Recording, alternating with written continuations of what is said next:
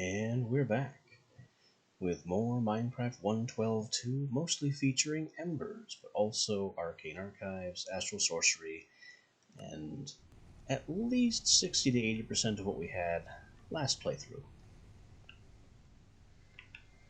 Today's mission: install the Inferno Forge and attune some of these Inflictor gems so I can apply them to my Ashen Cloak.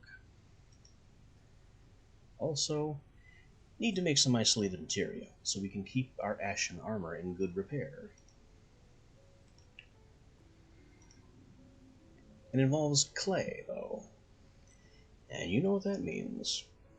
Going back to our manufactured clay farm.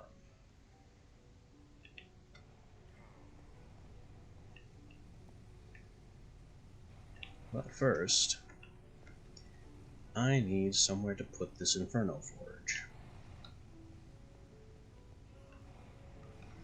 I honestly thought about putting it here, but it's bigger than that. It's not just 3 by 3. It effectively needs 5 by 5. Because there's a lot more to it than just the forge itself. Because you've got the forge, which is frustratingly large, but it also has to sit on top of a mechanical core and use machine accessors so you can actually get to it. It's a bit of an issue.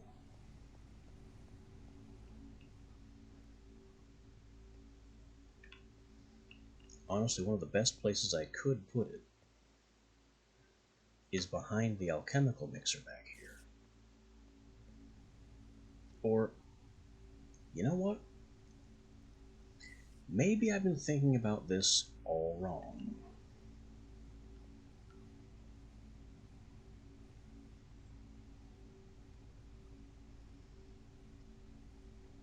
Maybe I should be thinking more in the third dimension. I could just go down.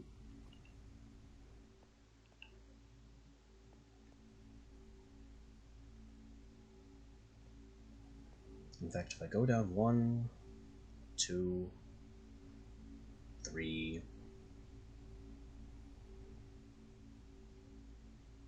something like that. Something like that.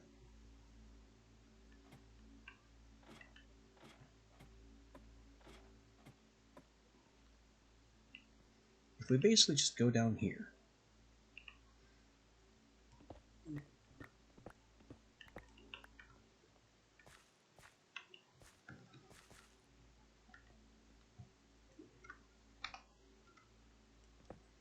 we're still close enough to the power cell that I can still hear it humming away.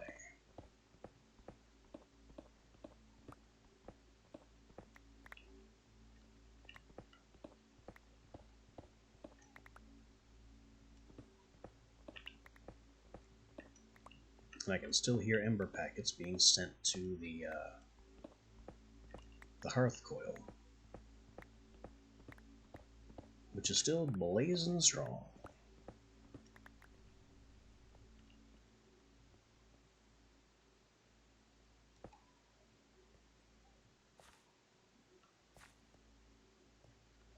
But yeah, this could work.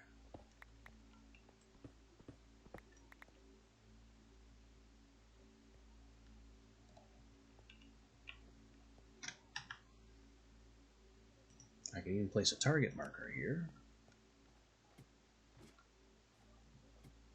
and then go see what would be most convenient to try and get a redstone line up. I don't know if a redstone line is particularly critical.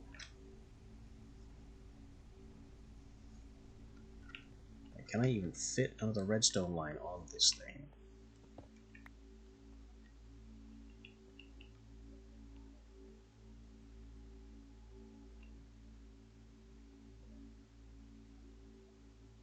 Where is this one going that it's just kind of on?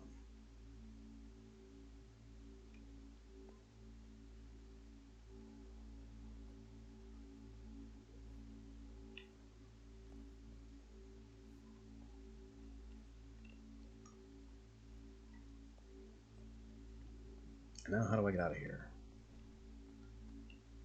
I've gotten lost in my own circuits.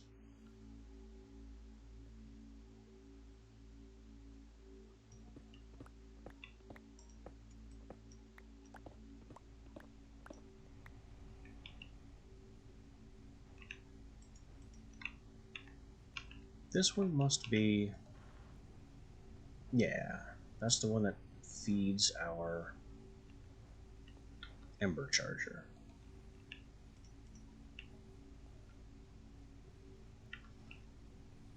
Well, I can move that one. That one doesn't have to point in the direction it does. It can be anywhere.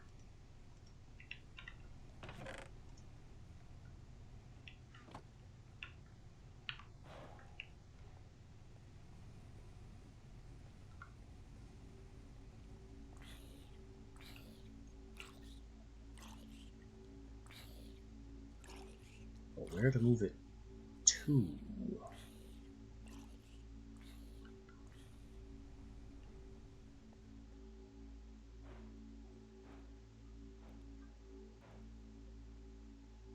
It's just wild that I have power conduits in literally every direction at this point.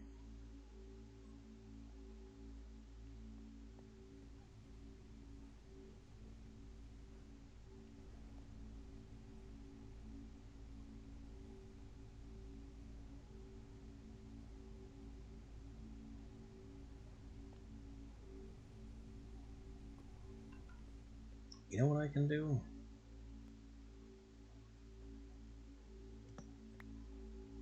I can move this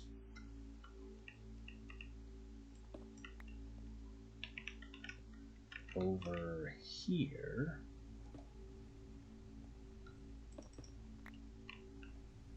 And then put the comparator there.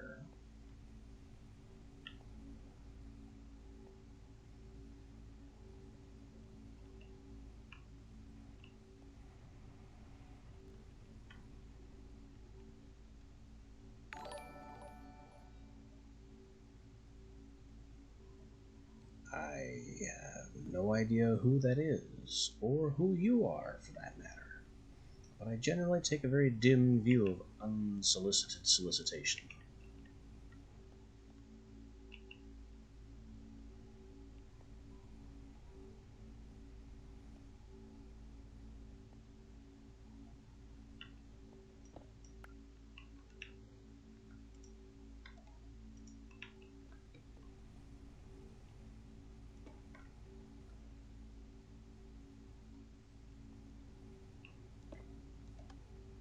Yeah, I can fit that there. And then this goes here, and it's like nothing changed.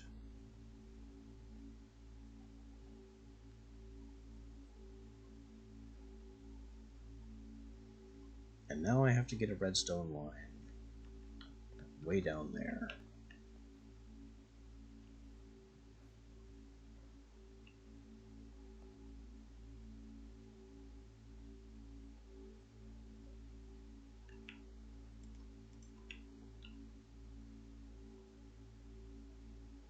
Which I can totally do if I start here.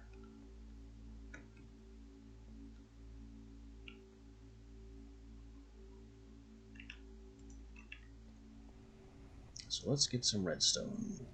And a comparator, of course.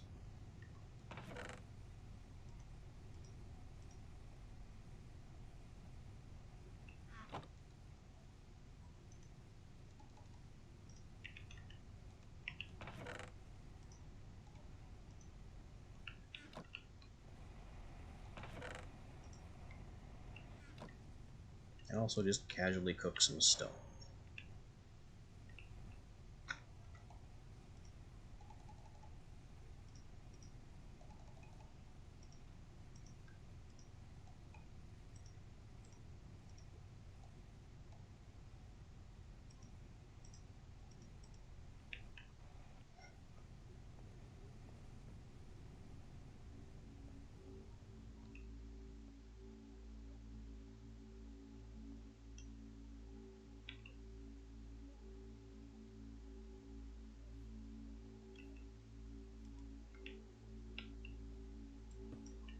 So our torch is going to be here.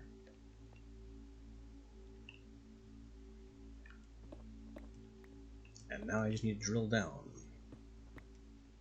Very down.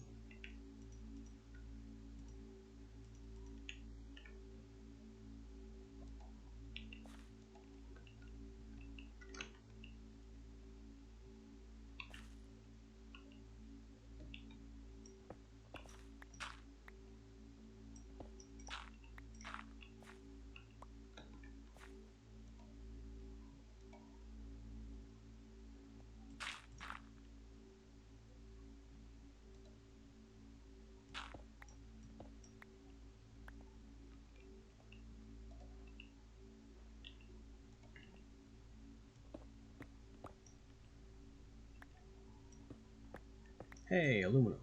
Most pointless ore in the mod.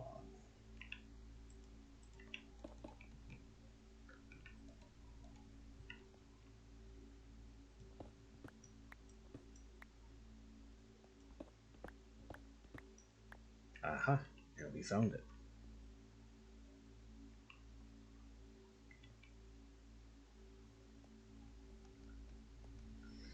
So how long is this line? This is kind of a long line.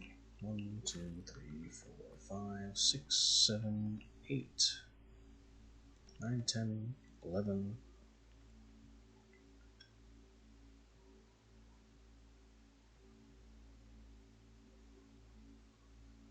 I think the bottom line is kind of too long. Might need a repeater to make this work.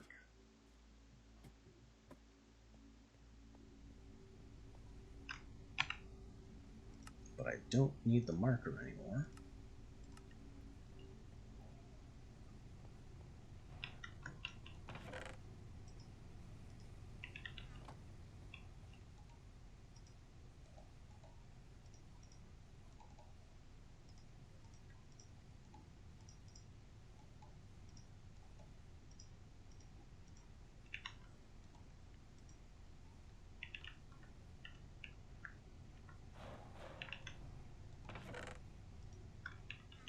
Stupid aluminum.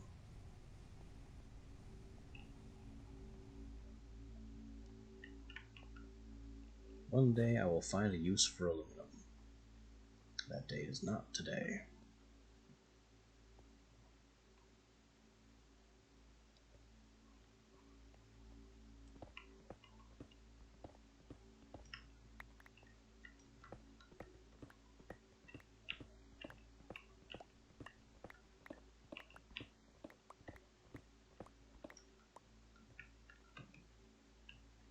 Anyway, now that I'm way down here, we have our mechanical core and the Inferno forge. And I need to be able to get on top of the Inferno forge.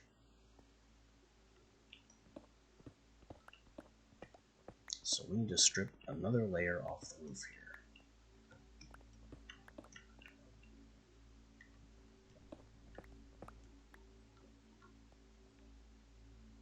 That'll do. I just need to be able to access this door. I don't care about being enough ember to ignite the forge, I just want to close the stupid thing.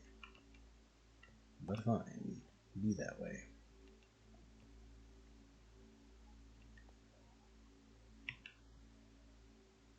I brought the comparator, but I don't have an ember dial.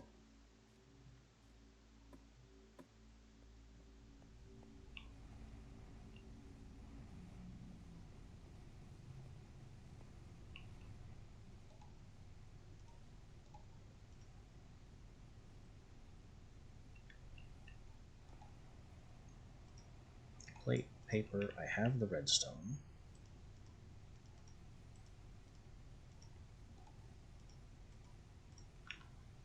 Some stairs would be nice. Let me just stick these gems in my backpack so they're not taking up space.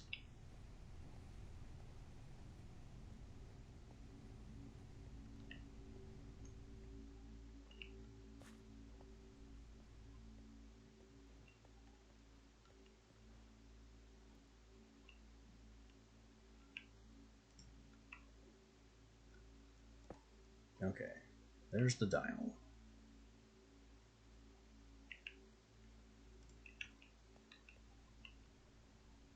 Wait, that's not where I want. That's not even where I want the dial.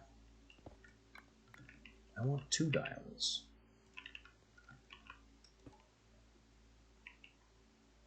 2 dials and an accessor.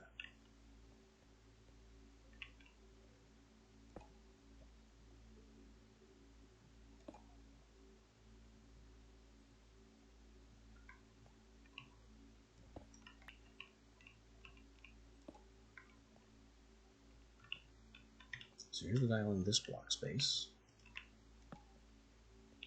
Comparator. Redstone, but that's not good enough.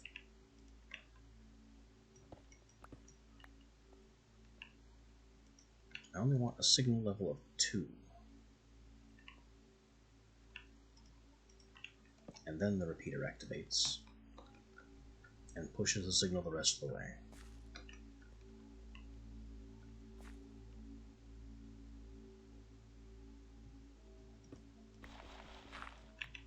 It looks like if I really try, I can push this whole staircase down 1 level, which will make things slightly more convenient.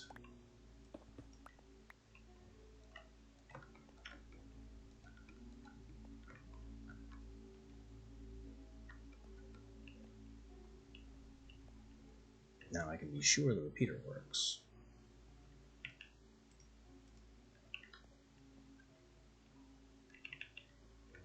And finally,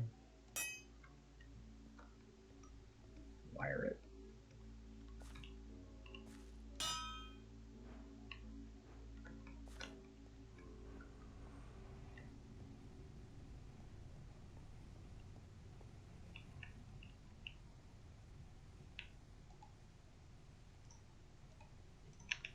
Now I can grab another ember dial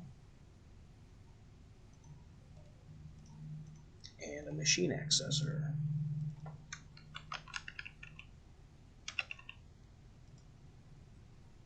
Iron plate and iron.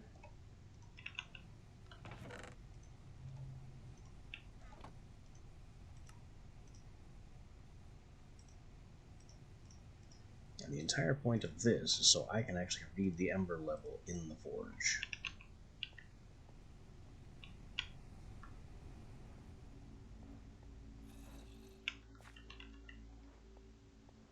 But otherwise, I think our forge is good and installed.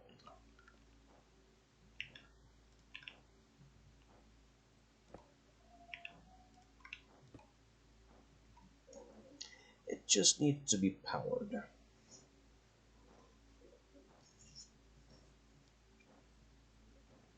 Kind of very powered.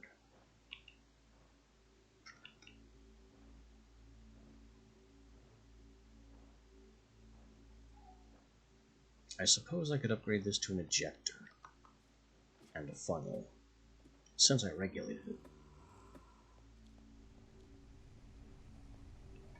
Do I have the Dawnstone for that?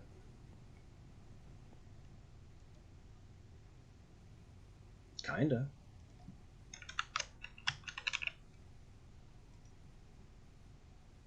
Three plates for the funnel, 1 for the ejector. We'll just make them out of this. We need 1 iron, 2 copper, and another pair of these.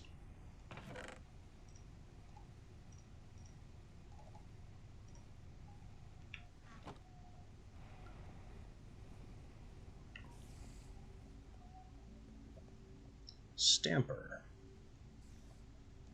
Get me some plates. What? Give me that.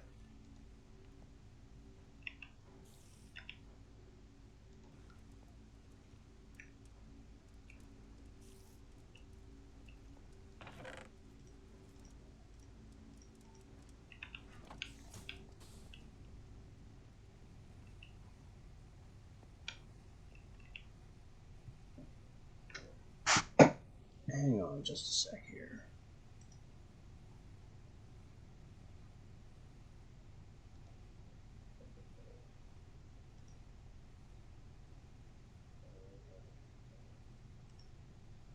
Yeah. Not putting up with that kind of chat message nonsense.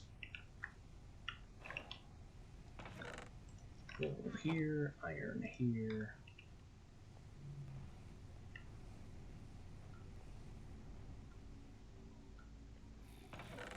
Got my plates.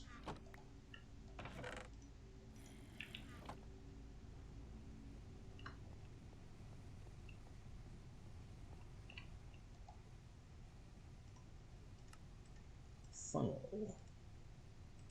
Ejector.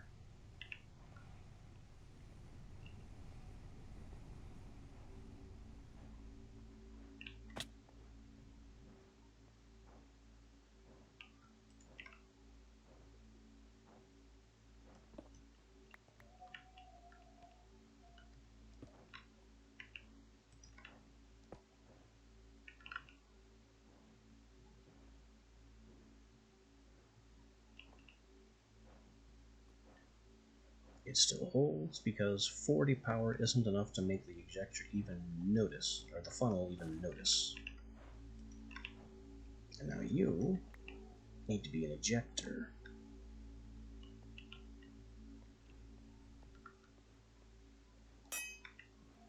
Targeting data was part of the emitter, which we removed. Now we're cooking.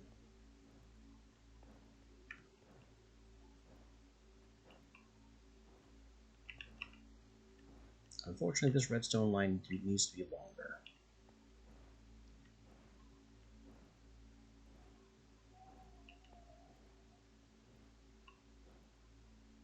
Because it puts out a power of 3 every time it receives a burst.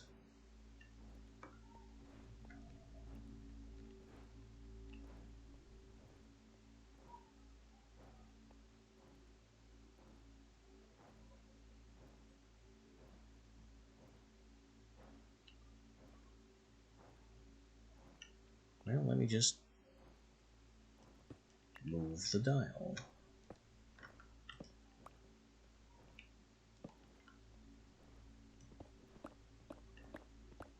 And by giving the redstone a slightly longer path,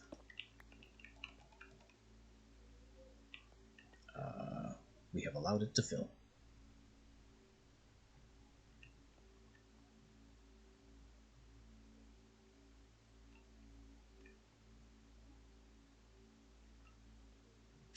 I guess that's fine.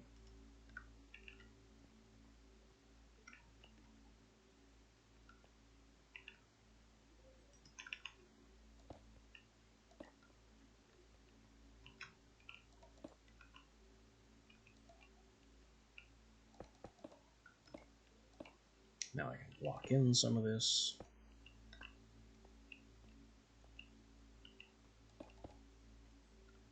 Because it's not really necessary to get back here anymore. I can read the ember value.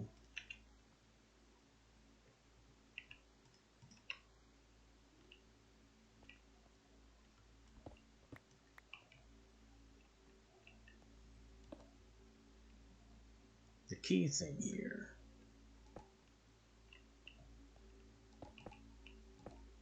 is that I need to be able to get on top of the forge.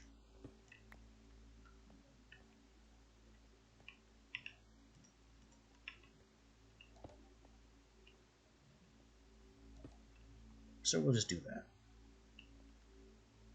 It's simple, it's effective, it's a little hideous, but so is everything else I've done here, so this changes nothing.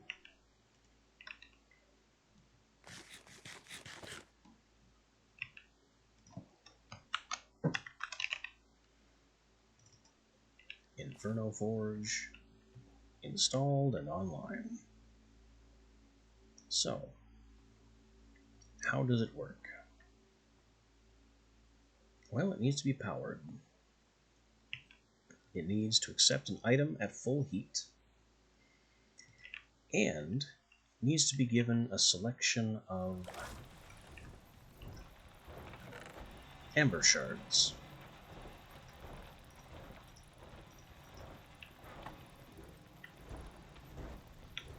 The number of ember shards required is unclear. The only given guideline is that the more shards you throw in, the more likely the process is to succeed. And I have established that it is specifically shards. The full crystals don't count.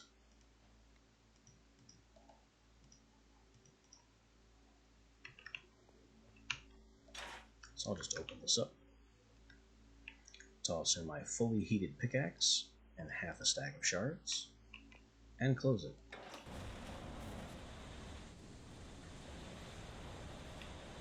It immediately begins a blast. And that puff of red fire and the satisfying humming noise means it succeeded. We now have a clockwork pickaxe with one level. And that one level is one capacity for augmentation.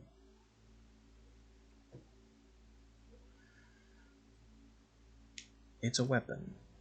It's pretty much a weapon. So I could give it superheater, blasting core, caster orb.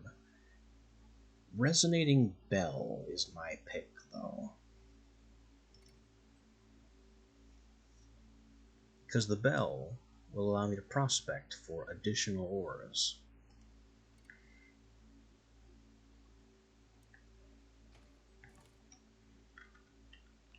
Getting access to the resonating bell was basically the entire reason that I gave heat to my pickaxe.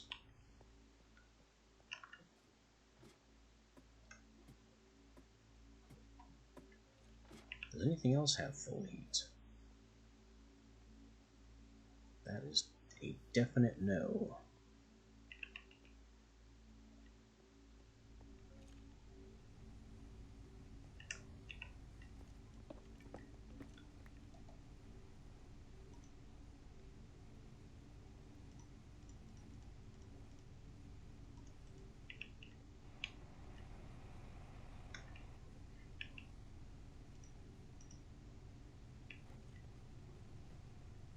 Alright, let's make ourselves a resonating bell.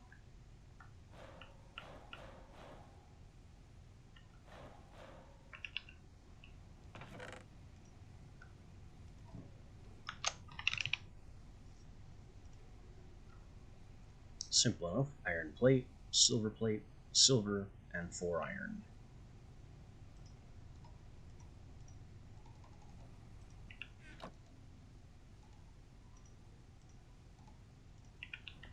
It's almost like I was prepared for this.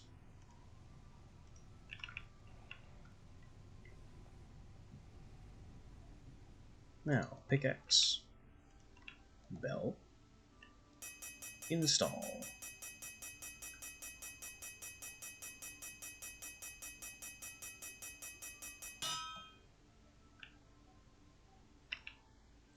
Resonating 1 now means I can right click on, say, this, and it highlights nearby other blocks of diorite. It will not do this for stone, because stone is everywhere.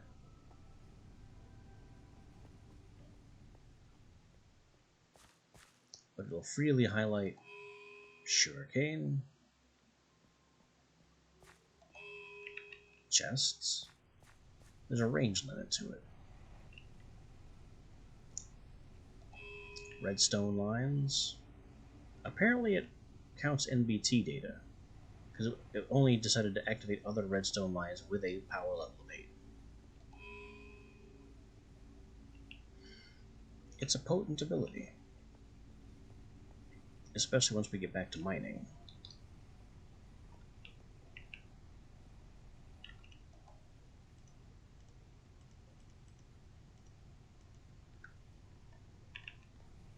My next step, I think, is going to be going back to the Nether. So we have things that need to be done there. Like finally finding nether wart.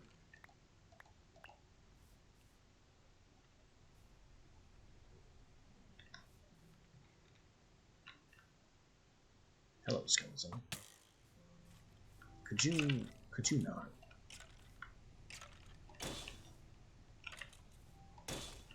I will laser you to death. It's death for you and heat from my laser.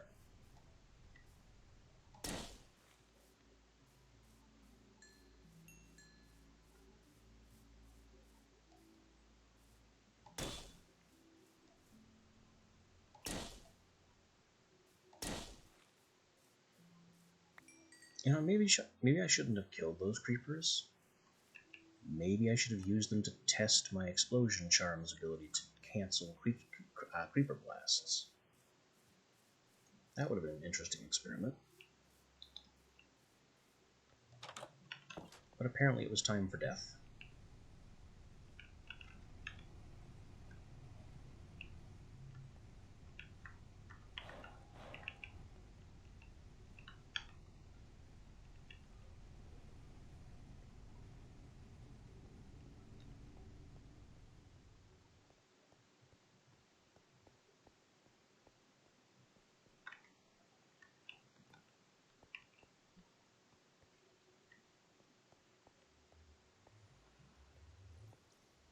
I'm gonna need some blocks to make this work.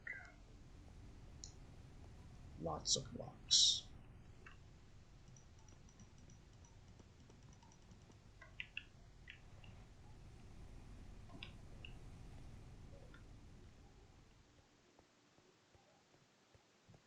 As I need to make a more comfortable path to get to that nether fortress.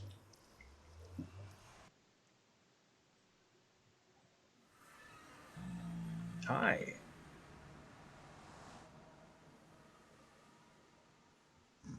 Anyway, my target is a marker called Blazes, which is over there. It's only 500 meters.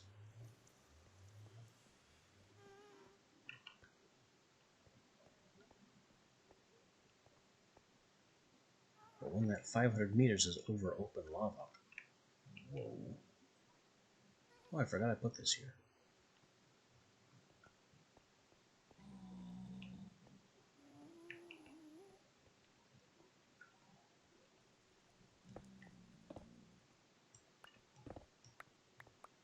Yeah, when that 500 meters is over empty space, punctuated by a drop into liquid fire, you kind of get the impression that you should be a little bit more cautious.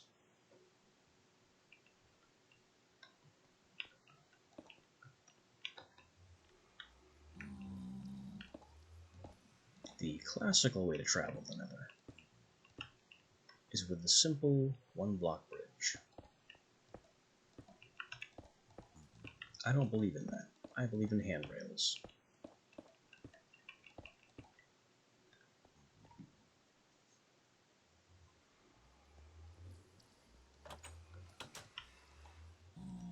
Which I think would be more effective if they were walls.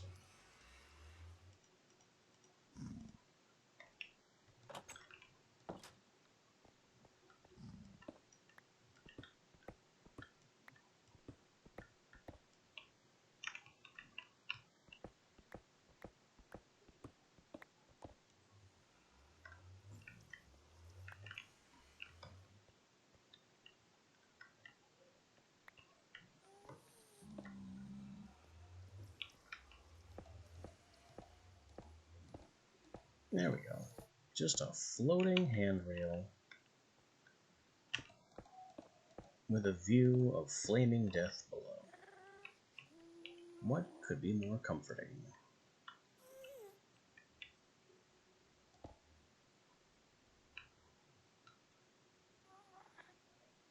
The ghast screams certainly don't help.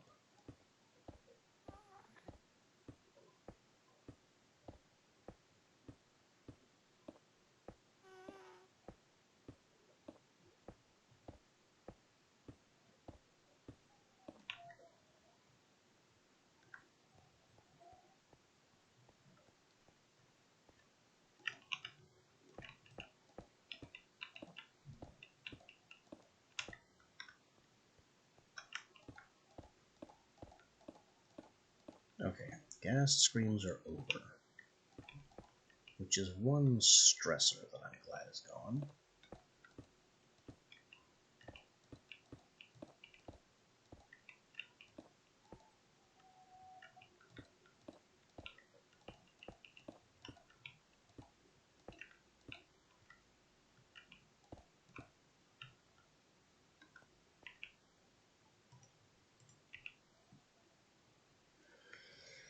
Just need to bridge across open lava.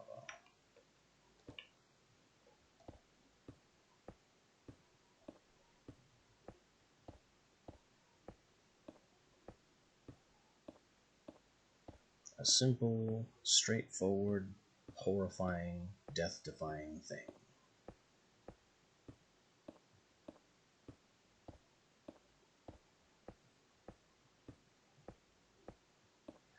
The slightest hitch or lag spike, and I am dead and everything I own is destroyed. But no pressure.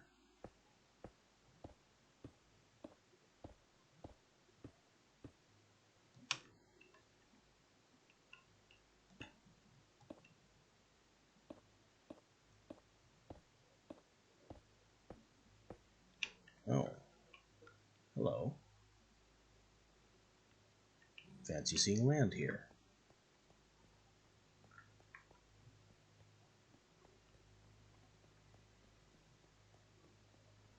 That's okay, it could be worse. I could be playing with the Natura mod. Kind of a favorite of mine, actually, but it has its drawbacks. Natura is, at its heart, a biome mod that adds a bunch of variant woods that are strangely non-standard, so other crafts don't know what to do with them.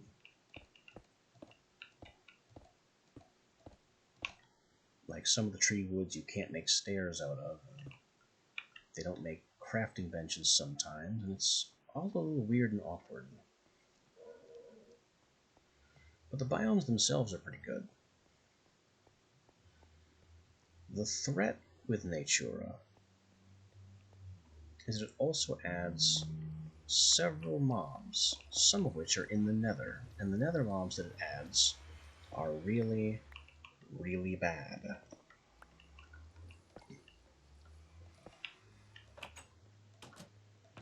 Because you get the Searing Spider and the Nitro Creeper.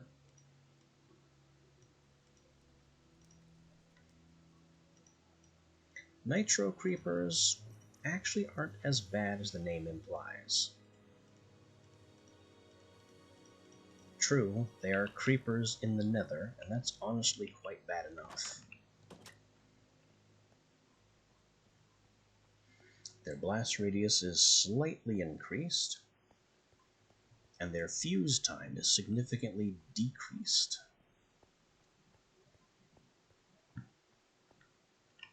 But, you know, not that bad. Nature's significantly greater threat, far and away, is the Heat Scar Spider.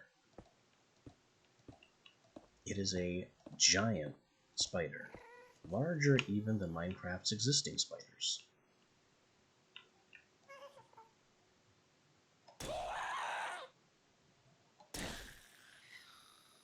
Get out of here. And when you kill a Heat Scar Spider, it splits, like a slime, into 4 smaller spiders, all of which are faster than vanilla spiders. Oh, and did I mention they set you on fire when they deal damage? They are also completely fearless and will dive off cliffs to try and get you.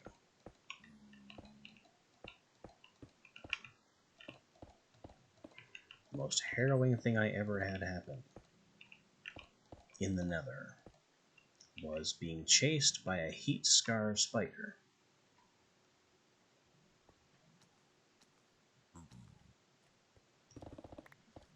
on my blood magic amulet or sigil of the Phantom Bridge. I was creating blocks under me as I walked just in the sky. But this blasted spider could follow me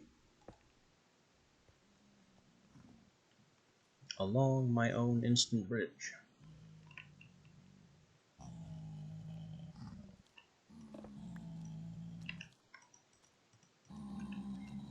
What? You? Will you get out of the way? I need to dig there. I don't want to pick a fight with every single one of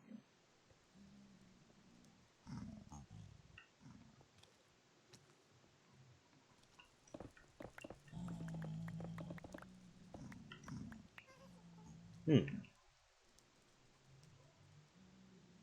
Interesting place we've gotten to here.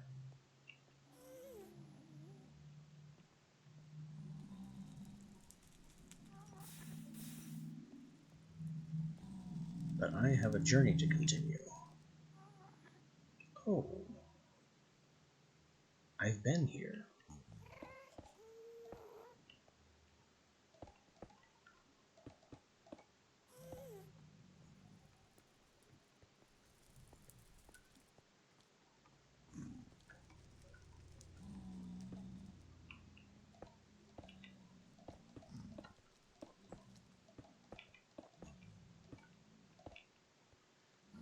Alright, then we will mark our pathway.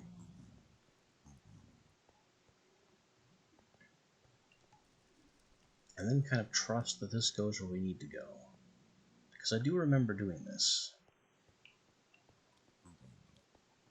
And look at that. I have a similarly marked tunnel.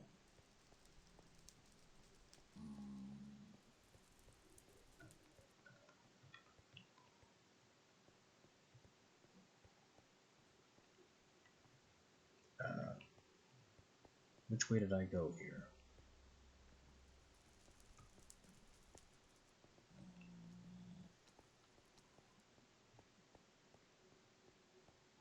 Evidently not this way.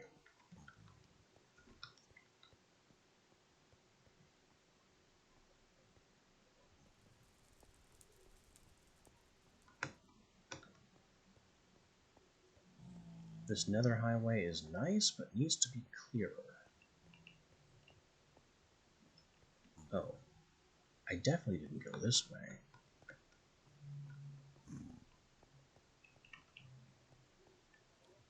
Oh wait, yes I did.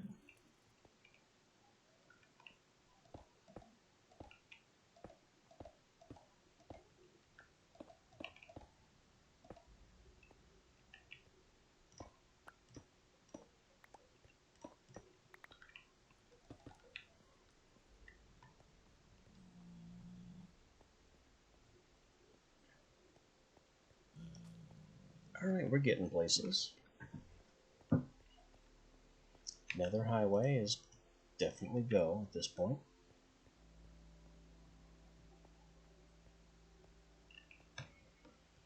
Could stand to make this a little more comfortable. Give myself a little more headroom.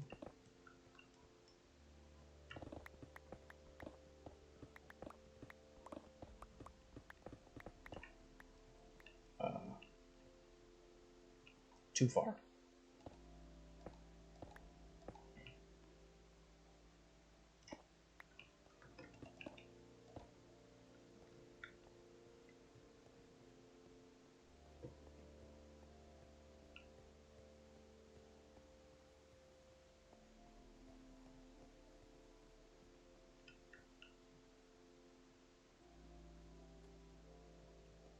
Why is this completely unmarked?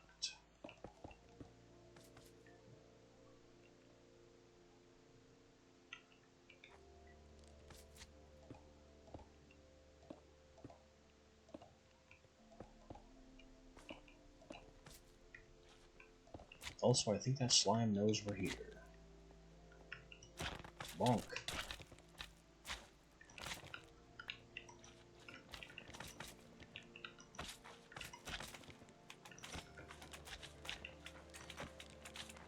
I will give you additional bonk.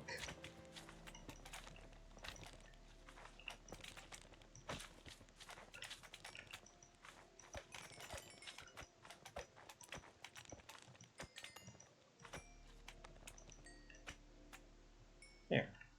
Got him.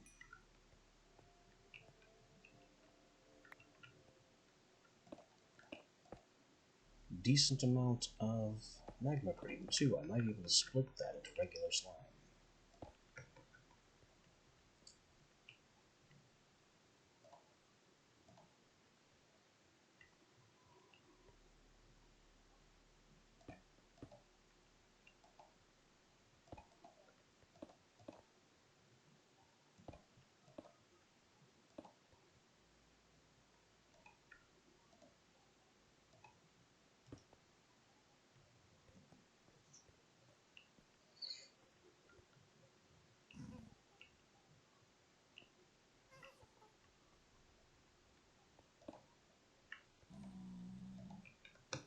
On top of the block.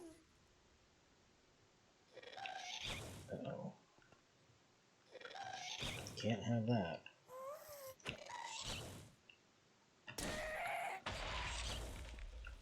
Hey, you hit the pig, I didn't.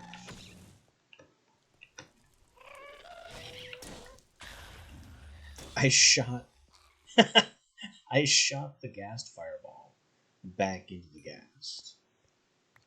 That is certainly unique.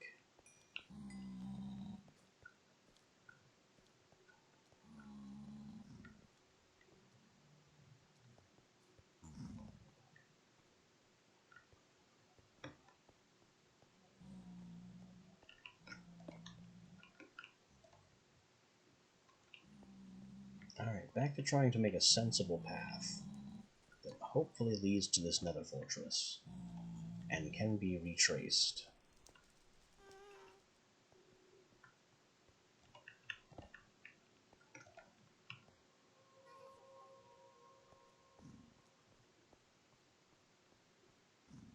I think I see another fortress building.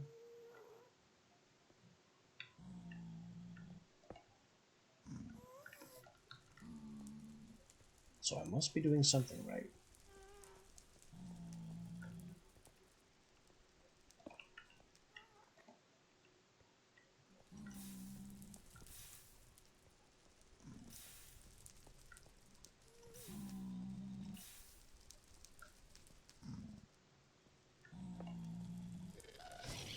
Uh-oh, who said that?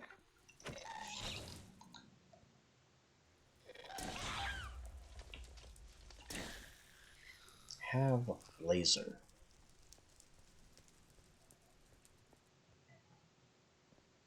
I'm not dealing with an arrow drop, I'm not dealing with slow projectile speed, I'm just beaming them out of the damn sky. Because no.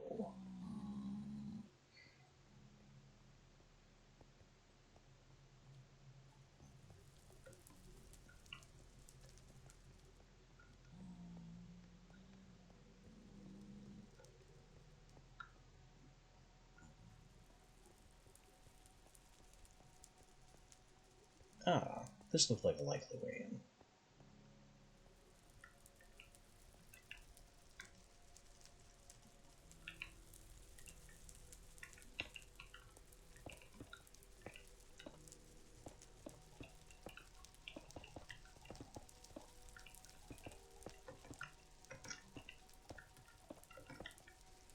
Let me just assemble something staircase adjacent.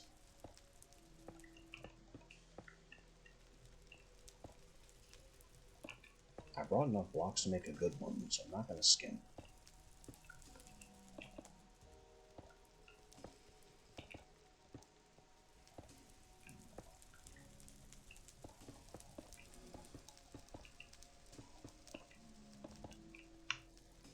We've got blaze noises, and I am not yet immune to fire.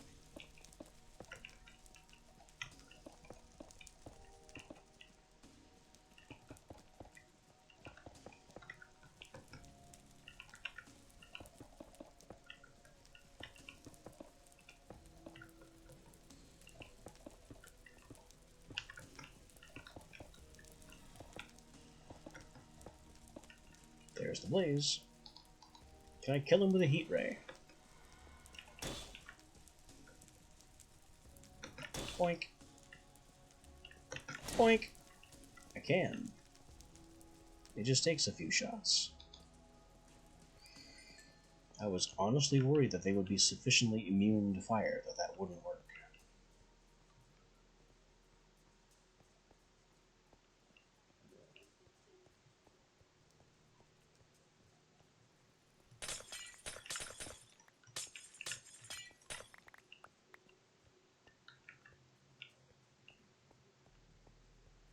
Now I have an established blaze spawner right here.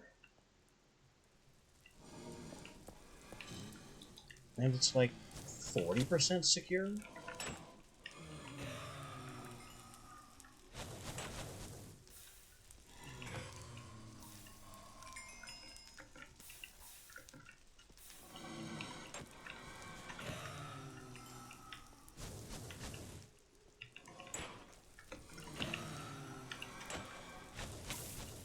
Ow. The prophecy is true. The fire has occurred.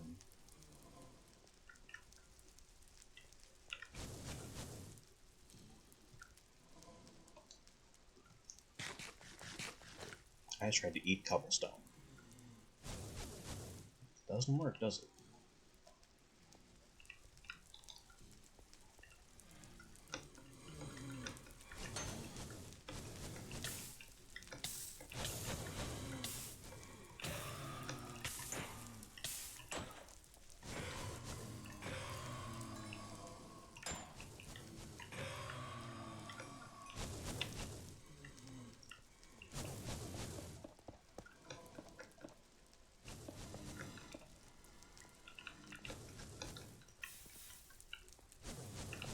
Seal off the undercarriage so nothing can spawn in there.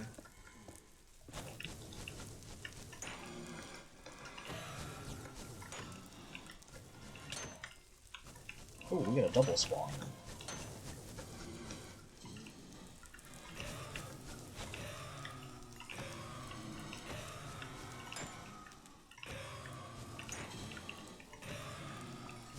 They're spawning too fast, it's difficult to control. There's also one over there for some reason.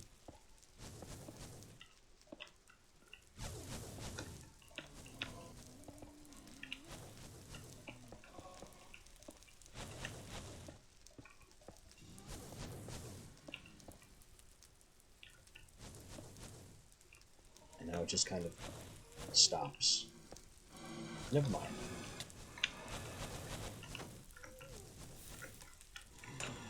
Blazes actually do a shocking amount of melee damage. So even if you are fire immune, that's really something you should be concerned about. I have been beaten to death by blazes more than once.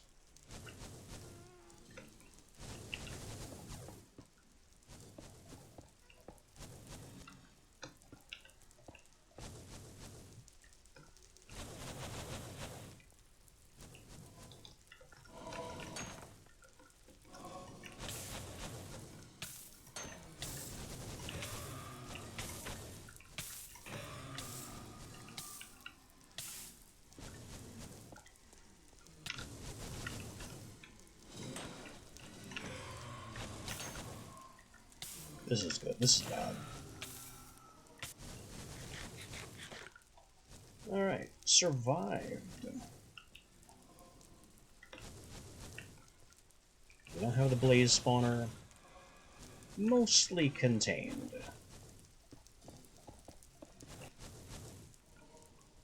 Next step will be to do some mob farm tricks.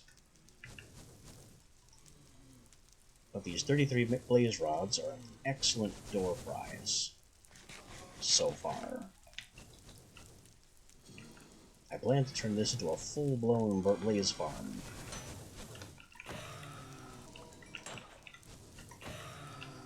Just to make up for our destroyed blaze spawner last game.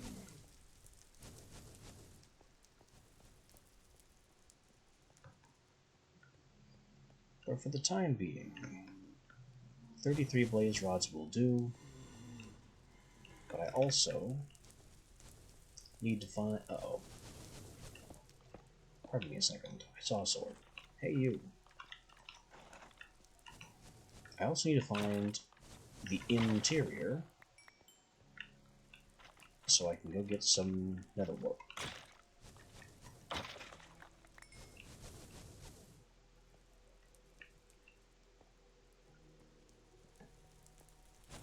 So how do we get inside? And why haven't I been there yet?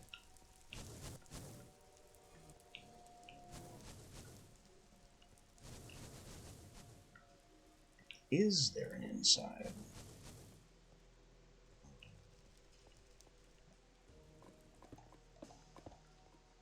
Is it past this lava disaster? There seems to be no shortage of lava disasters. Ow.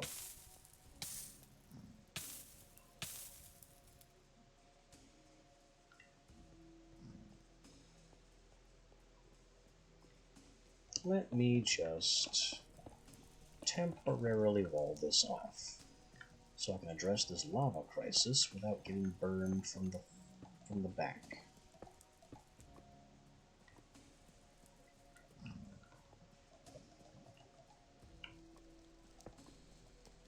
That didn't help.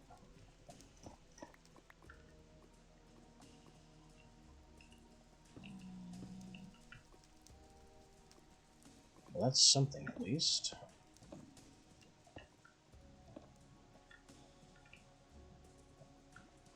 Ah, the problem is worse than I imagined. Through there.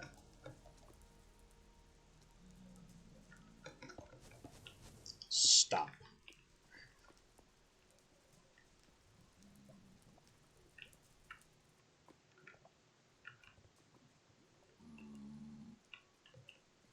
And now the lava flow should end. It'll just take a little bit.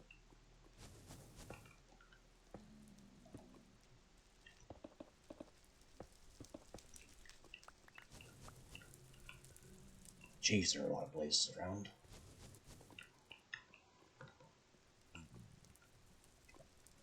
Their numbers are a little wacky right about now. Oh, and there's more lava problems. From two sources, it looks like.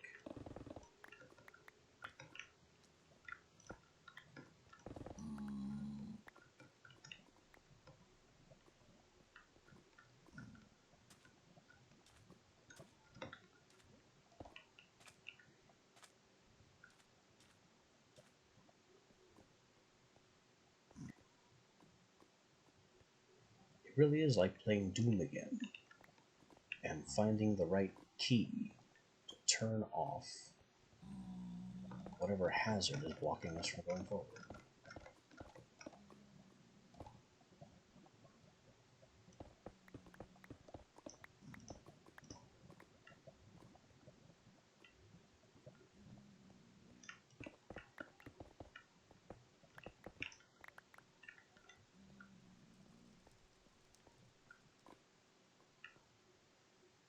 Oh! It suddenly lashed out and tried to get us. And this isn't even a way to go. It's a dead-end bridge.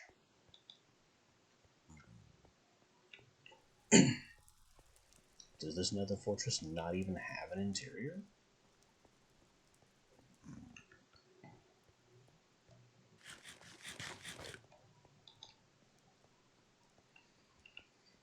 That would certainly be another interesting and frustrating note to add to our disappointing nether fortress spawns.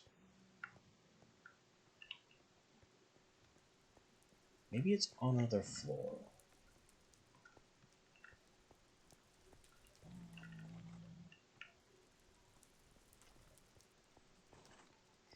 More lava.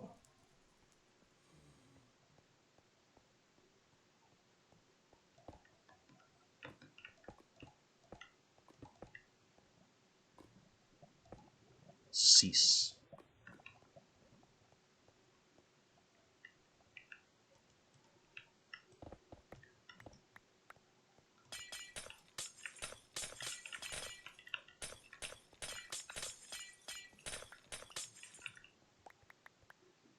Dead end.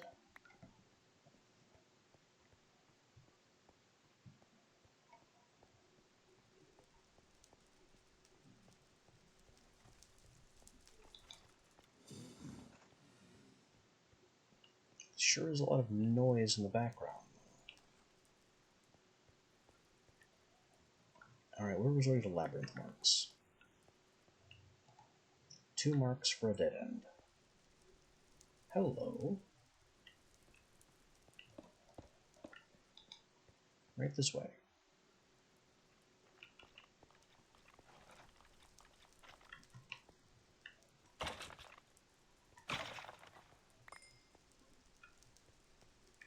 Oh, it gets worse.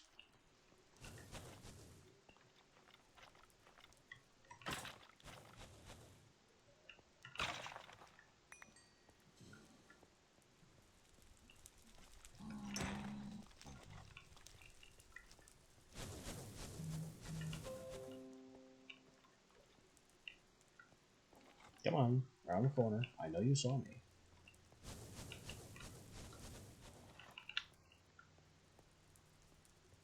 Pay attention. Thank you. This is a dead end too, so there's no point in going that way. And more things are spawning everywhere. Oh hey, there's blazes up here. This one's even better contained than the one that I already tried to contain.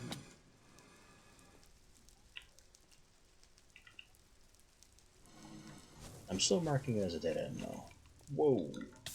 Ow, that one got me.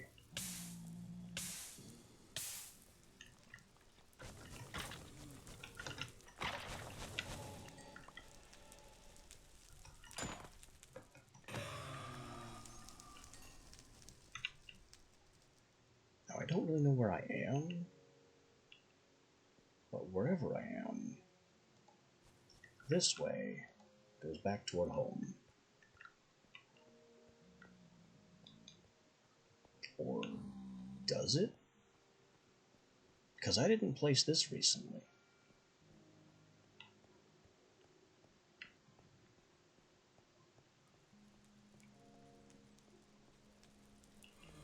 In fact, I don't even remember this bridge.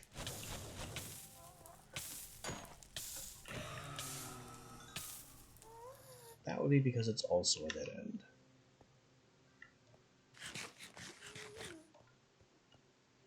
But I have evidence of tunneling. I think this is where I first entered the Nether Fortress. Well, I don't need this anymore. I have an easier way in now.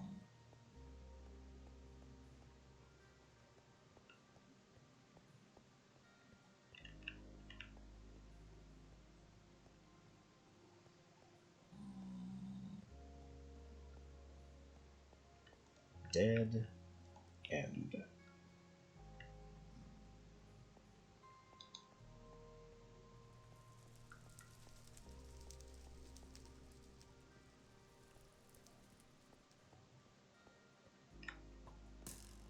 Oh boy. Wither skeleton with a bow.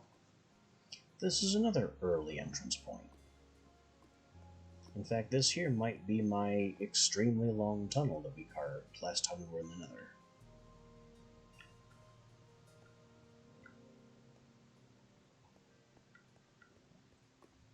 Which technically could be an easier way home, but it's not the way we just designed.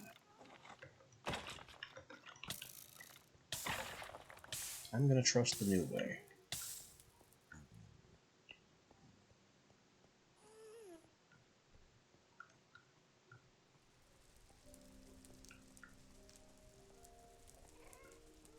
Here's our blazes. Here's a blaze. He shouldn't be there. That means this leads to our new staircase. So that's the way home. And this is more horrible mess. We have the entrance.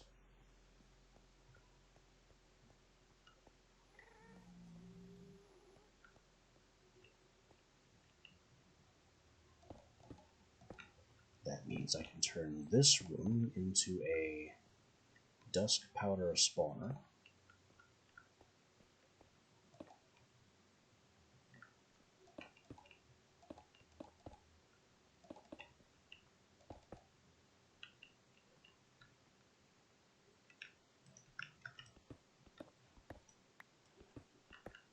Or a doom room, as we used to call it.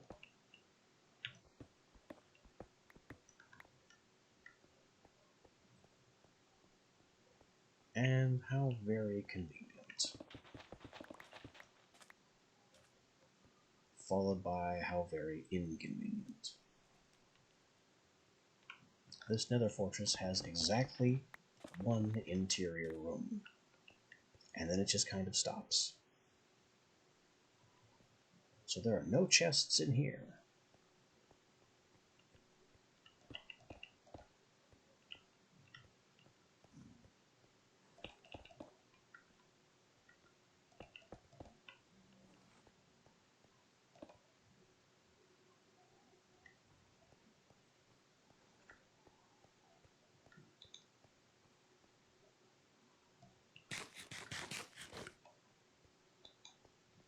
Alright, well that means mission accomplished for now.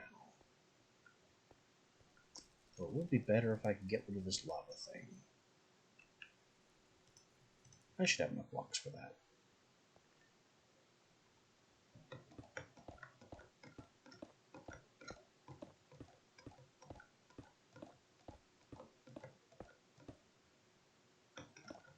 This is my fortress now,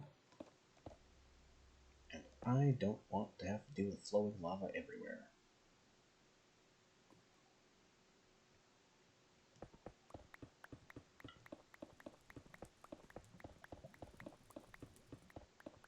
Let's be a little careful. The lava can be unpredictable.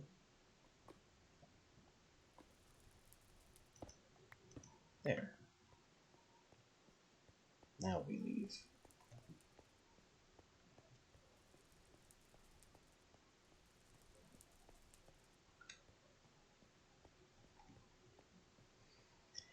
Yeah, lava's no joke, especially since I'm not playing with keep inventory like I usually do.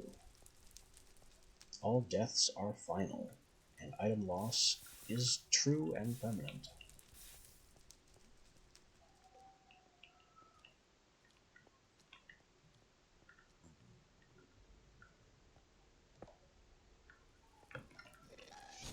Whoa, hi.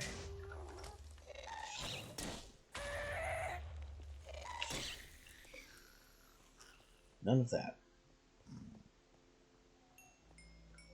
It just spawned right in my face.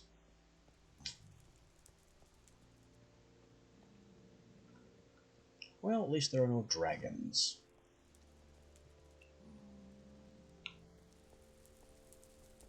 I don't have to worry about 3 to 5 dragon health bars, as I'm just trying to make my way downtown.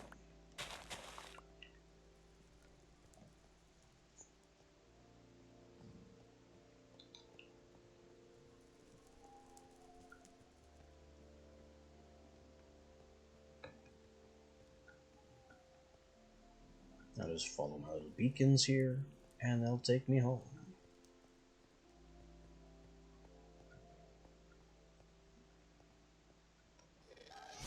What?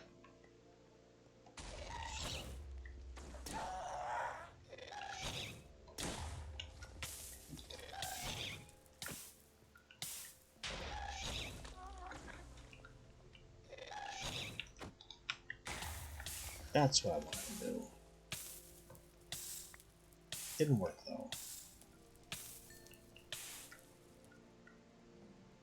The idea there is that I was trying to kill the ghast while I had my hammer in hand, because the hammer has fortune, and maybe fortune out some ghast tears. He didn't drop any, though.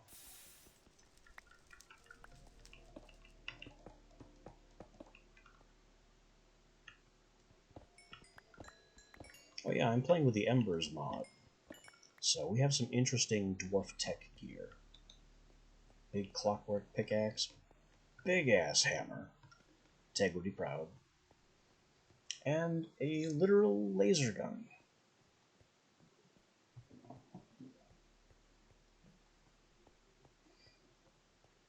All of these are powered by basically magma crystals that we pull up from the earth.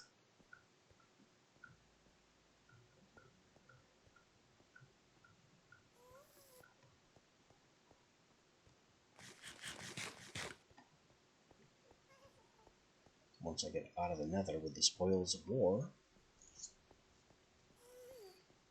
we can make some, let me actually mark this as a more visible corner.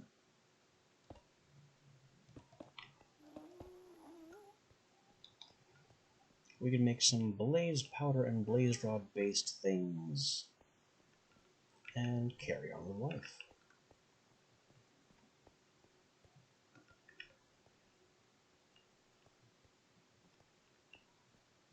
Where's my bridge? I made a giant bridge. Where'd I leave it? Oh yeah, on the other side of this precarious staircase.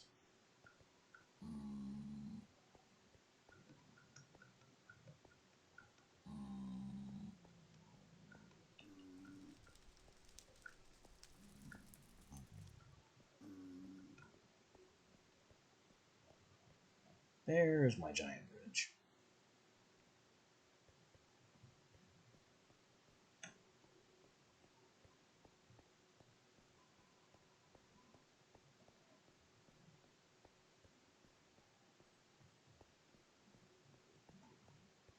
Well, that's why I left the markers, the cobblestone blocks with the lights on top of them. I used cobblestone in rings to highlight every tunnel. It's not a matter of memory, it's a matter of map and system.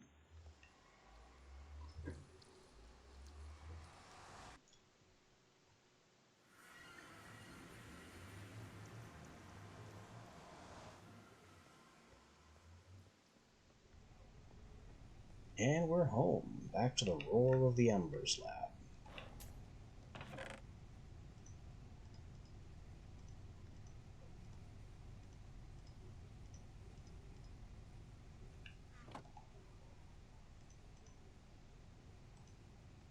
And cream, blaze rod. Another word I need to plant. The rack gets put away. Gunpowder, mushrooms. A new spellbook. I still don't have a wand for the spells.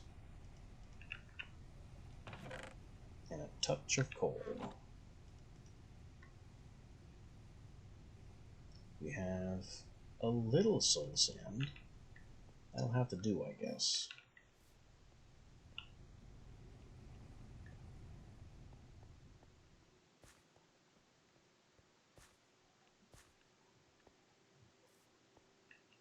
Maybe I'll put it over here.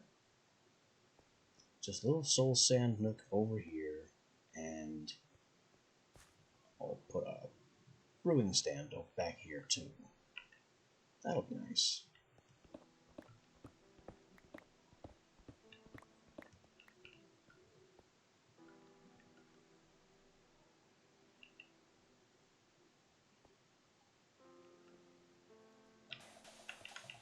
In fact, if I put it down in a strip like that, then I won't have to be slowed down walking on top of it.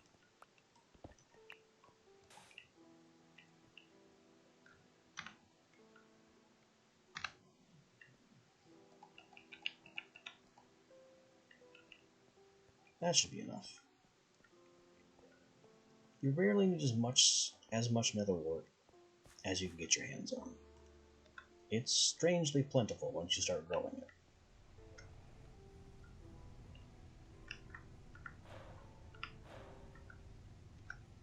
I heard a lot of pinging noises from things maxing out on heat. It doesn't look like anything did though, so what was the noise about?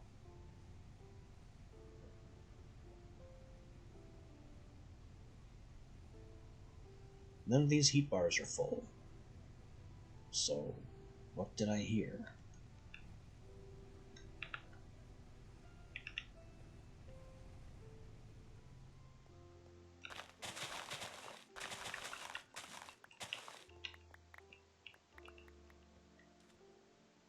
30.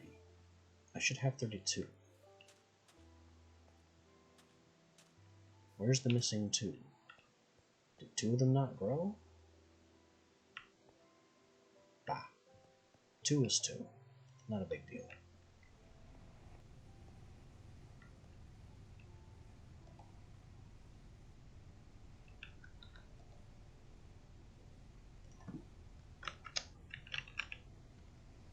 Now I can make an ender chest. And I still, well, I can make an ender chest to put things into this brazier, like we did before.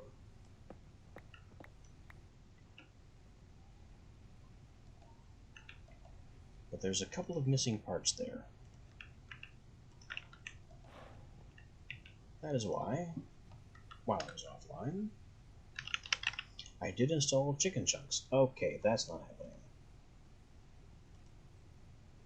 Nope. Not allowed. 100% not allowed.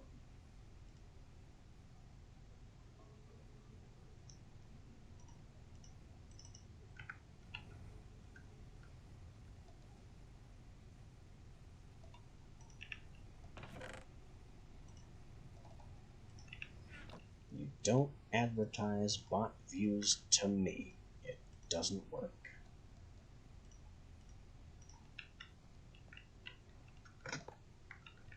It gets you immediately punted in the short term, and in the long term I send off a nice report to Twitch.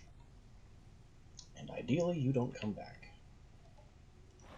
Well, until you make another account anyway. But that's just how things work.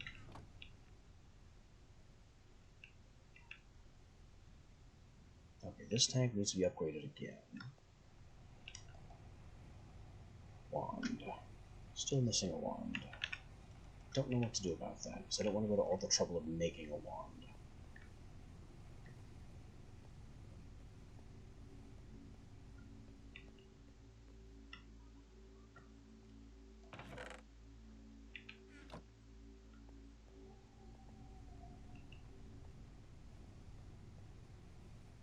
But I went to all the trouble of going to the Nether.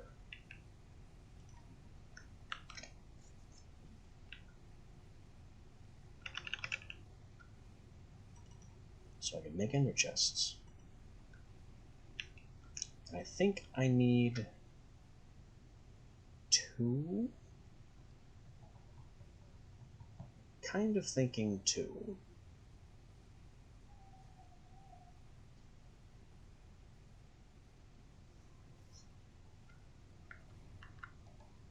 Two and some item pipe based shenanigans. Because I have plans. Oh yes, there are plans.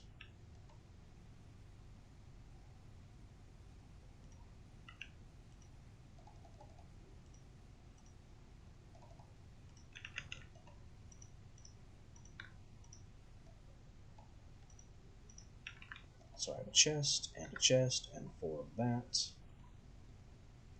8 blaze rods. 2 wool, 2... Wait a minute. That's a problem.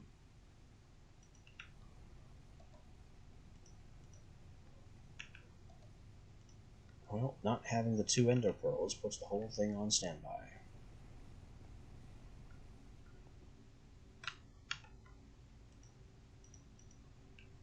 Maybe I can make some astral sorcery progress instead. Or find some endermen to hunt. I am seeing a million of everything other than endermen. Which is pretty much par for how things operate around here.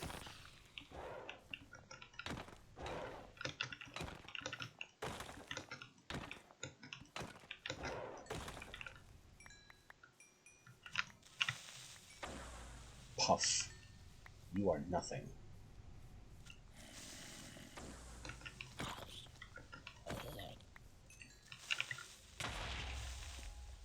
Oh. That one actually went off. That's odd.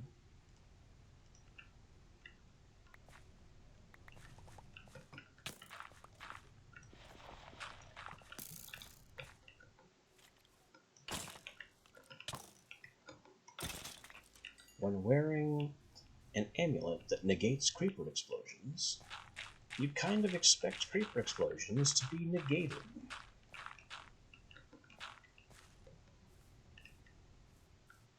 But I guess it decided not to work.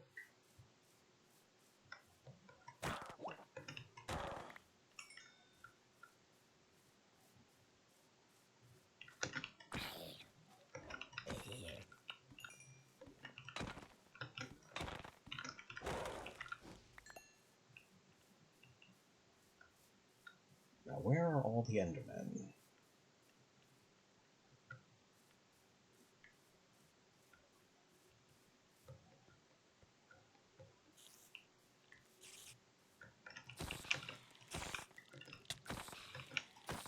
Instead, I'm seeing everything else.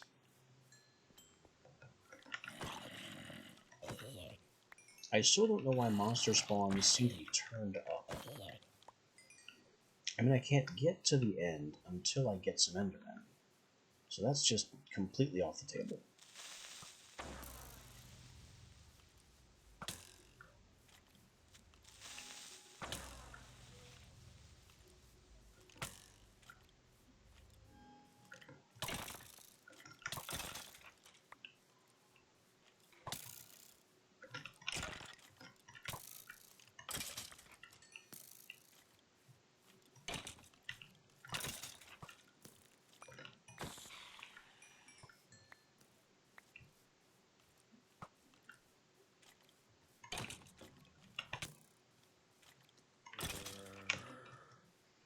Actually reminds me of the most clever, subtle troll advice I ever heard in Minecraft.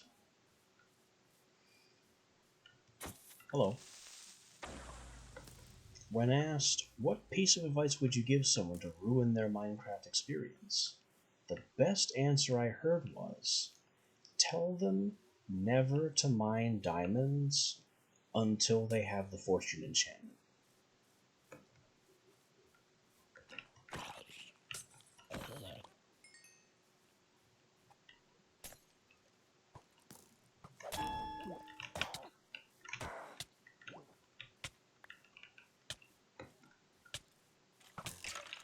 Okay, I'm gonna die. I want to eat right now and get some distance.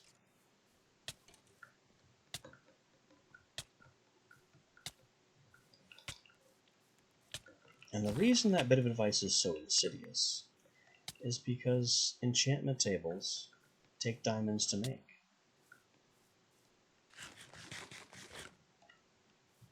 If you never mine diamonds until you have fortune, you will simply never mine diamonds, because you can't have fortune without diamonds.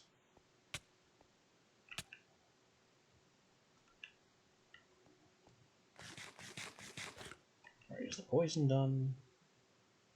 Ah, boots are full of heat. In fact, my entire armor set is full of heat, with the bar fully loaded and flashing.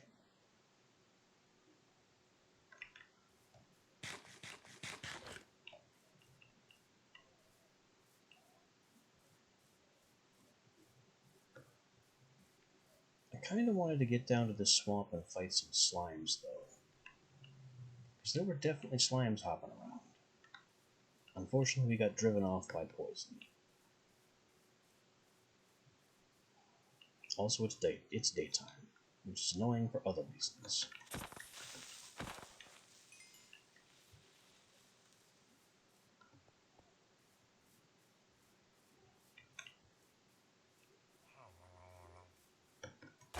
Hello there. Would you like to get smashed?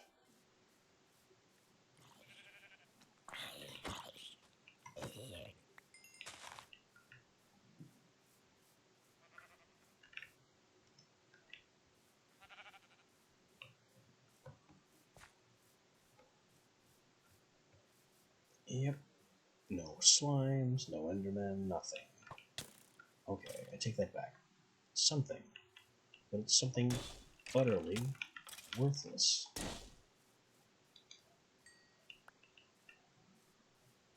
Darn skeletons, they are everywhere you don't want them to be.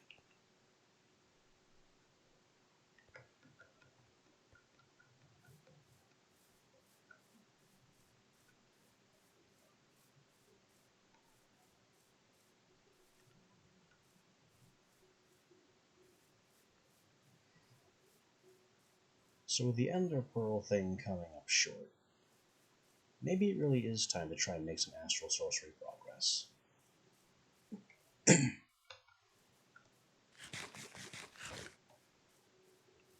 It is theoretically possible we could make some Ender Pearls that way.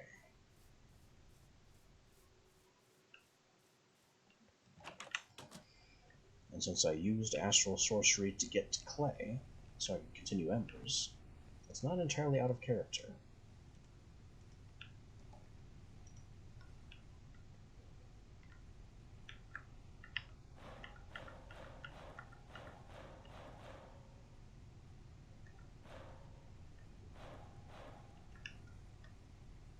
I don't think I have glass bottles anywhere.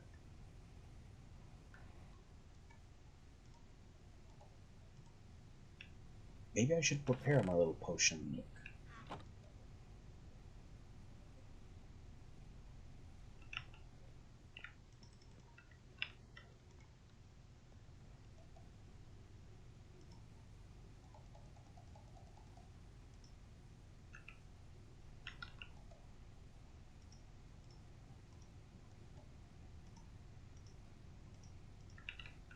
That's a brew stand. We'll put these here, break them down for iron later. I need a crystal, the nether wart, and a chest.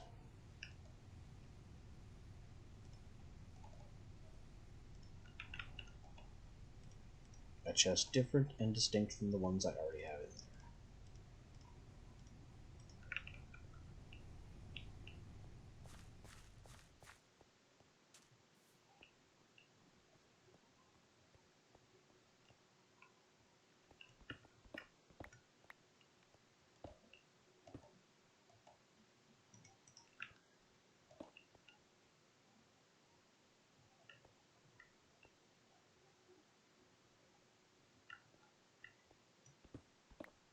These are going to need hoppers at some point.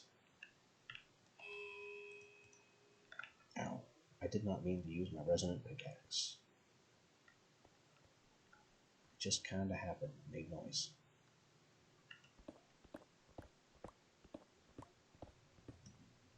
And this will be a little water cistern.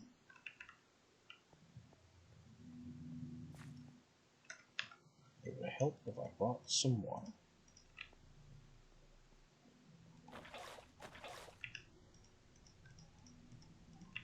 Also necessary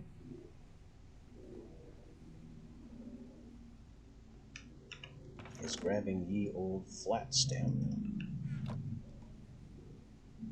so I can smash some blaze rods down the blaze powder.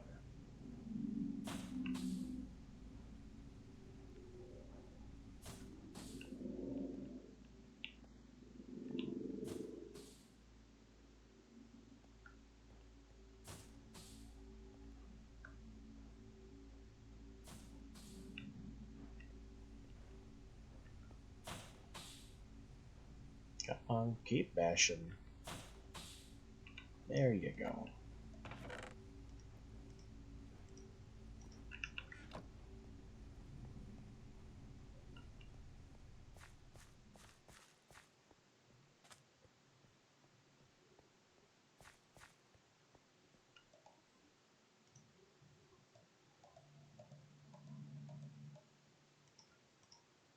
Now I can fuel my brew stand. Prepare stacks of fuel for future brew stands. And this stays here.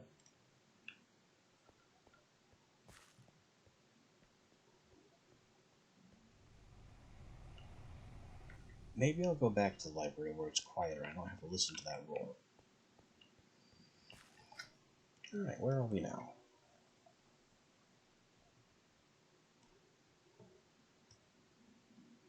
I need to make a looking glass so I can identify constellations. Illumination powder, nocturnal powder, a grindstone especially, because we've made star metal. I need to be able to grind it down. Fortunately, This is easy. It's just 2 planks, 2 sticks, and any marble. It might not even need to be nighttime.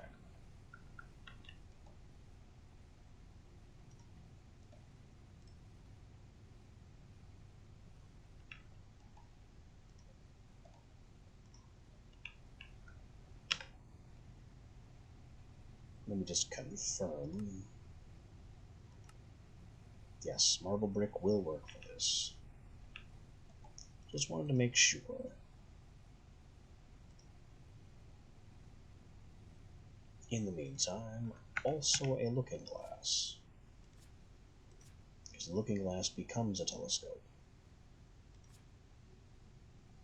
Gold, planks, more sticks.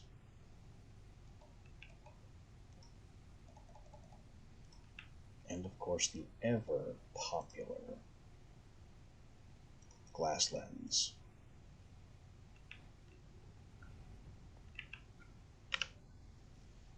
Ooh, these smelt into 3? I didn't know that.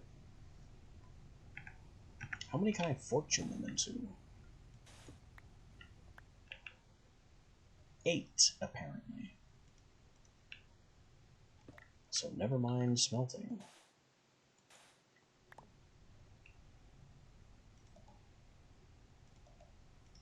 That was 8 and 7. Let's hear it for fortune.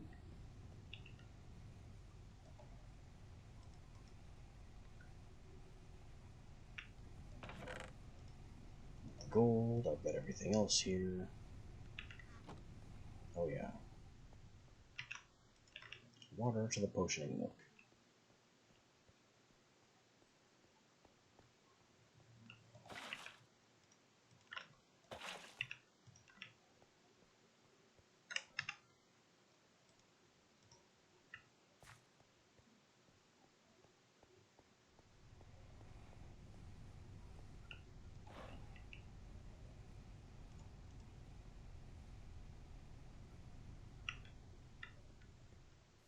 Is it daytime? It is. That's bad.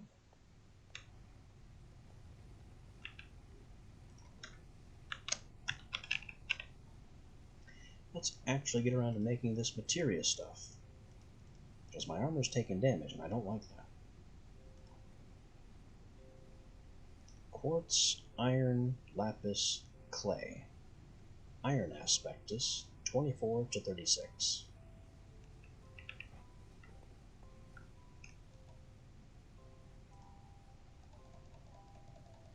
Let's go ahead and make plenty of it.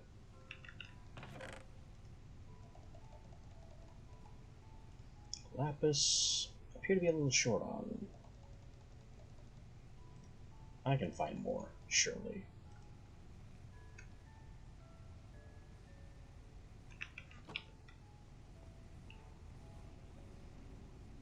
And back to alchemy. So it was iron in the center, quartz, clay, lapis, arcing over it. Oh, it's getting dark.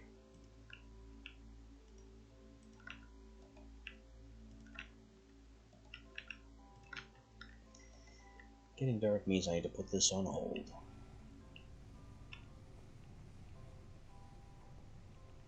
Also, what goes into that, the sling wand? So I think I'm at that tier now. Probably ender pearls. Little bit. Little bit.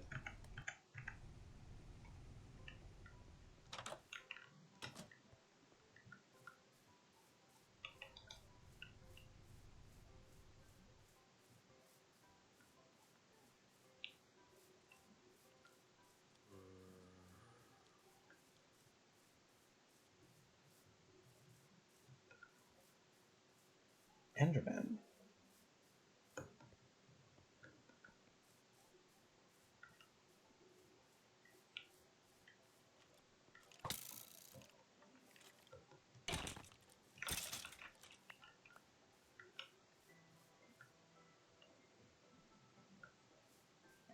Hey, you. Right this way.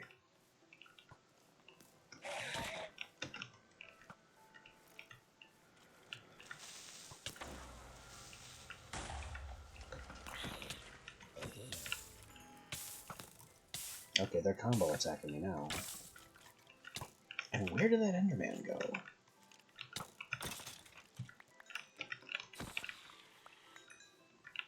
Hey you, Enderman number 2.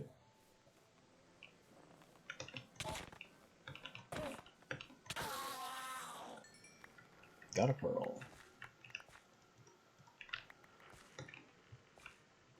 Unfortunately, made another giant hole in the landscape.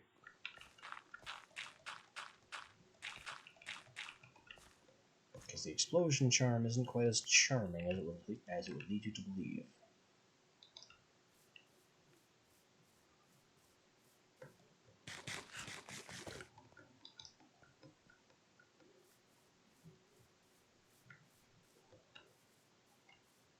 There's apparently a cooldown involved.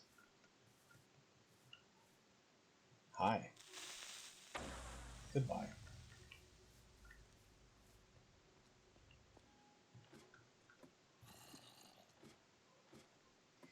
In fact, that might have been the sound I heard in the nether.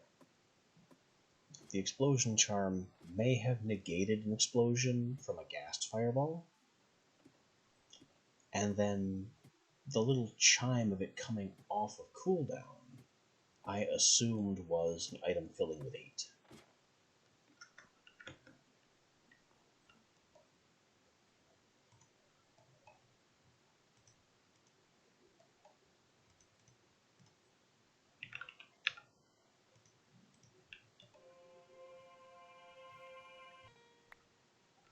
Grindstone, check.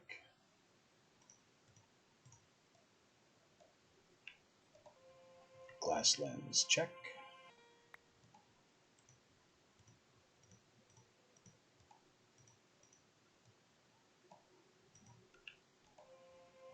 Looking glass, check.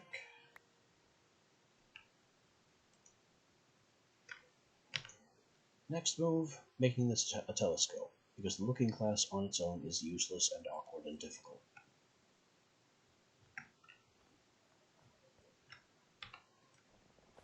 Should have brought the materials for that with me. Didn't.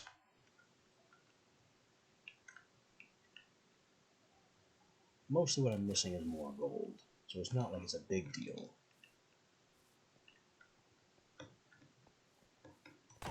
Wizard! Smash.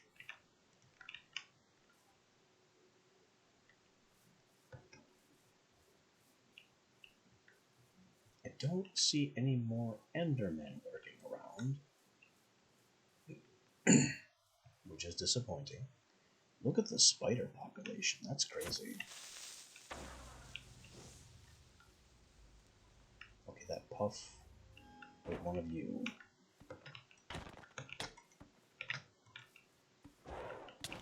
Ow. I dodged right into that.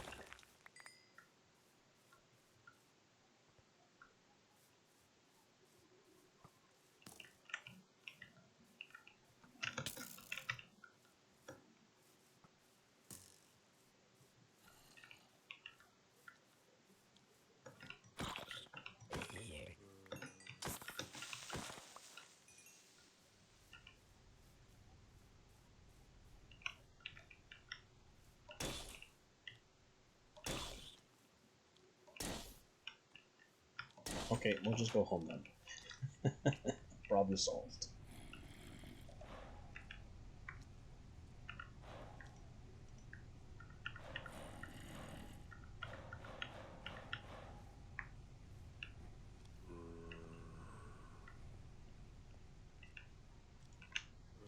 Now I have grindstone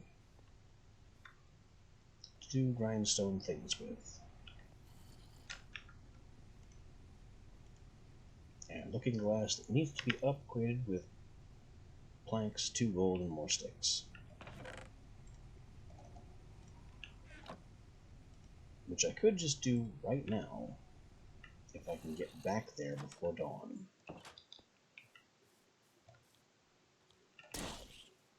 There's not much left. It is, however, a matter of fighting through the gauntlet to get there. Out of my way. Look at all the skeletons.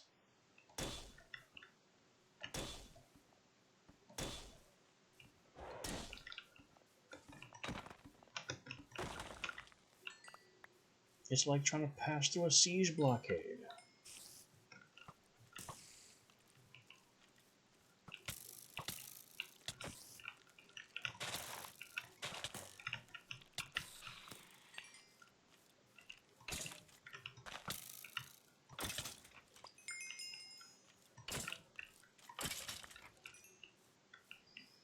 The spawn blocker requires higher tier materials. We're close, but not quite there yet. I think it's in the next level of Astral Sorcery as well. Oh, and the level after that, because I need not only the Ritual Crystal, but also a Collector Crystal to enhance it. Although I suppose the enhancement isn't necessary.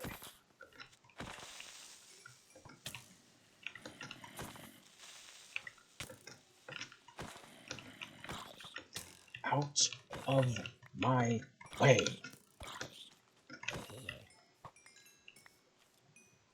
Off the cliff. I'm not even going the right way. I need to be up there.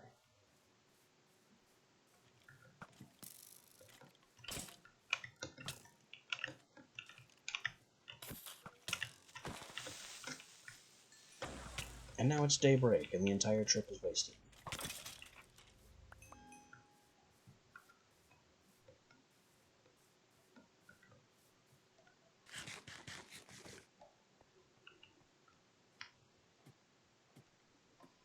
I really don't know what's causing monster spawns to be so ridiculous.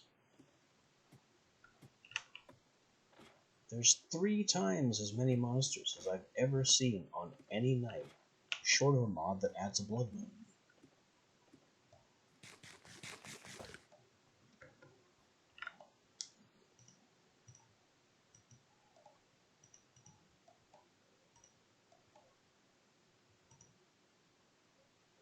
Yeah, don't have anywhere near the starlight needed to make this work.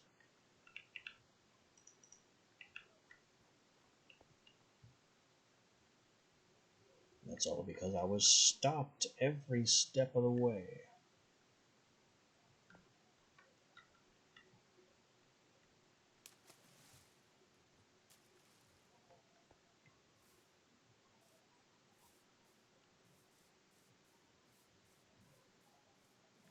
That's true too. I do have an infinite light source, technically.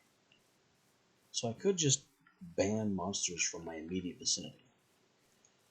But I also need the drops, especially in terms of Enderman.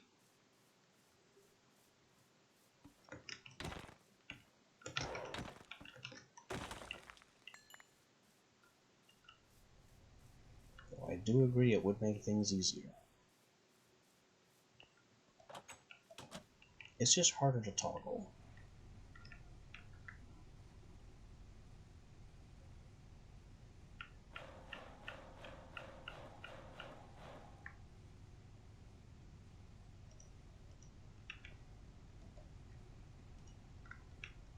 I haven't made one of those in a long time.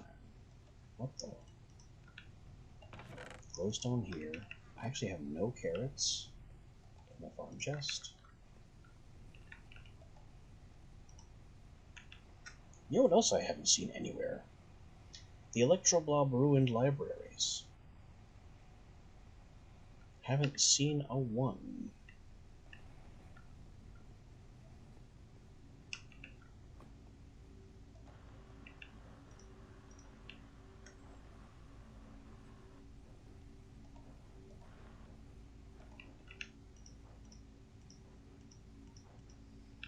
Yeah, Electroblob's wizardry creates these little ruined libraries all over the place. They contain some spellbooks and mostly contain bookcases that you can put the spellbooks in once you get them home. And they serve as a storage system for magic spells.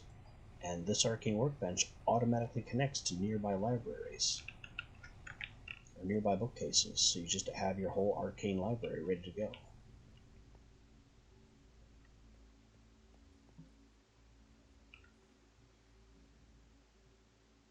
This thing I kind of want to tear down or move. because already its placement is a little bit out of hand. And if I wait, it'll be larger and more cumbersome to move later.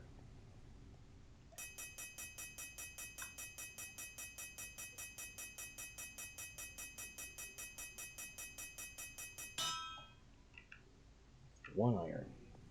One iron from the damaged pants. Less than I expected, more than I deserve. Okay, the materia. Iron Aspectus, 24 to 36 ash.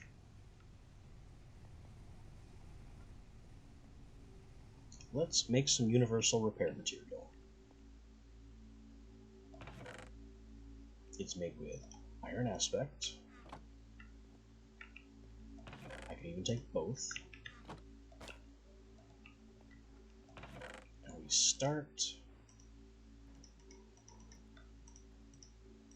with the minimum, 24.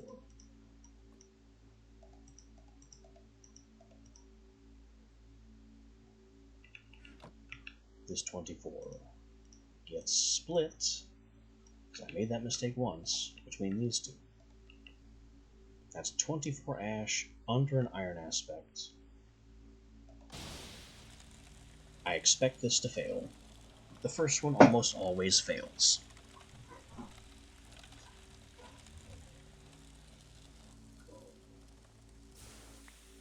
That's a fail. Iron inaccuracy, 4. Which means the real answer is 28 ash.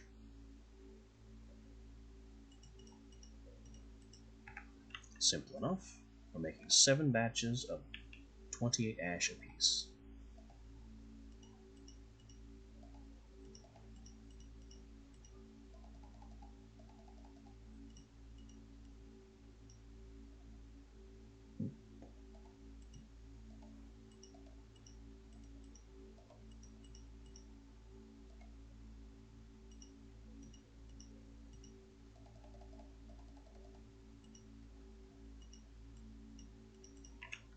Split the ash into 2 piles of 14. That's odd. Why didn't it fire?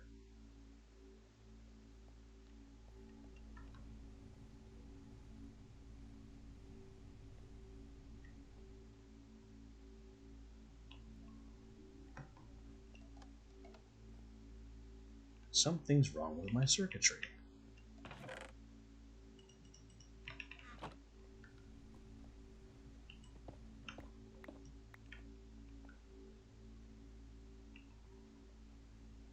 Power 14. Well, that's not right.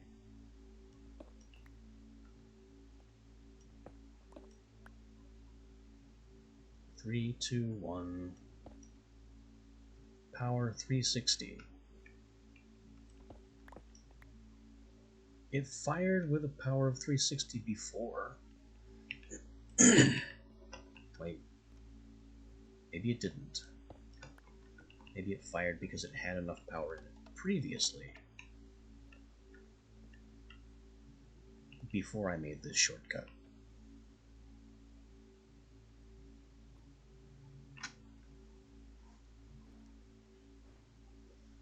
Well, I was sure though that I just finished making a ton of things.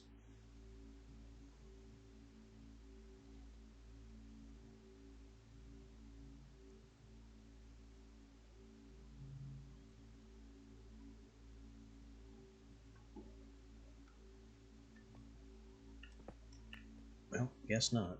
This has to be one layer further.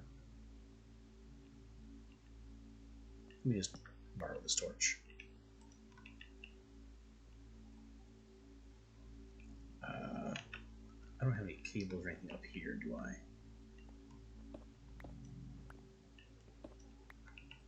Not really. I can just freely cut through all of this. Get back here. Oh, and this is going to take more redstone as well.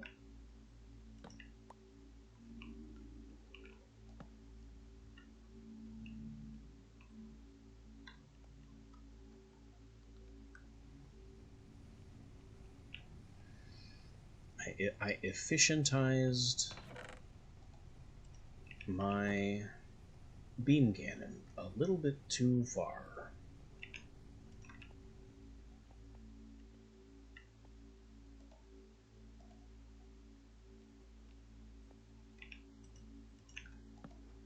Now, that should feed it up to the next stage. There we go. Power 520. Darn. I was sure I had it running on 400 before.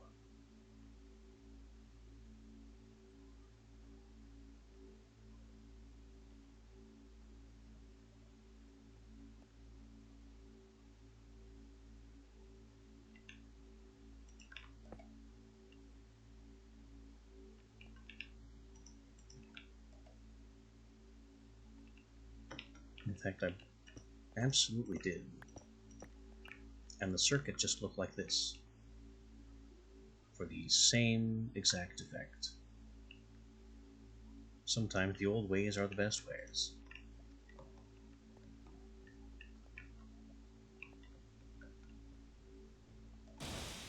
Now it fires.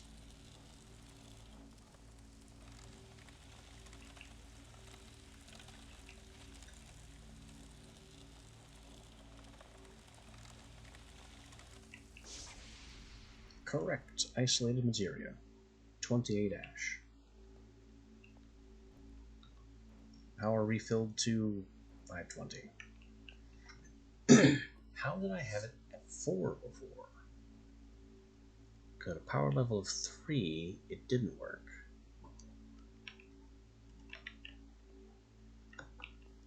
But at a comparator power level of 4, it suddenly does.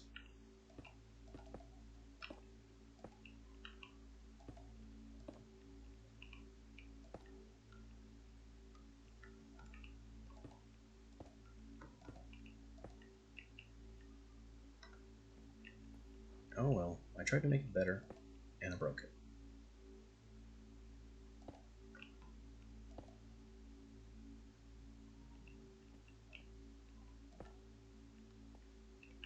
Now I gotta put all these blocks back again. And I'm out of blocks. How did that happen?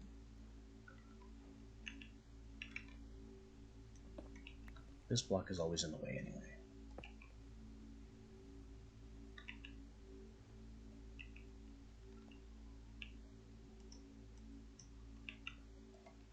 And 14 and fire. You need a flat stamp so I can reclaim the alchemical waste.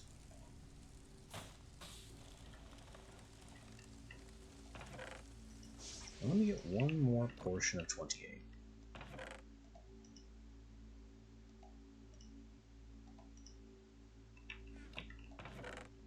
Because 28 iron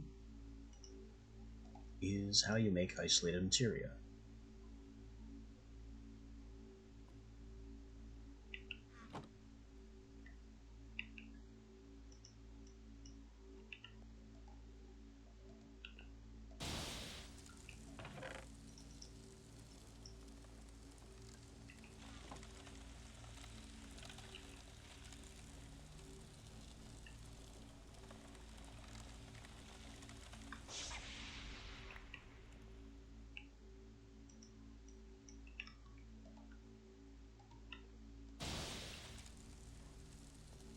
Let me go get some more blocks.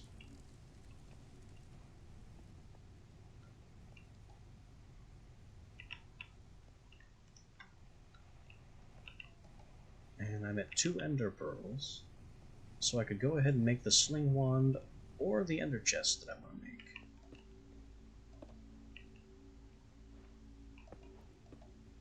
Kind of an interesting question as to which is more valuable right now.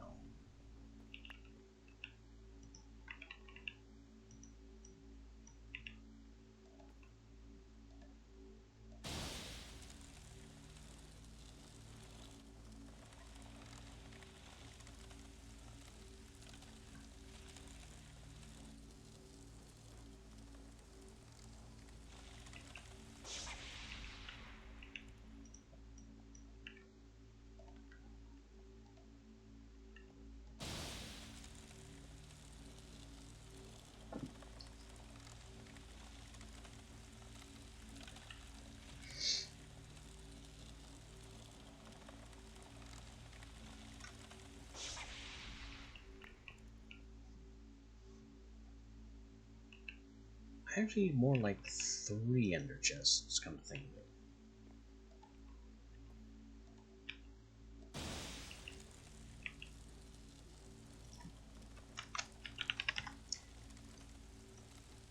But the plan takes another ender pearl besides. And then there's this nonsense.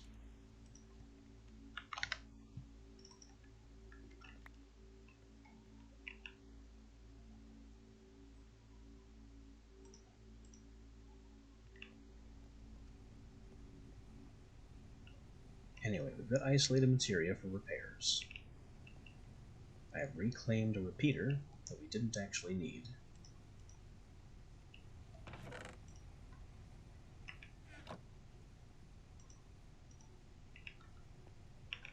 Nonsense blocks.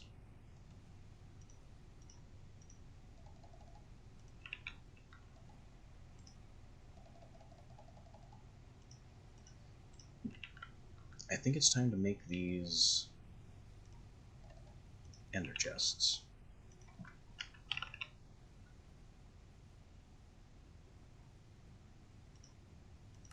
A 1 and a 2.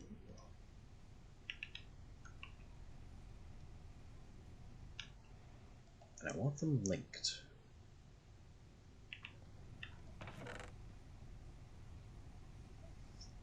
Which, I don't have any cactus, do I? Oh, a little bit. I'm not growing any, which is kind of weird for me, honestly. You'd think I would have set up a small cactus farm by now. I usually do.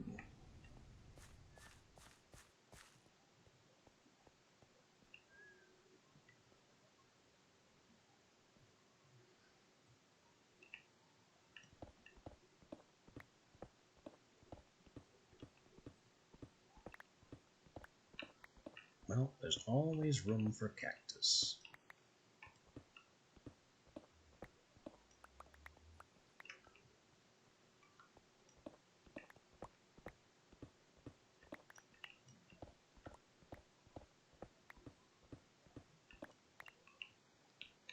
Cobble space, check the light level, and then a 1, and a 2, and a 3, and sure, a 4. Although I think this torch has to move.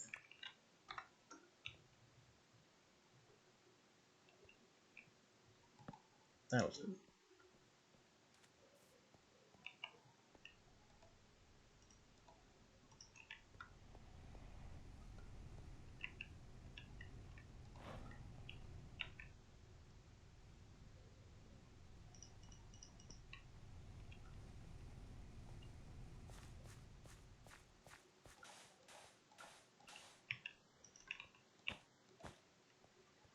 This cactus is... Yeah, I already had the torch. So I'm just recycling the torches I have. I'm not making any more.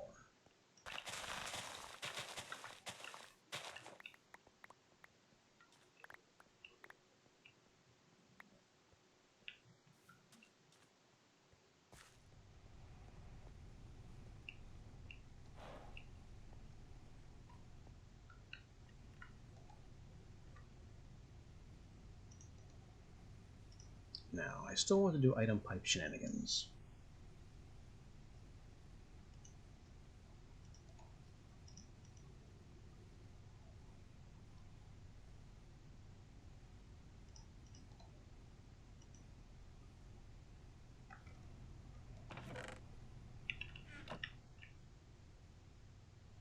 There's my sand.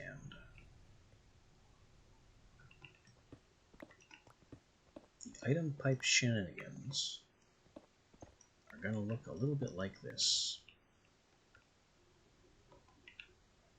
One of these ender chests goes back there in that wall.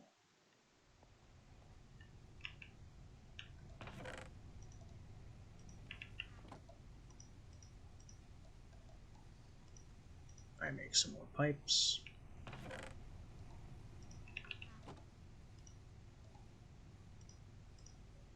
With levers.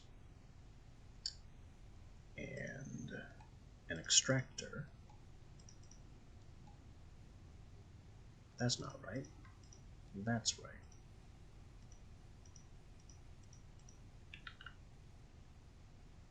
Technically, I could also do the extractor thing here instead of a hopper, and it would be so much faster. Maybe I should.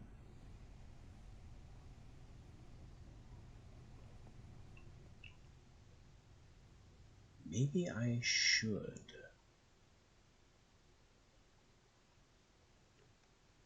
Because then I could get away with a whole lot more.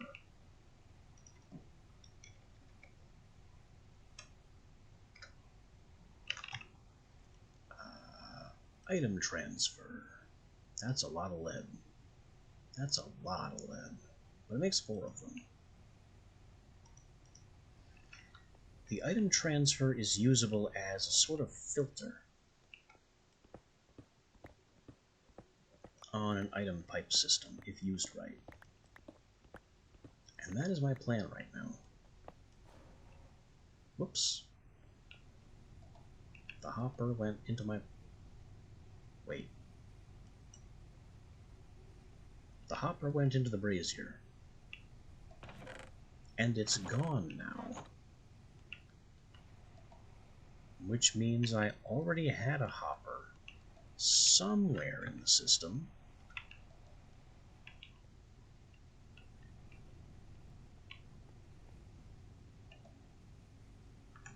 But where is it?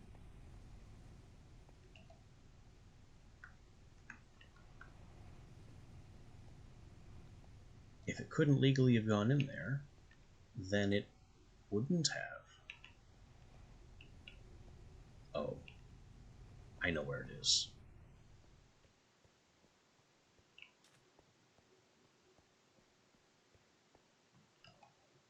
I never told this to limit itself, so it became another overflow chest.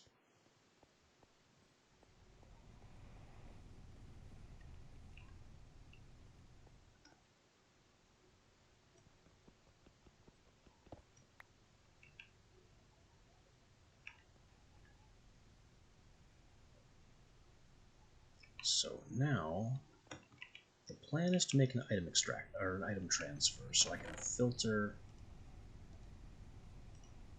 my output.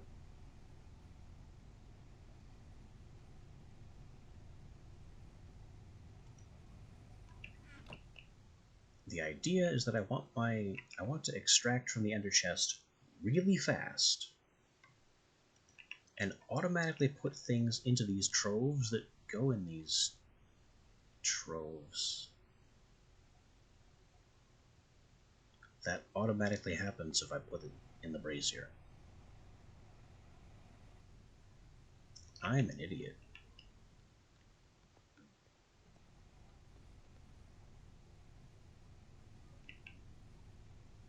I don't need an item transfer. I don't need any fancy nonsense. I just need to do that.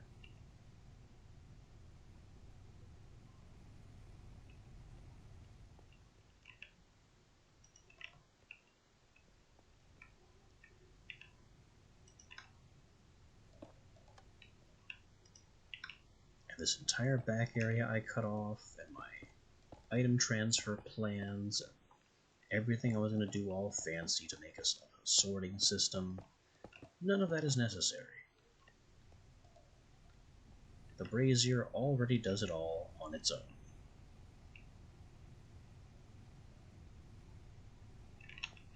I still want to smelt this lead, though.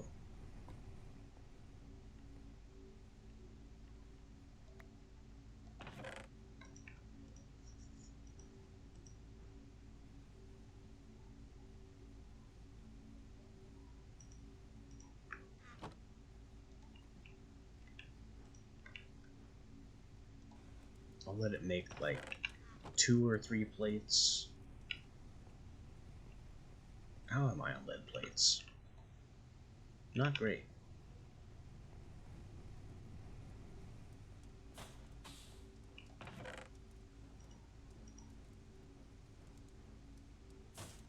Three. Give me a 4th. Now bars.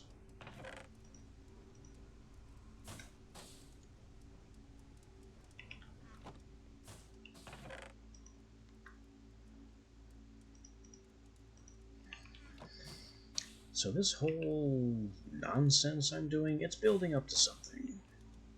There are still plans. They've just been forced to modify a little bit.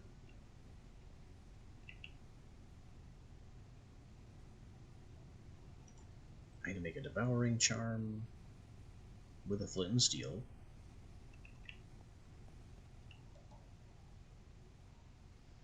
Maybe 2 of them.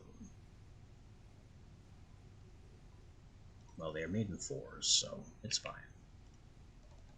2 obsidian. A gold. How do I have so little flint when I know I made more flint than that?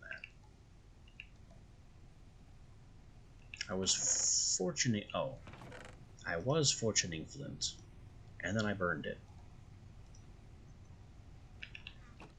Less of a mystery.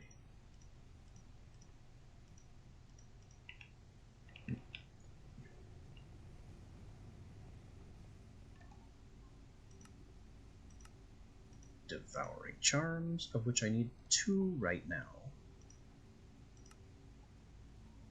And the lava tank needs upgrades. How do we do that again?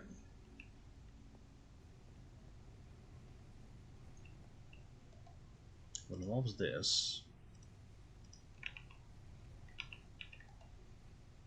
Blocks, tank, matrix brace, containment field, shaped quartz block. In that order. Matrix brace, made with inlay.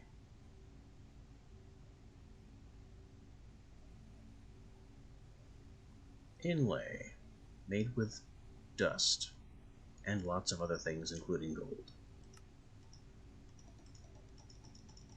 Needs to make a whole big batch of dust, so I have to stop worrying about dust for a bit. Inlay, brace, Article 1. Containment field is next, which is more inlay, more gold, more gold, more gold in general, more gold. Kind of a mess. Well, I have silver.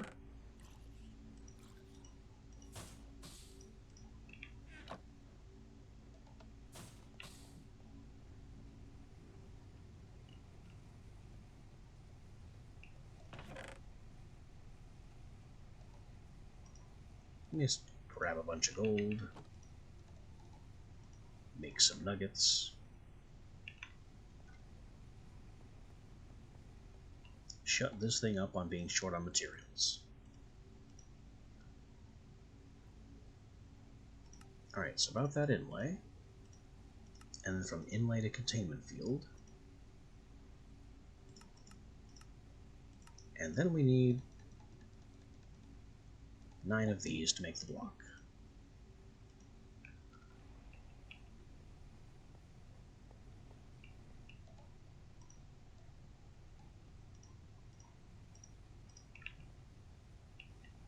Lava tank. Upgrade, upgrade, upgrade, and devouring upgrade so it destroys any excess. Sand trove. Devouring upgrade, because I know we're going to overflow it with sand.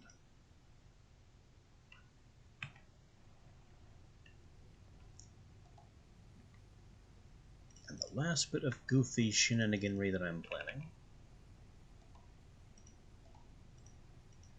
is that. Item vacuum and the ender chest. And a lever. Needs a lever to make it work.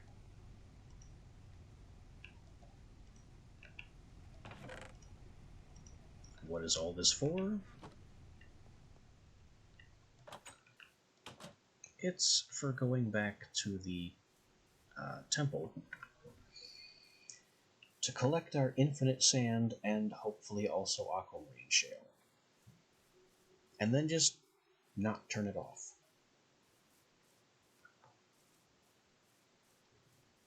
That's the plan. Literally infinite sand and occasional aquamarine shale that I can just walk away from.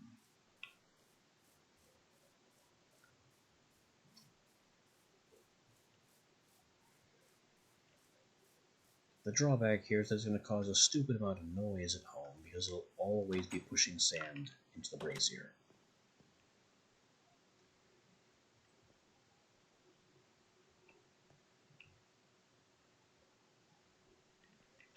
But here's the plan. Ender chest. Item vacuum. Power the item vacuum. Pull that lever. Break my clay. And this is just going to go. And the sand is going to be vacuumed into the vacuum, stuck into the ender chest, and then sent via the pipe back home straight into the brazier. Sand automatically goes to the trove, and any aquamarine shale that happens to appear will be ours. This also means infinite sand forever. So glass is post-scarcity, and so is ash, because I can just burn all the sand I want whenever I need ash. Hey, it's sunset. That means I can go up and make my telescope.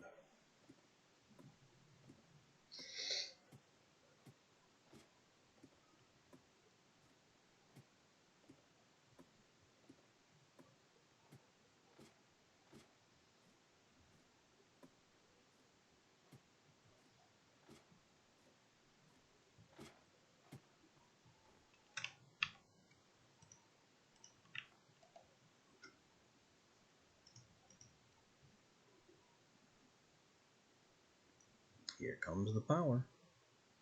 What is that? D-Bog's Spear of Divination. A creative-only debug item. Cute name.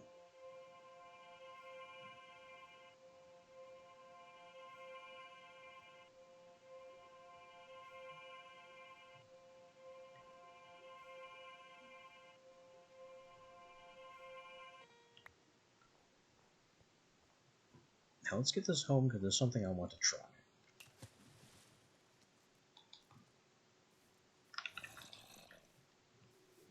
There's also, of course, the locals to worry about.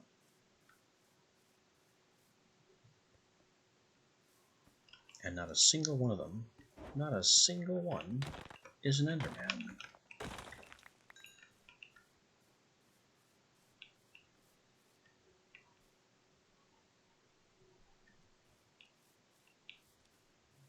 Because why would there ever be an Enderman wandering around on a half-moon night?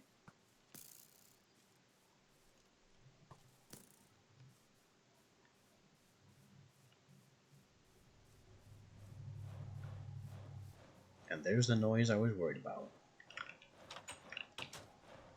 That is the sound of infinite sand forever. But we got 2 aquamarine shale to start. Let's store that appropriately so if more shows up, it goes to the right place.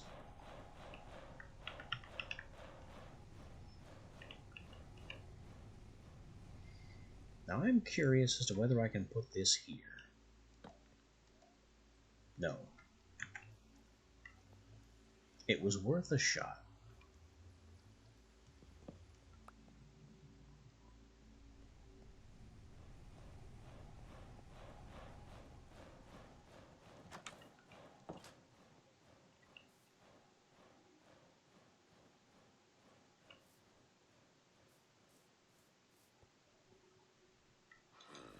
What are you doing here?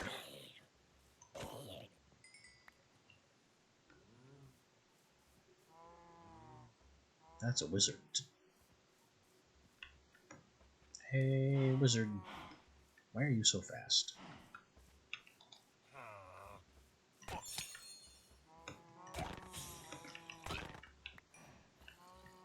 Ooh, he gave me frostbite.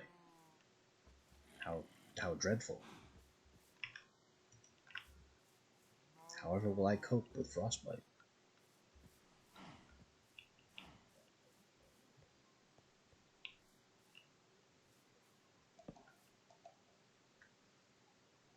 Let's see, this is VCO. We know VCO.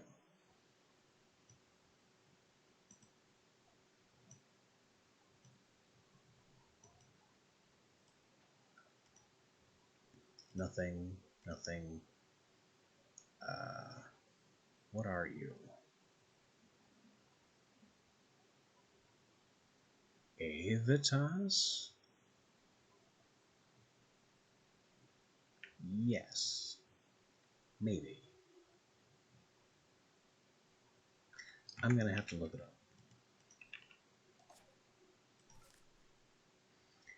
Yep, Avitas.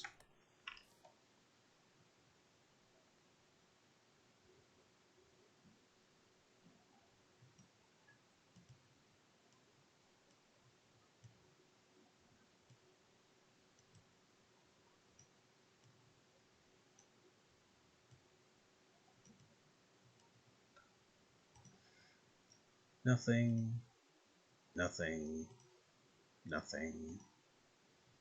Armara. And somebody would like to come and interrupt my drawing. No, no, I'm busy. No, leave me alone. No, stop that.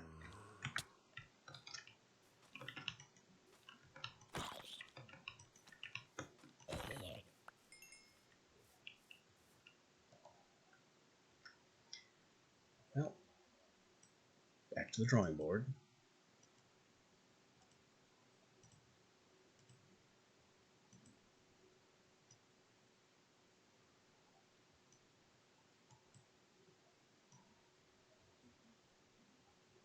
What's wrong? That is Armara, isn't it? That's Armara. And back to VCO. So we've identified 3 constellations. Pretty good start.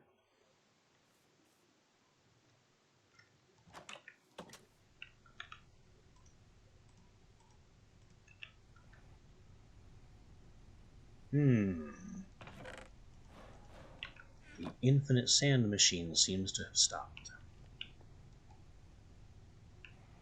Probably because we are out of reach of it and need to make a chunk loader for it.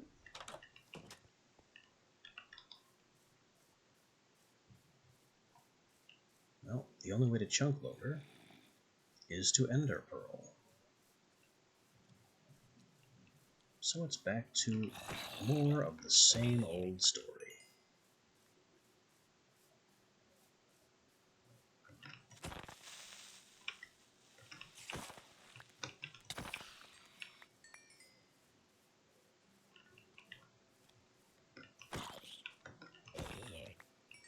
I also wouldn't mind farming this pylon about now. Seems like a good time for it. I'm decently equipped.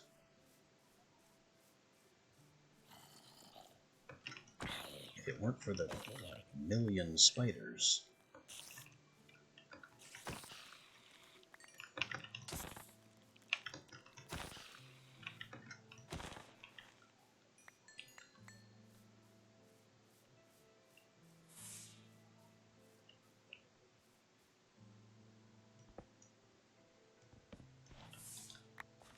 Give me all the stuff.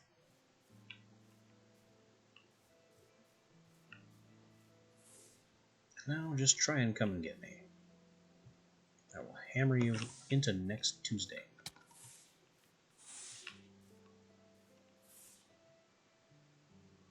There, real quick. And there was more of them than I gave them credit for.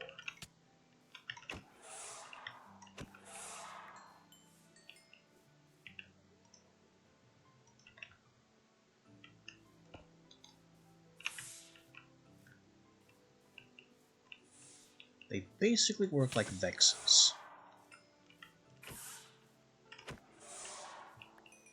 which means they are quick, intangible, and irritating.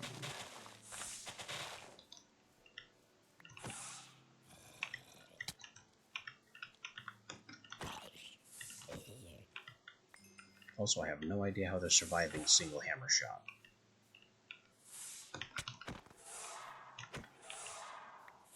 I have one shot of them with less.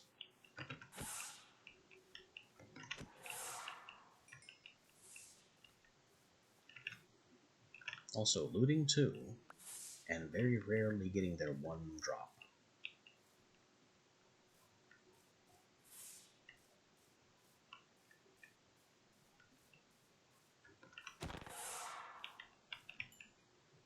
Four purple dust. I think purple dust is necromantic.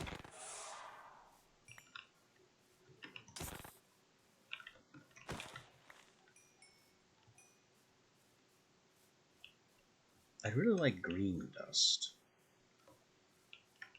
The sorcery element has the most utility spells.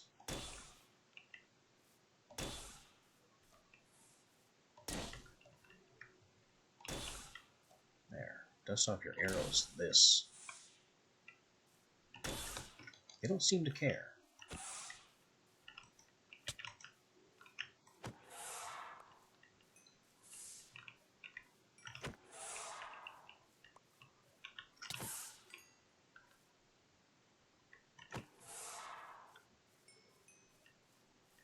The beam cannon doesn't do nearly the damage to him that I thought it would.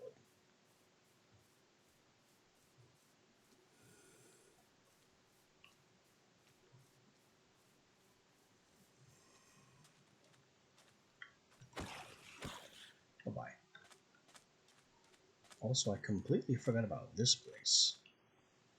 My other closer captured floating crystal.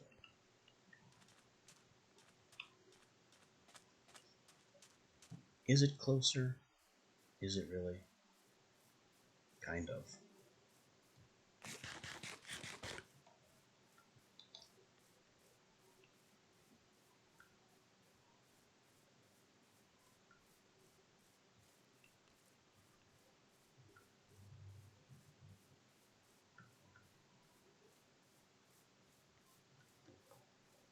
So now I'm not sure whether to continue with astral sorcery and go down that road, or start considering further into Embers with the Ethereum expansion. Ethereum has definitely got some potential. But the question is, do I have the resources to start? Because that is expensive to get into.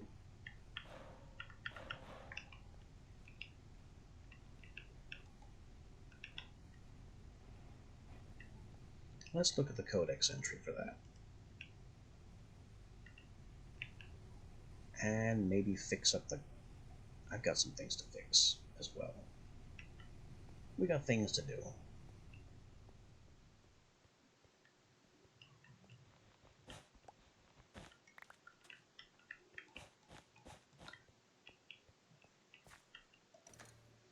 So, we're all the way down here in augment smithing. I have the opportunity to augment my armor finally. We can make some eldritch insignias to make mobs afraid of me, only to attack back if provoked. This is a very hit or miss kind of thing.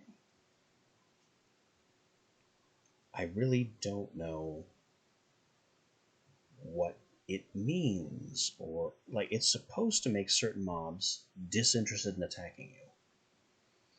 I don't know what mobs those are, because I worked this up to Eerie Mark 3 and still been under attack by everything from Endermen to Blazes to Skeletons. Maybe spiders, at most, have ignored me. So I may have to look this up and see what it's actually supposed to do.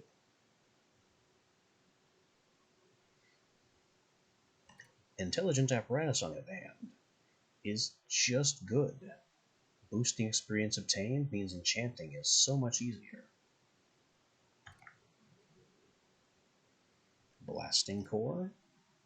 This could go on my hammer for some AoE boom whenever I strike with it. Shifting Scales are also good. they provide another layer of protection. Cinderjet, I don't like it. Whenever you begin to sprint and you have Ember, it gives you a quick dash. But it always triggers when you don't want it to, and it won't trigger when you do want it. And then the flame barrier just ignites things that attack you. I hate fire, so I'm not doing that. There's the winding gears, where I could give myself wind-up boots and wind-up tools to use those boots. It is weird that you have to synergize two of them together to get almost any effect at all. Also, wind-up tool does what? Auto attack.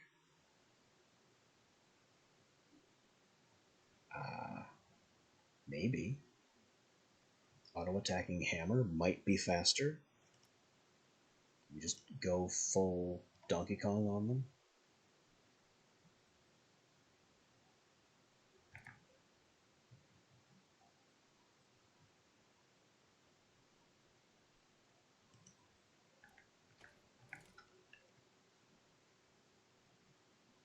Hammer's not ready though. It's just the armor. So I can reforge the boots with wind-up springs. Reforge the goggles. Maybe put the insignia on. And then the cloak can have shifting scales. Leggings probably also shifting scales because they do stack across armor pieces.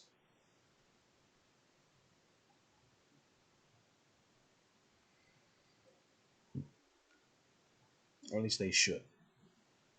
Unfortunately, each scale is only 1/3 of a protective scale, so I don't know if that's good investment. But this is not what we opened the book for. We opened the book for Aetherworks. Here's a whole new section. We have Ethereum ore, which we need to find high in the mountains.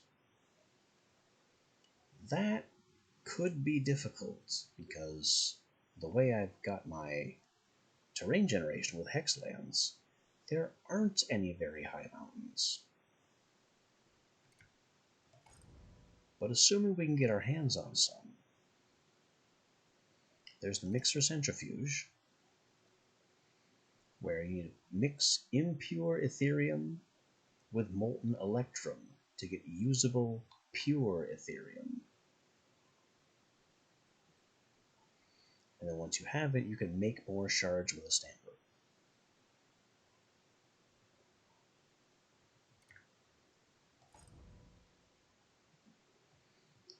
And then there's the Forge, a large Ethereum multi-block structure, a 3x3 grid of Dawnstone blocks, and other technical and core blocks that are placed in and around it.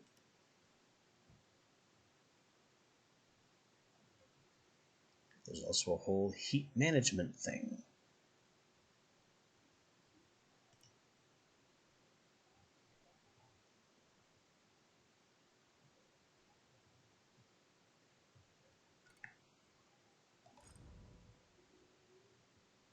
And here we get into heat management, heat vents, heat generation, heat cooler.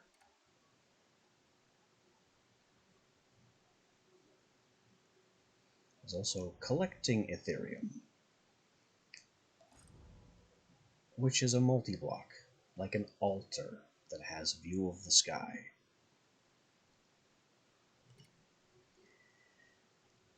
The collector collects Ethereum gas from the atmosphere. It's a fluid vessel, 2 prism supports, and then the Ethereum prism.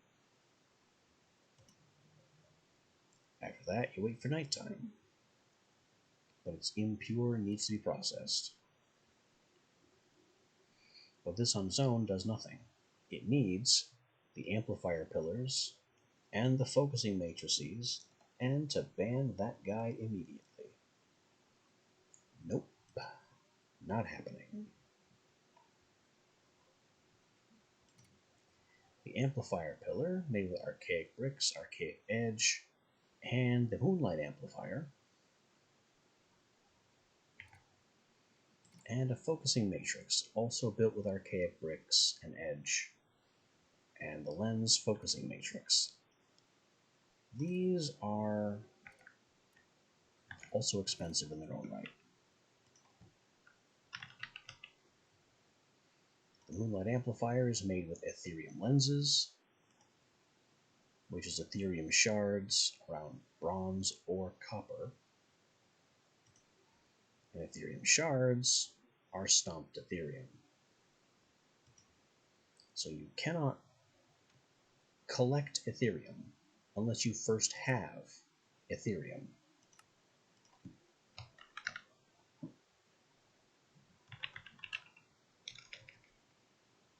Well, there's a way around this. Metallurgic dust. Oh, it's made with a seed. I think I knew that.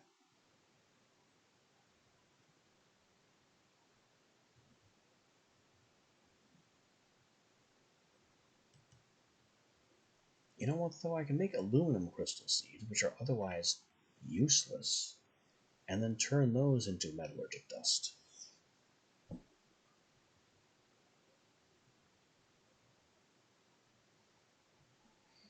What metallurgic dust does, and it's in the codex somewhere around here. I think, yeah, it would be after alchemy. Metallurgic dust is used on ore, and it turns the entire ore vein into a different type of ore, with a risk of destroying some. You can do this to coal veins, and the coal vein could become almost anything.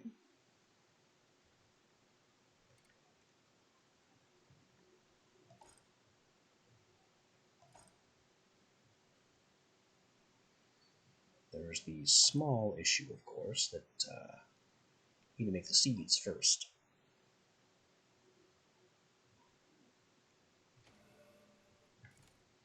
But it only requires little emerald crystals.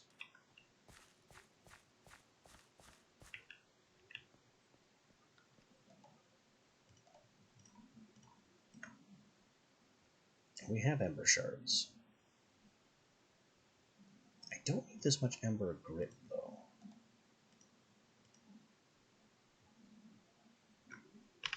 And wasn't I going to turn one of these into a field chart?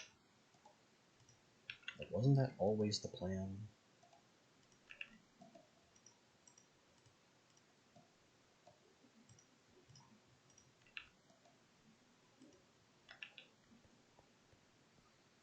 The field chart is very much a highly optional device. It has no interactivity, no function. All it does is this.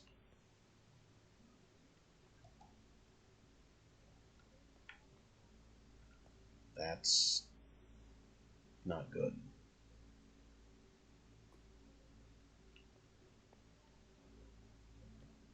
The purpose of the field chart is to show the amount of ember available in the region in a broader area and in a more detailed manner than the atmospheric gauge can. And they appear to be in disagreement right now.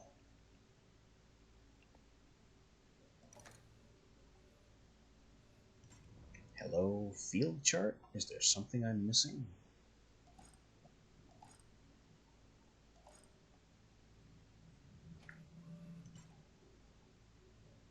Crystal cell.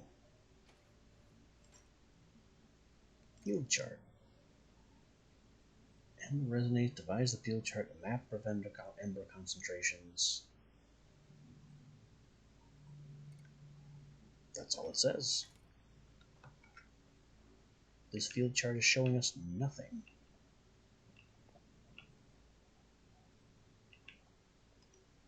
Does it not work underground? Because I swear I've used it underground before.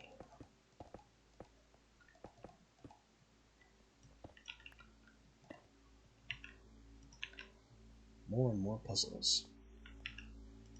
Before I run off on another wild goose nonsense. No, I need to run off on the wild goose nonsense first.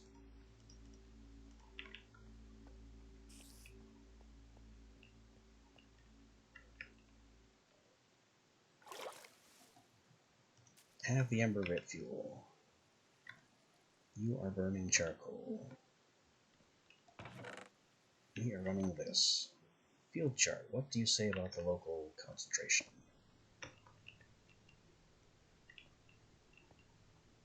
Nothing valuable whatsoever. Like how am I supposed to read this?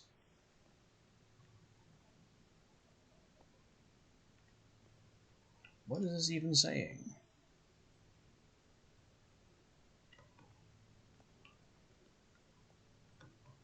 It's just a stupidly bright nothing.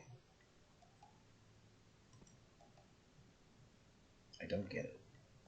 I do not understand what the field chart is saying. It's trying to speak to me. I know it.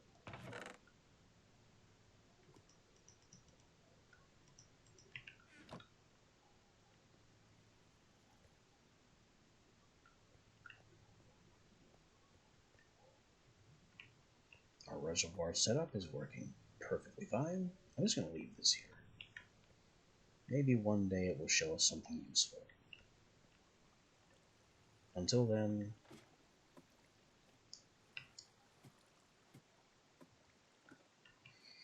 in the past I have seen like very tall yellow spikes on it, but you'd think there would be such spikes in an area of high concentration, and this atmosphere gauge is telling us that there's a high concentration. It's apparently just not high enough to count.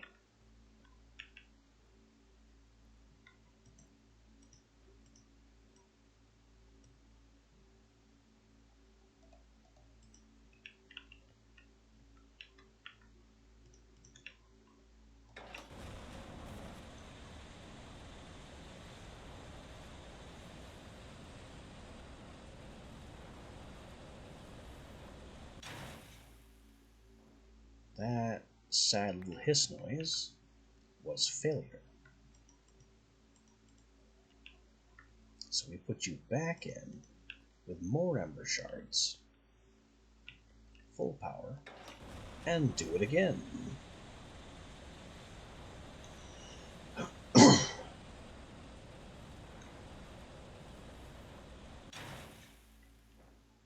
That was also failure. How much ember do I need to throw in this thing to make my armor work?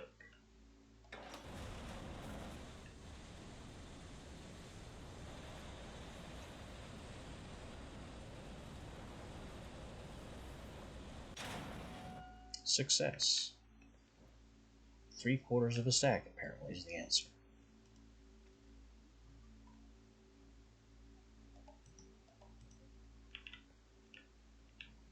Alright, boots away, you're next.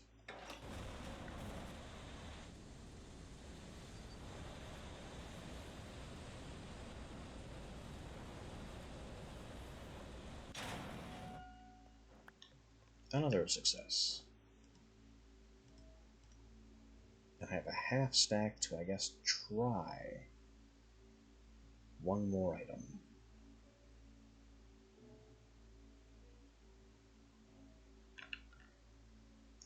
Let's do the cloak.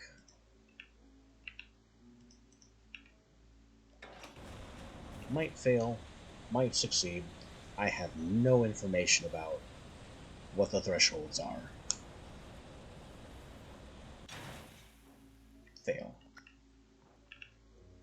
Burned half a stack of ember crystals for nothing. That's okay, though. We will extract more.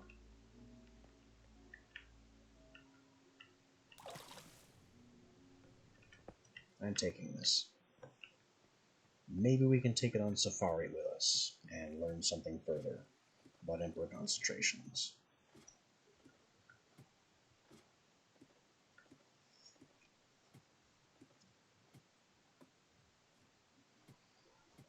Who knows? Maybe it will become advantageous to move our entire drill setup to another biome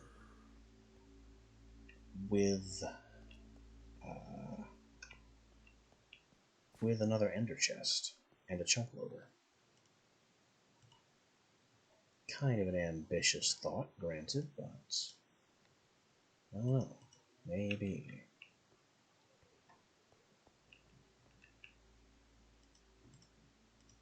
Now, we got some repairs to do.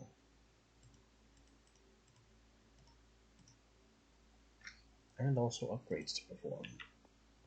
But repair first.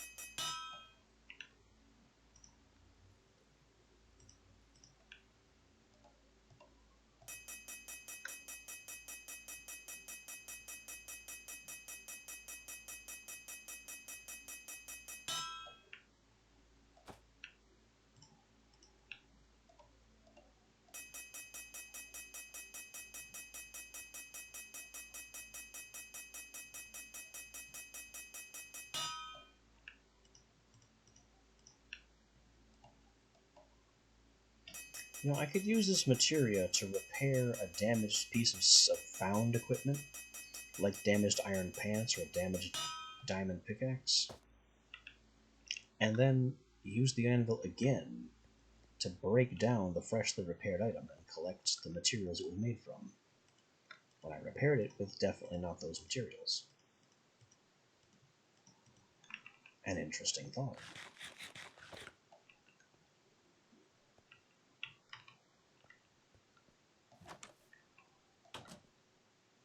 Daytime. I have never been so disappointed by the fact that it's daytime.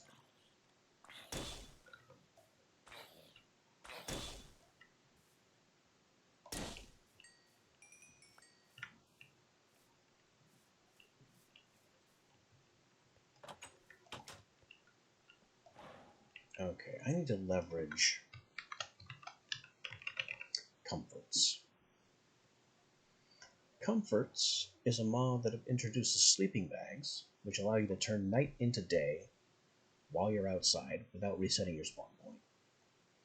But more importantly, hammocks, which allow you to turn day into night. This will make astral sorcery much less difficult, assuming I can get the darn things to work.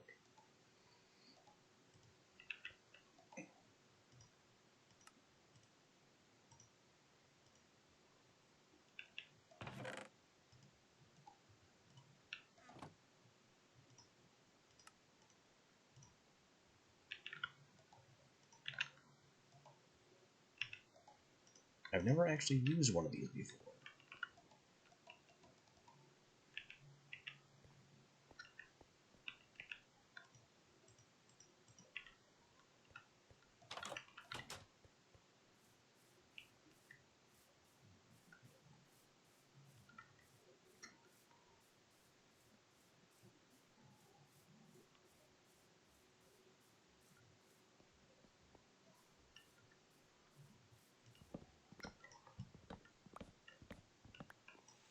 But in theory, it should be able... Oh my god, rain. Can't do a thing about the rain, I don't think. Let's make some assumptions.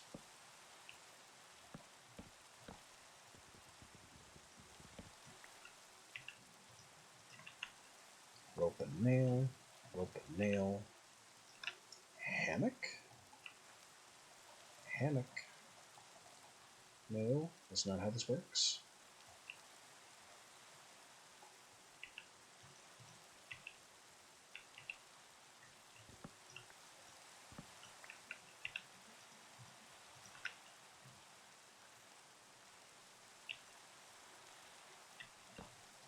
Alright, what if we do it slightly further apart? Oh! We have a winner! Slap this down just for the fun of it. It still shows nothing of value.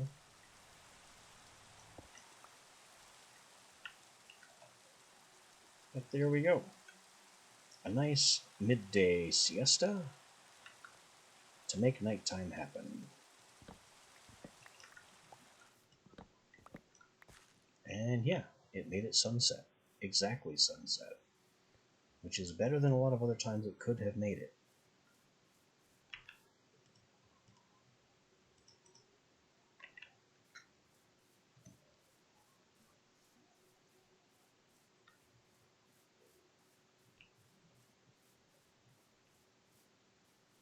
So, still hunting Endermen. And also throwing this down occasionally as though it means anything.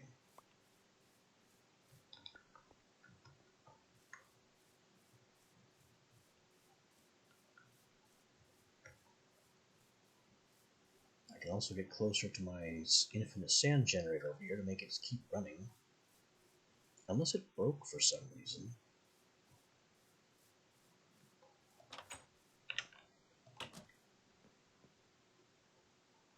Imagine that. It broke.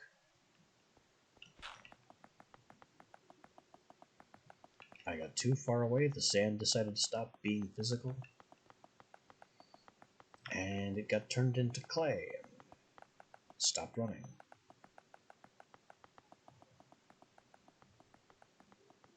Interesting. Well, a chunk loader will certainly solve that little problem, but in order for that to be a thing, I need a chunk loader to happen. Ooh, it's time to make a chunk loader.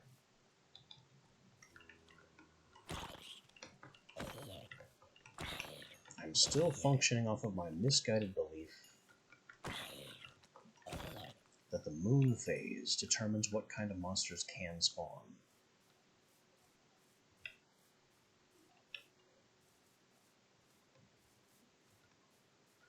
And I believe new moon is the time of the Enderman.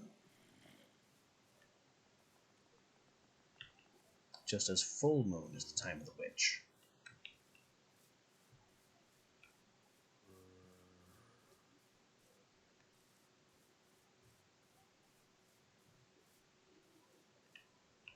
I still stubbornly hold this idea, despite the fact that it's never been useful to me, ever. In fact, there's a witch way over there right now.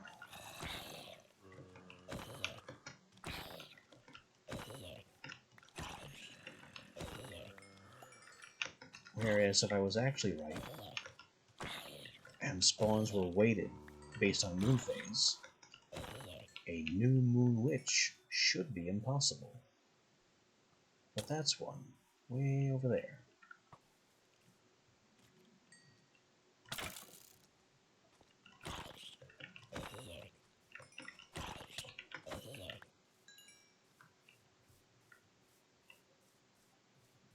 And you're just a wizard.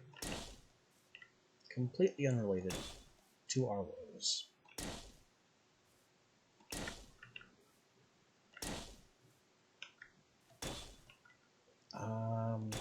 I did just see an Enderman. Unfortunately, I only noticed him when he teleported away. Now I don't know where he is.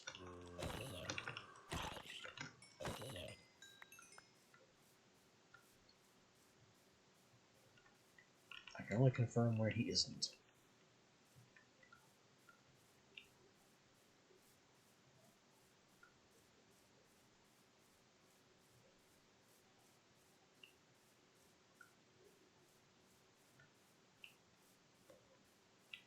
Aha! You there.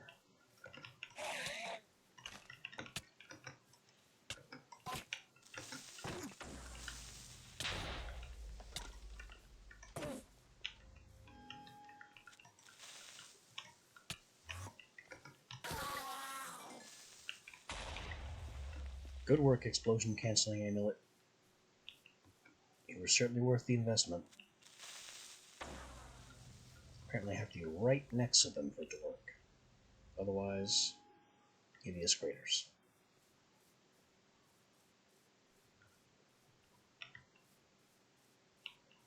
If I had known it was so short range, I never would have made it.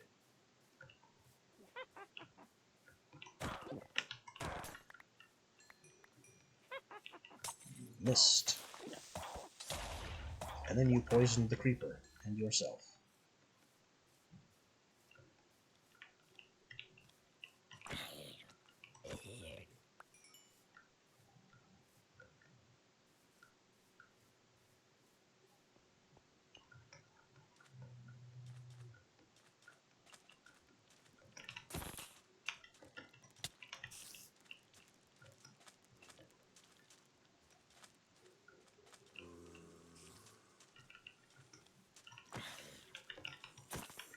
Look at all the mobs.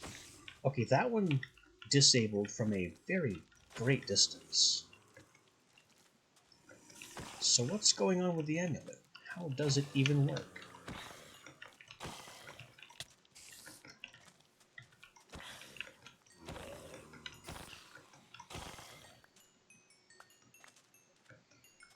I was at least 6 or 7 blocks away from that creeper, and it was cancelled.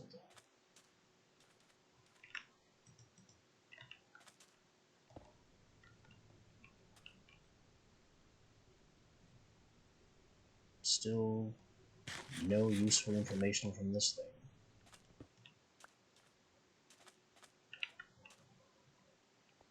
I've already looted this.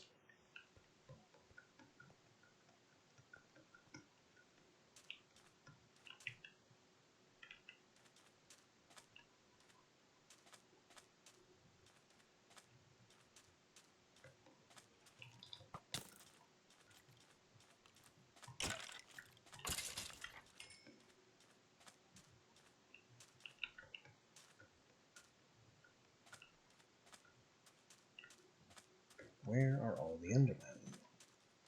We have spawning turned up to 11,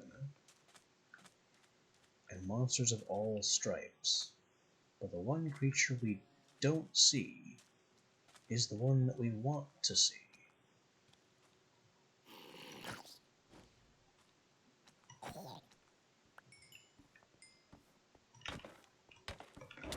This is bad.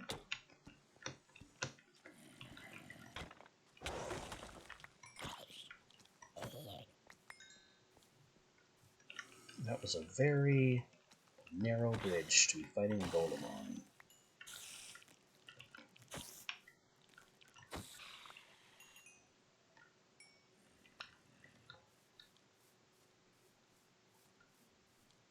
I'm also not seeing any slimes, which is the whole reason I gained access to these.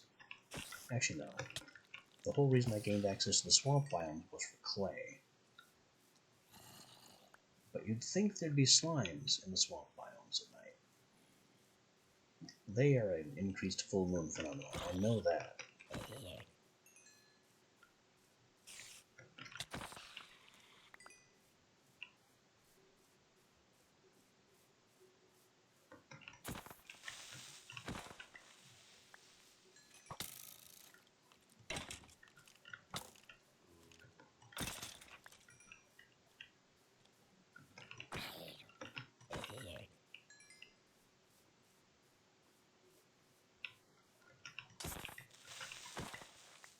Our new moon night is almost over, and I don't have a single ender pearl to show for it.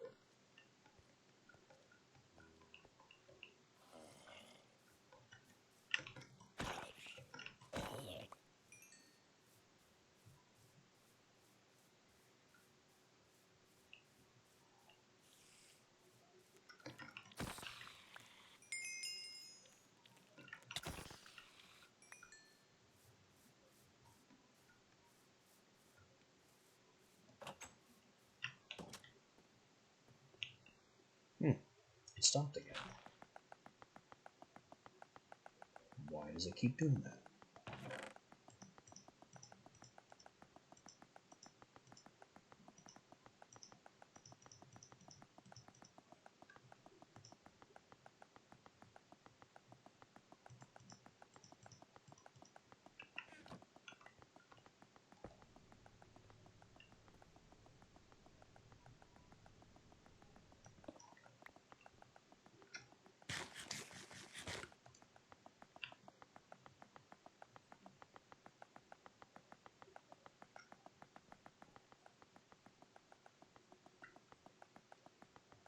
I guess to have truly infinite sand, I'd have to cancel this beam. Oh, that was an aquamarine shale.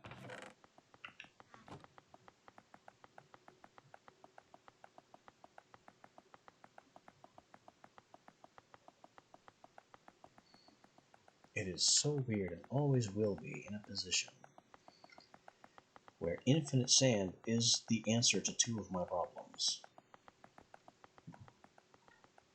The clay shortage and the aquamarine shale shortage.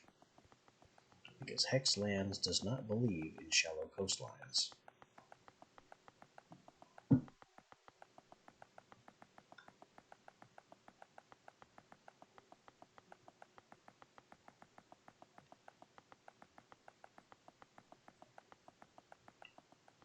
I should probably be doing liquid starlight and star metal things.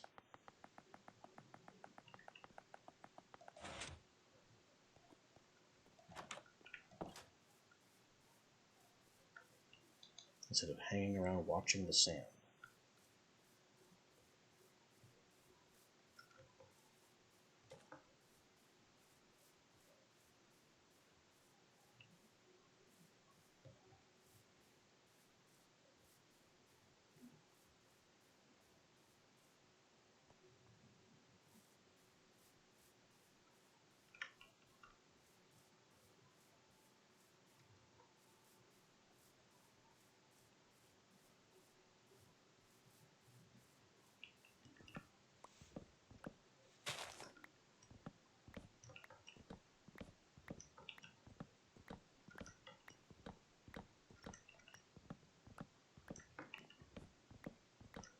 I'm mostly just killing time because we need more ember crystals to do anything.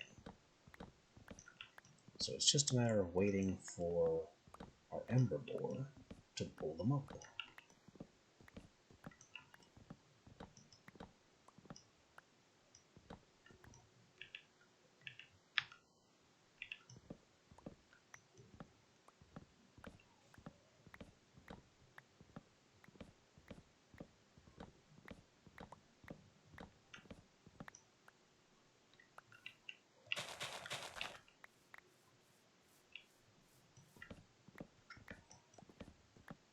And part of that is going to involve making more fuel to feed it.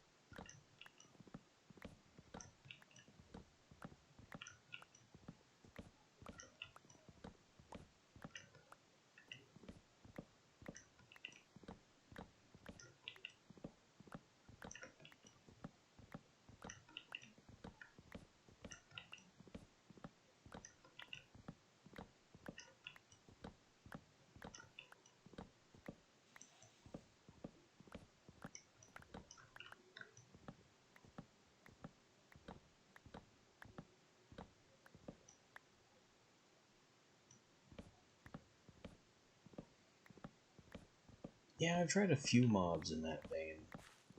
We actually have a magical tree axe in this set, but I have to get through Ethereum to get to it.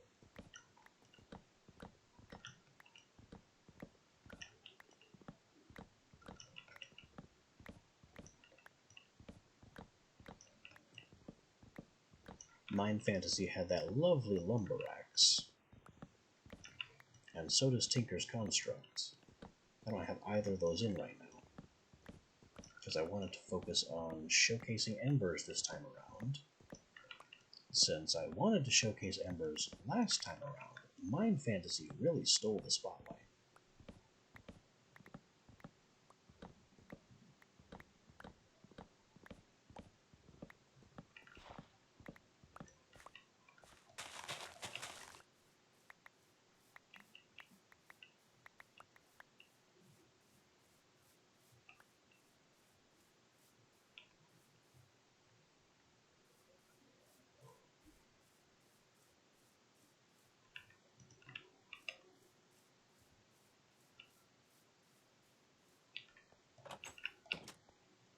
Now, all this spruce wood is just going straight onto the hearth coil and flash baked into charcoal.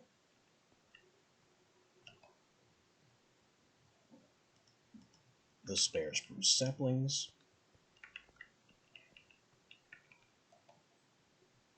Put that in there. We got 2 whole extra aquamarine shale by running the sand cascade.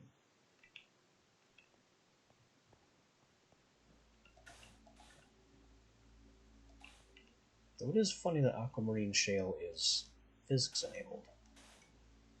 I know it's based on sand, but I didn't expect it to be physics.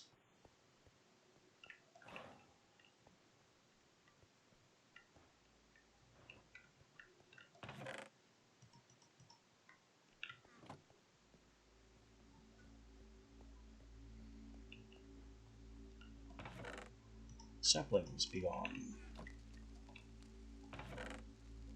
Iron aspecti. Back in here you go.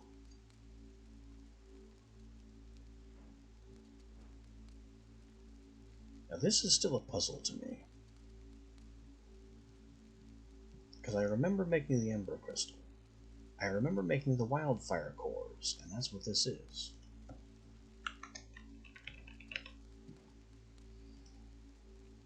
You know, iron and silver inaccuracy. But this, I don't remember what this is.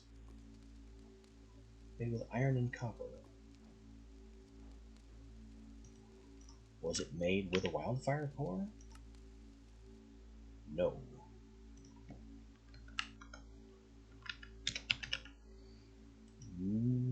Maybe looking through the exchange tablets recipes will jog my memory.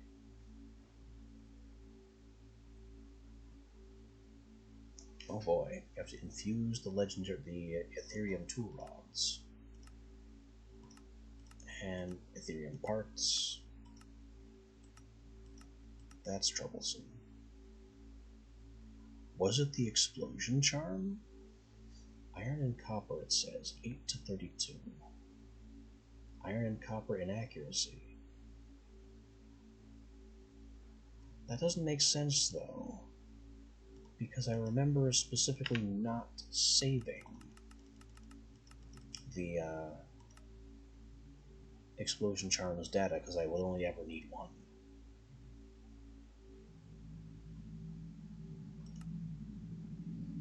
I didn't make an amulet of the heretic, so it can't be that.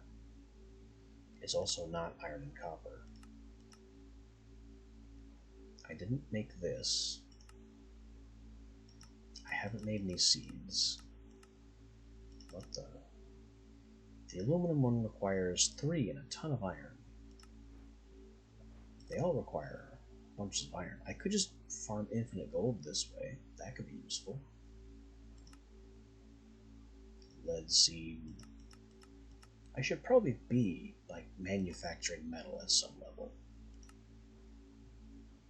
This isn't iron and copper.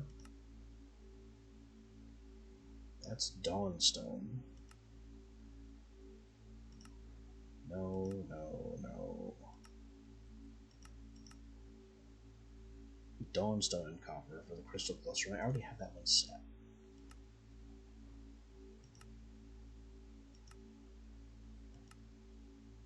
Blasting core. Never made this. Copper and lead, but I never made that either. Dawnstone and silver. Focal lens. Copper and silver. Never made.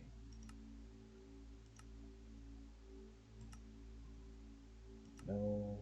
No. What the heck is empty essence?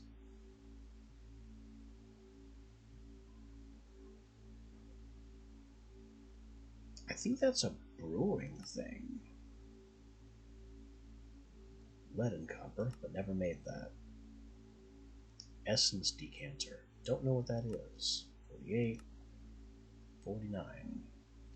The only option is the explosion amulet. And I was never planning on making more.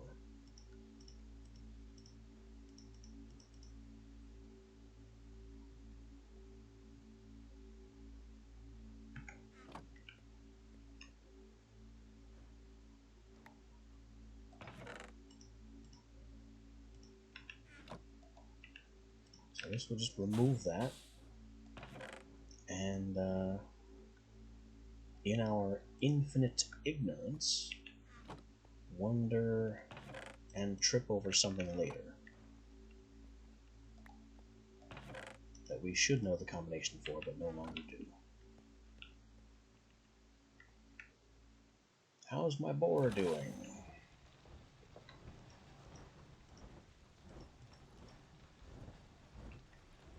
Have some charcoal. That's not good. That is not much at all.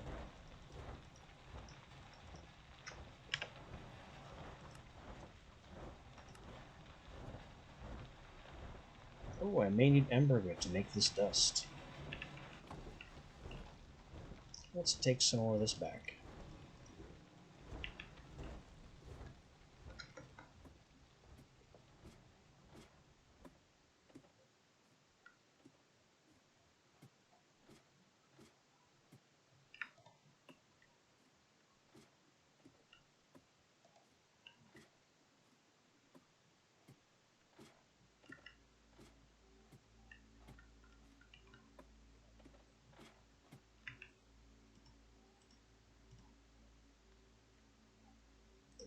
I already tried 32, and it wasn't enough.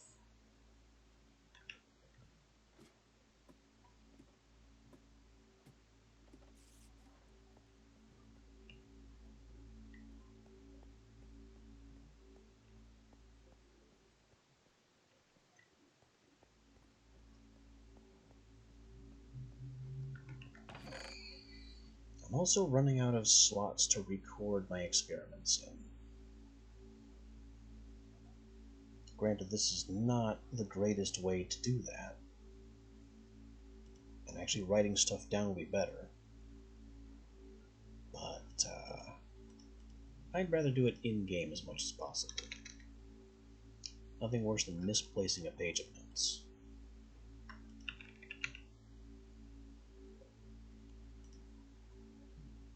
So what can I do here for manufacturing metal? Well, first, the Ember Injector, which is why I have that spare wildfire core. I think I can actually make this. We were stymied on Caymanite before, but now I've got some.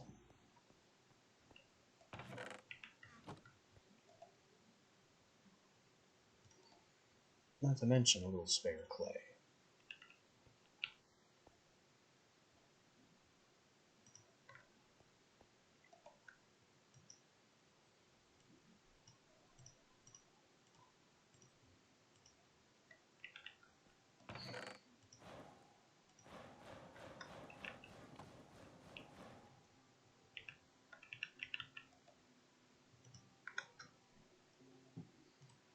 So that's 2 Dawnstone plates, 2 silver, and a silver plate.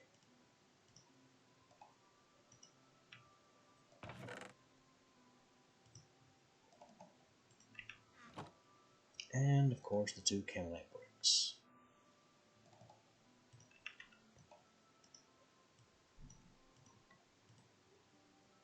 And the core, which is why I have this core. I've never used one of these before.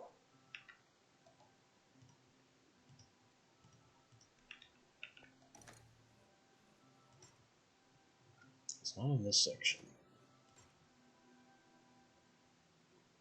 Wildfire core. Metal crystals. Synthesize seeds. Use the injector. Place a seed. Place injectors facing it. Power them. Feed it. And the seed produces nuggets.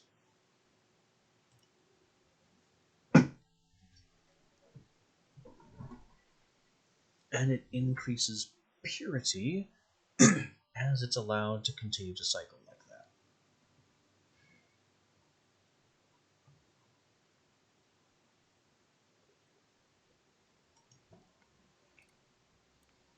What would be the most useful metal to make a seed of?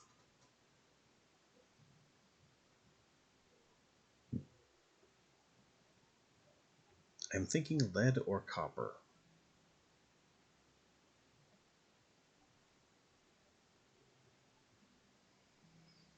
Also, how many ember injectors do I need?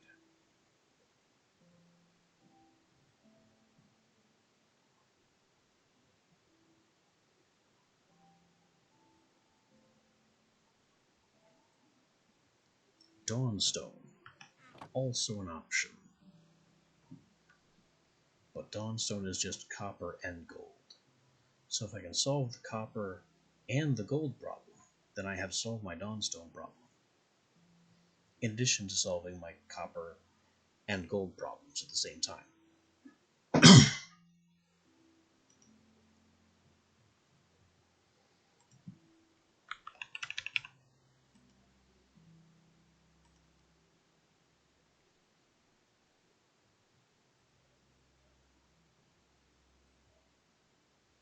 And what is the cheapest one of these?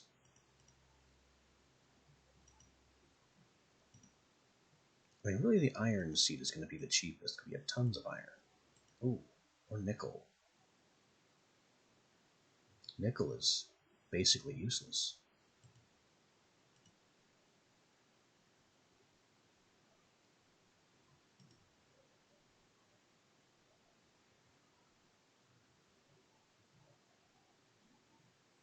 I'll make some nickel seeds and turn them into dust.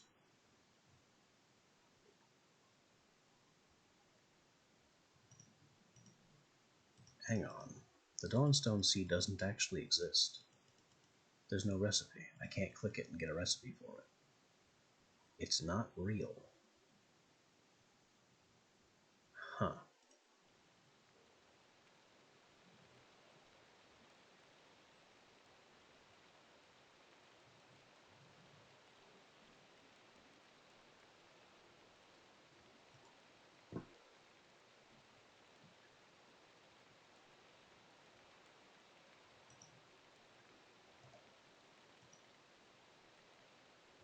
So to make the nickel seed, I need shards, quartz, and nickel.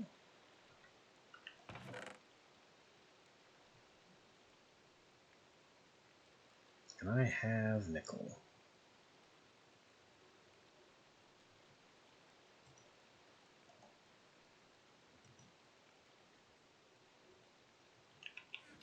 How many of these do I want to try to make?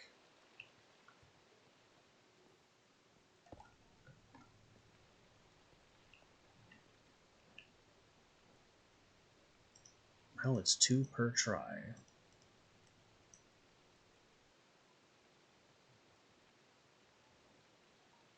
So let's go ahead and say 12.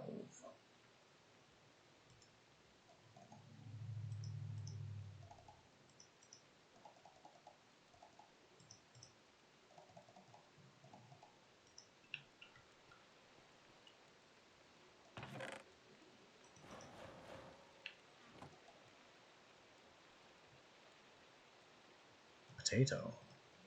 I seriously have no potatoes down here?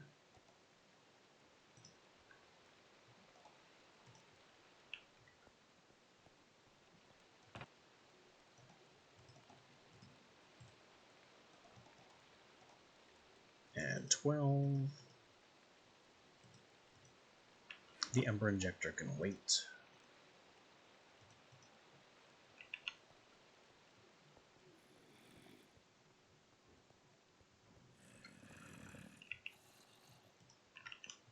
Shard. And shard. And nickel.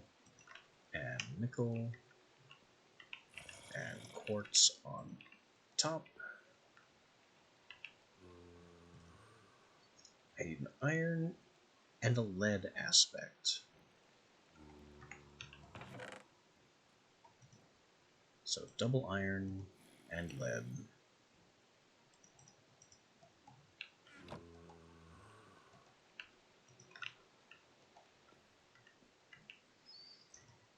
And the ash amounts are 70. We're starting with 72 iron. That's up there. and 24 lead.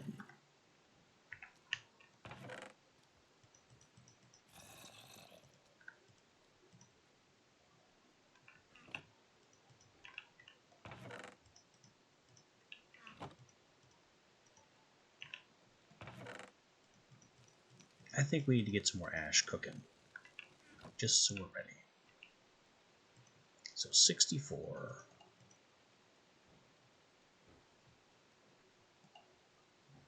70. No, 6 would be 70. 72. Okay, 64 and 8 is 72.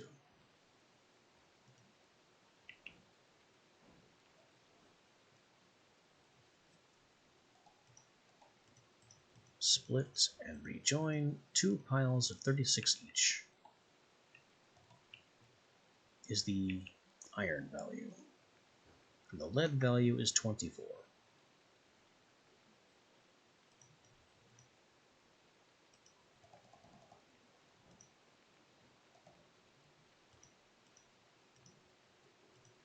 So that's our combination. Double 36 and 24 for first try. Will it work? Probably not.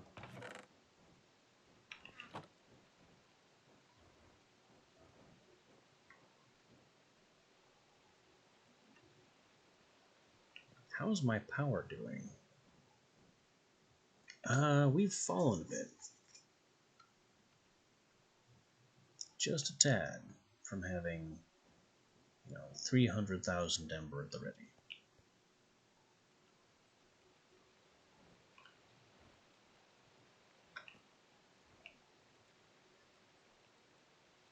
I definitely need to put some ember from the boar back into the power system. Alright, so we failed. By how much? Not much. 9 iron and 8 lead.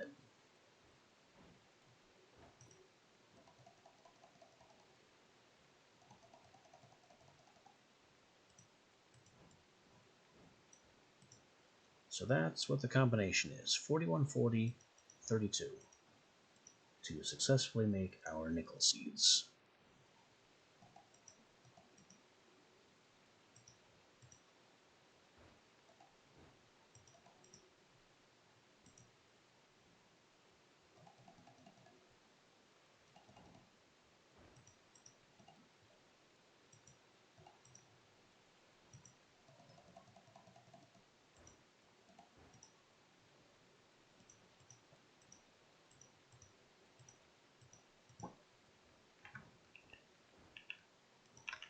$41, $40, $32.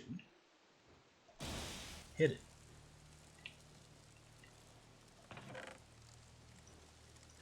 And reclaim our waste.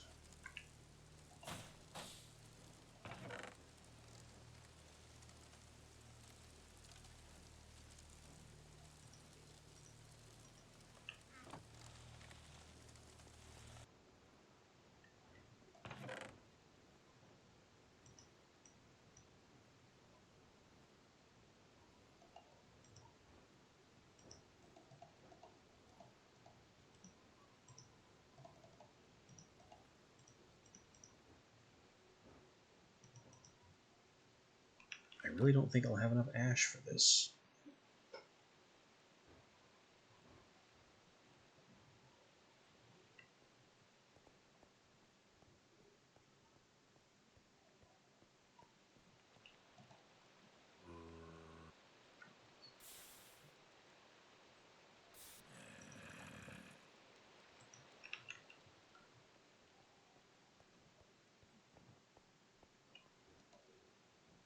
You can have some crystals. Make some more power. Speaking of crystals, we got the first seed.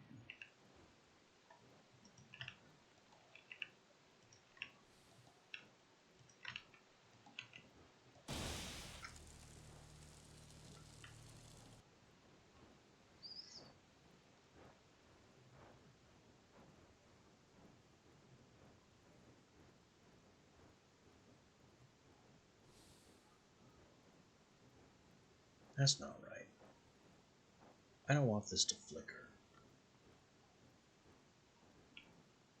But it's going to have to, because I don't have the room to do otherwise.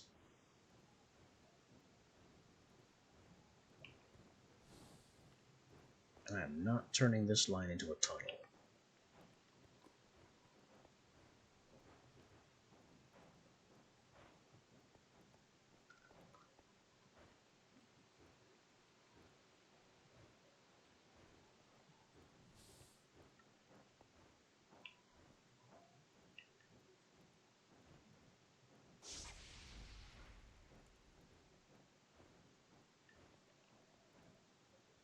I don't have to turn the line into a tunnel.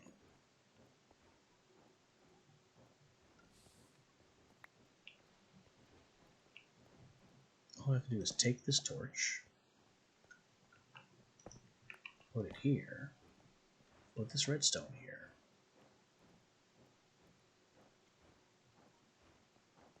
Now there's no hope of this being overpowered unless the ember funnel actually fills.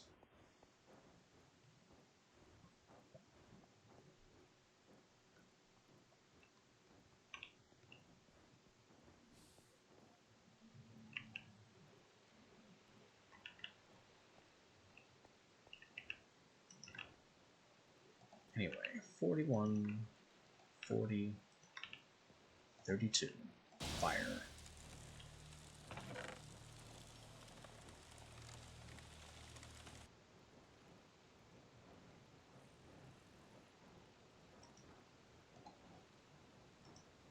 Something's wrong here. Why was this 40 and 40? That's not supposed to happen.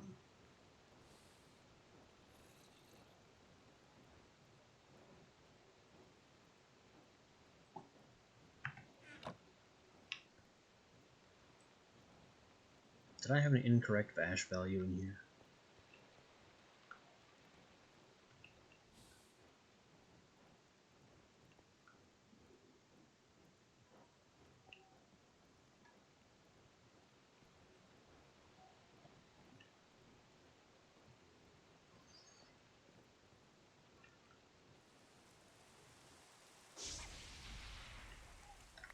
Nope. Ash value was correct.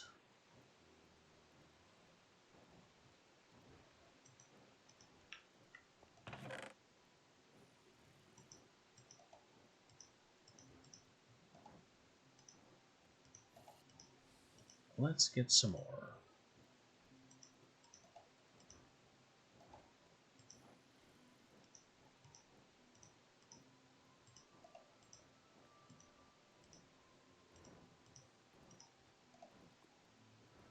That's going to be all that we can afford. And I have so many more to go.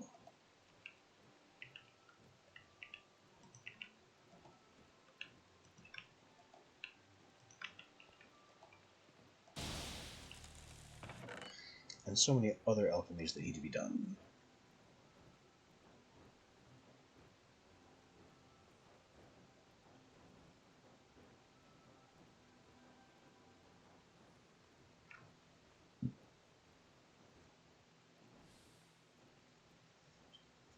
What if I did this vertically?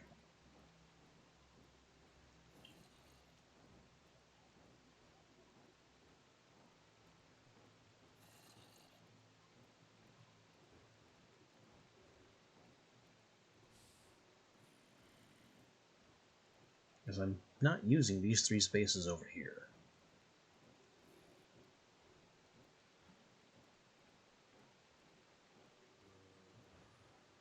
So instead I could do iron, copper, lead, silver, dawnstone, with an empty space here.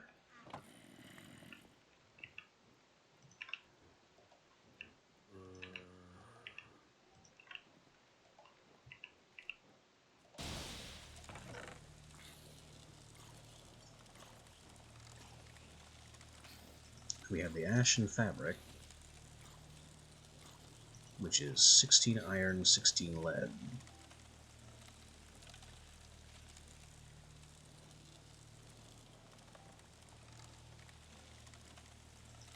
crystal cluster, which was iron copper, so copper, and this was the dawnstone.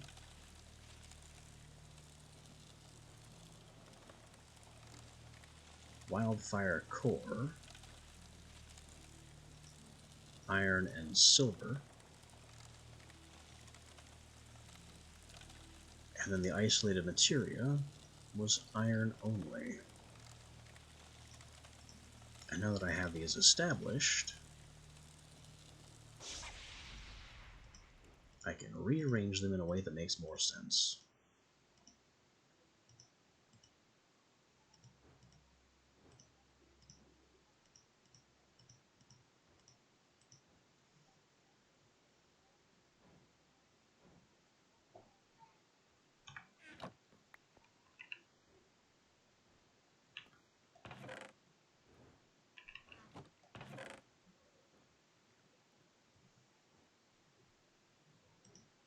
The trouble is that I don't have a way. I guess this is how I'll have to signal it's over 64. With a 64 pile and then a scrap pile. And then a 32 is lead. And that's the nickel seed.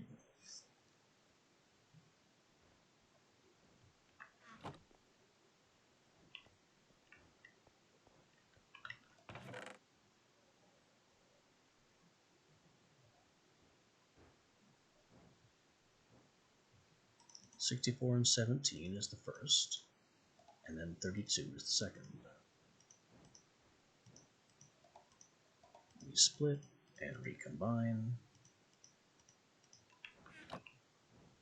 4140, 32, nickel seed.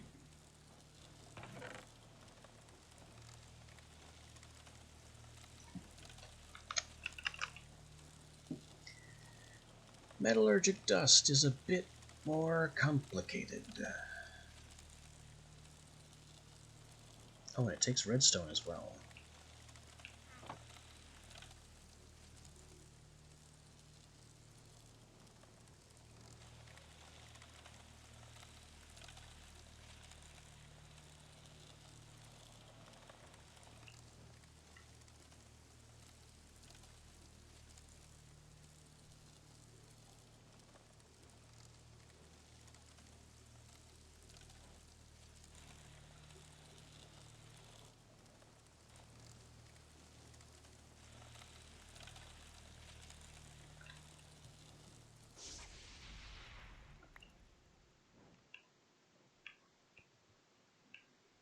Alright, I think 5 is gonna have to be enough of these for now.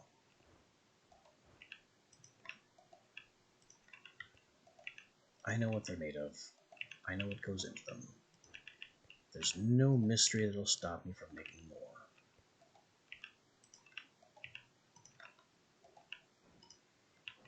And we're doing this for the metallurgic dust. That's the point of it all.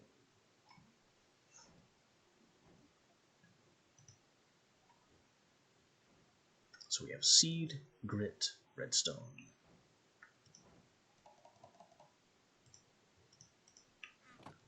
Grit, seed. I need to go get redstone.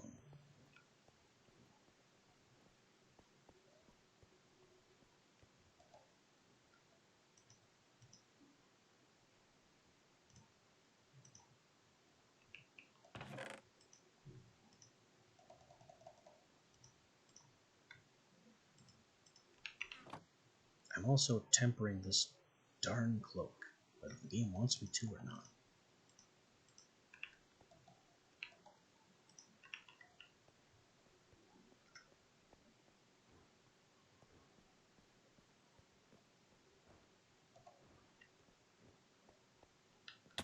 That's the wrong redstone tunnel. I want to go down this one.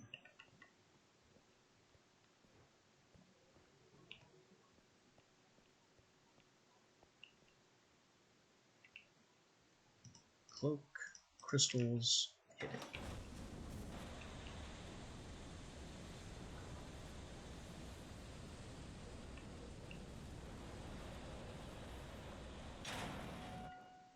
Success!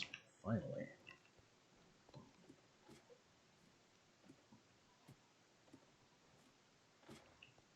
I can also dance over to my infinite sand supply and make even more ash, because that seems to be coming into question.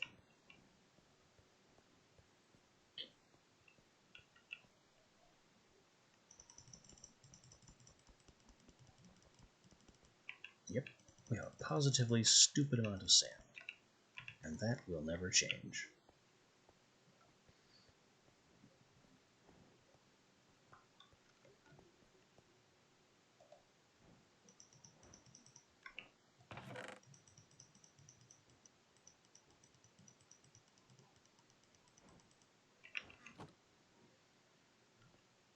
Okay, making metallurgic dust is 1 to 16 ash of everything.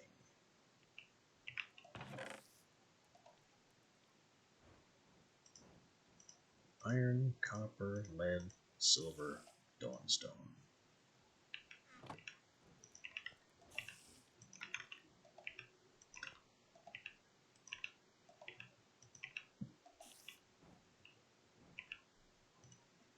One to 16. Well, you know how we're going to start this party.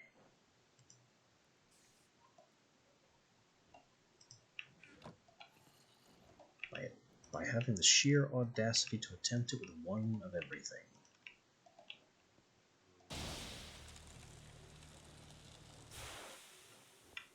Of course it failed.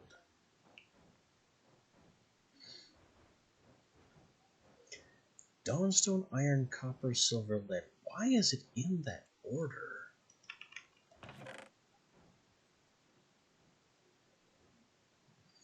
It seems to always be in that order.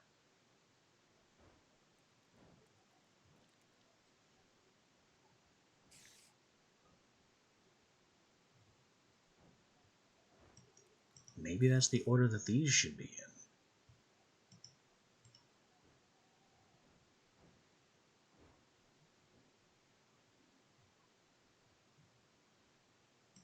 So, Dawnstone iron.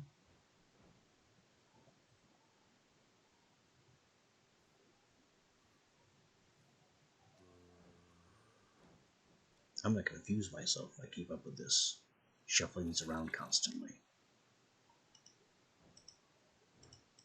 The iron row comes down. The Dawnstone row goes up.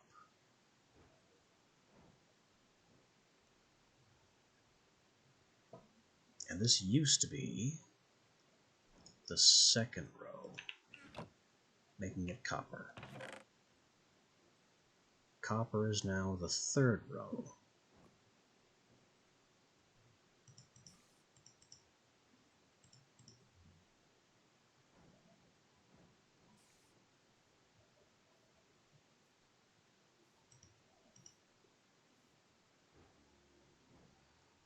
And then it goes silver and lead, which are reversed in my existing order.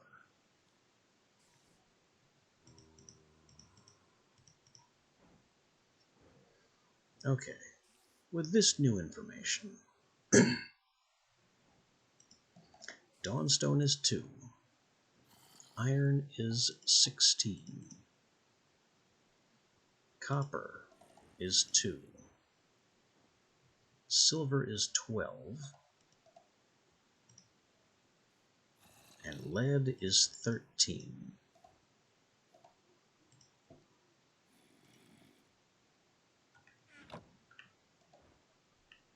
I'm switching around all the aspects, so that's easier for my head to process. Dawnstone, iron, copper.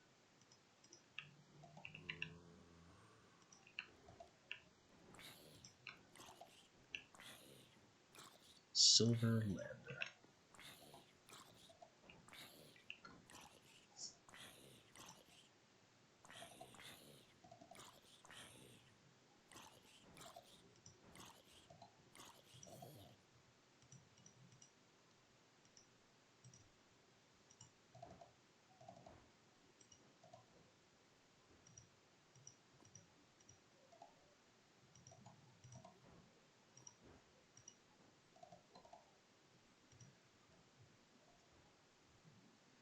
2, 16, 2, 12, 13.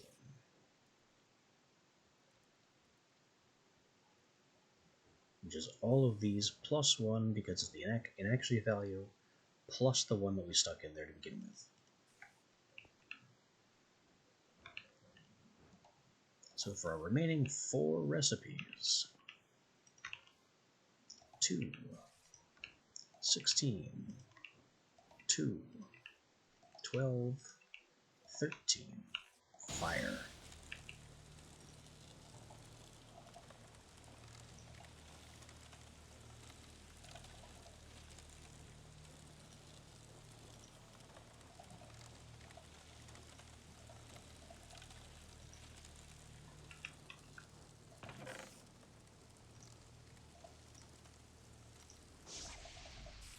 Success, metallurgic dust.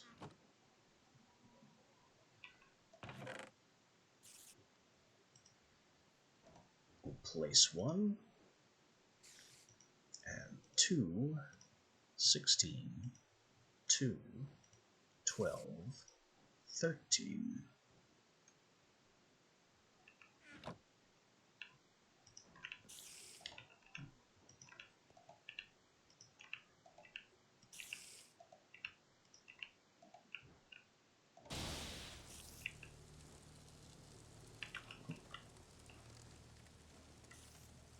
The flat stamp is still at the ready. Bash out my mistake.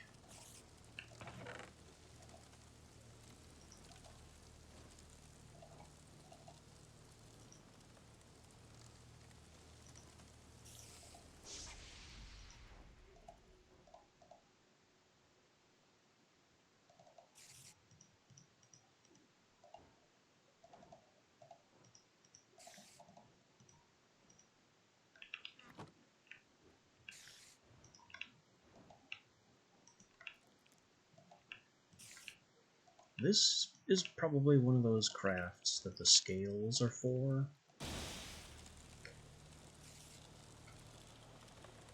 Like, there is a way to automate getting an exact amount of ash in.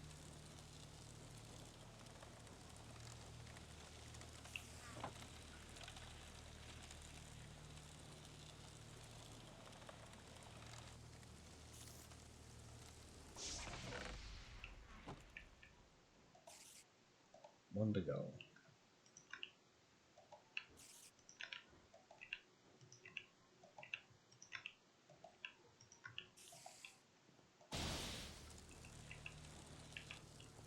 Meaning this ash is all spare.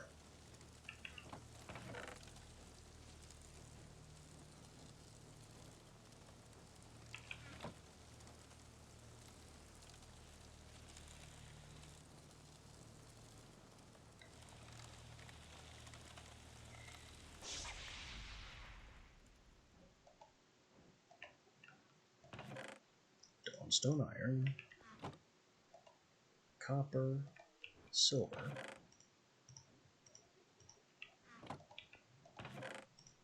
lead. And now we have all this metallurgic dust.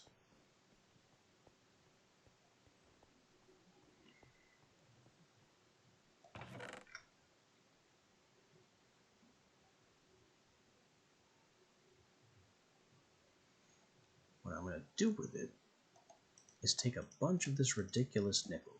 Just a whole bunch of it.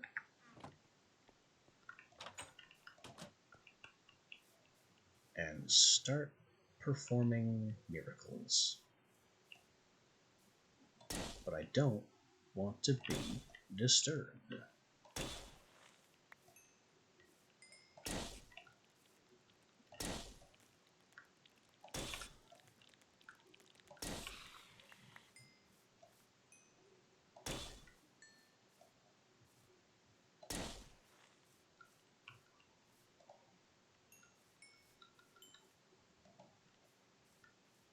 So I'd appreciate it if things stopped spawning underneath my tree. All of my trees. It's just distracting.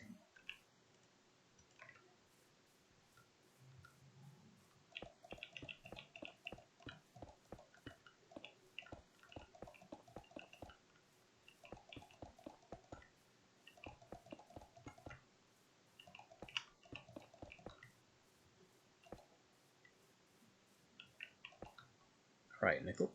Become useful. Iron. That's not exactly useful. Also, you didn't change nearly all of it. Silver. Not much better. And some of it's still nickel, and some of it's still iron. Diamonds.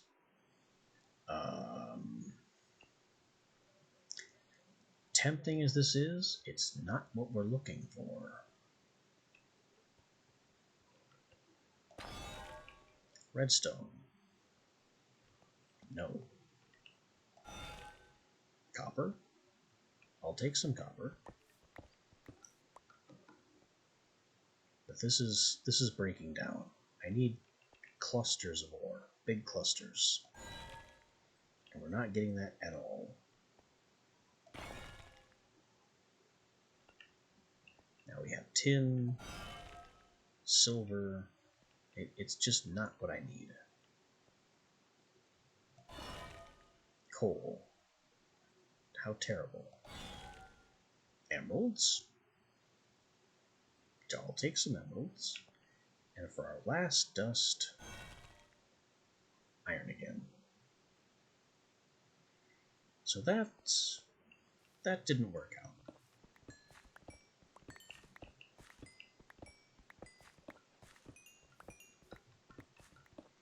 I say as I mine a bunch of emeralds and diamonds that didn't exist a minute ago.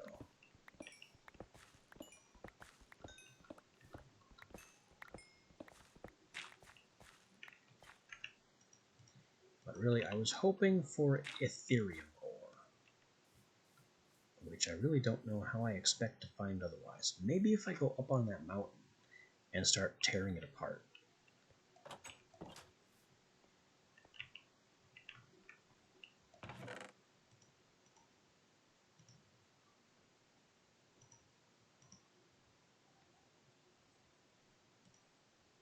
Also, this thing, it's time.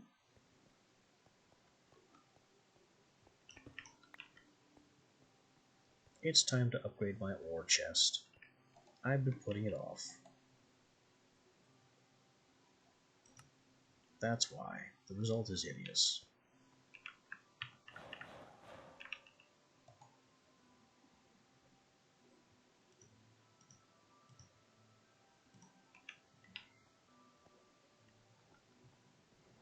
So maybe there's Ethereum up in the mountain. Maybe not. That can be a tomorrow project. Our remaining today project is going to be actually pounding some augments into our stuff.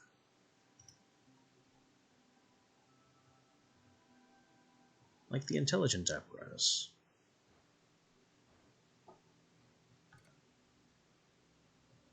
And a winding gear.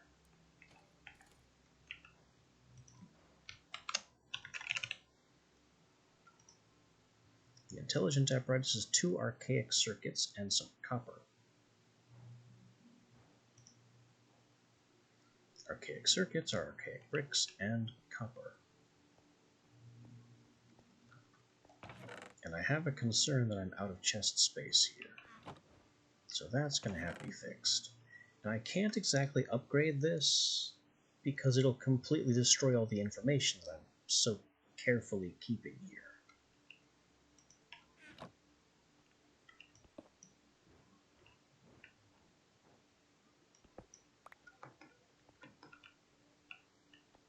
Wait, why is this a gap? Oh, because the torch is there. What I suppose I can do... Oh no. But if I do this, then any ash I drop in the system will completely ruin everything.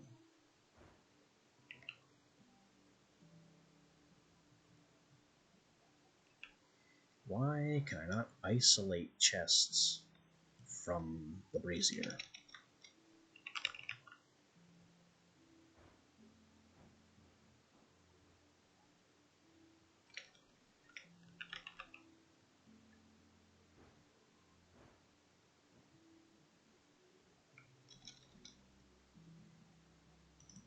guess I'll just have to never throw ash in the brazier.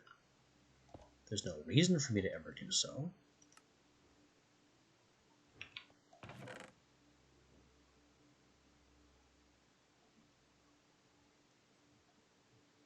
Alright, we start with the Dawnstone line.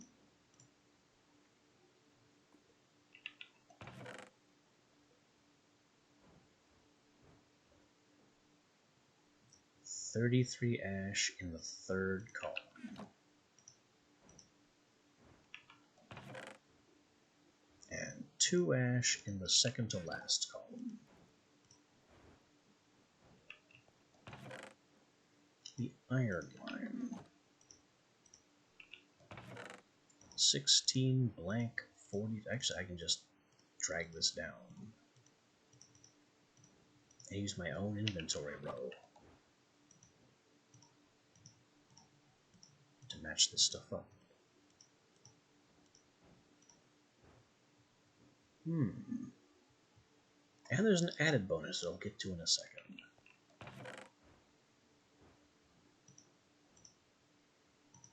The copper line.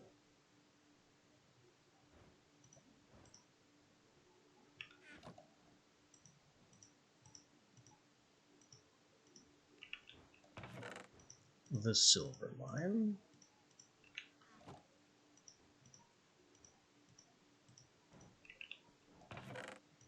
And the lead line.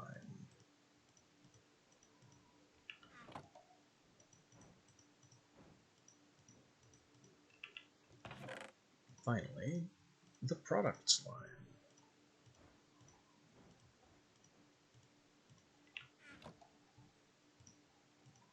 That goes way up top.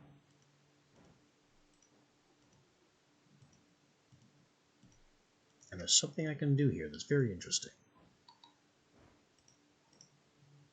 Nickel crystal can go one space left, and this can actually go here because that's just how it works. These stacks, the upgraded chest here has 4 times stack sizes.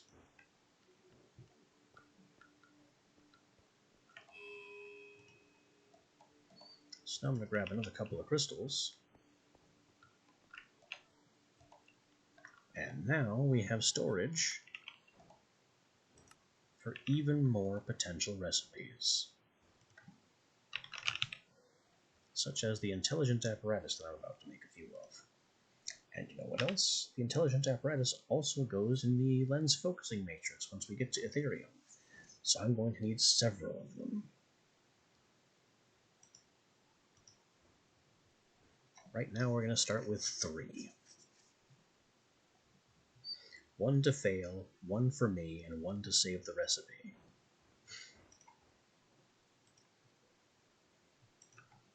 Do I have that much copper? I don't think so. That's going to be very much a no.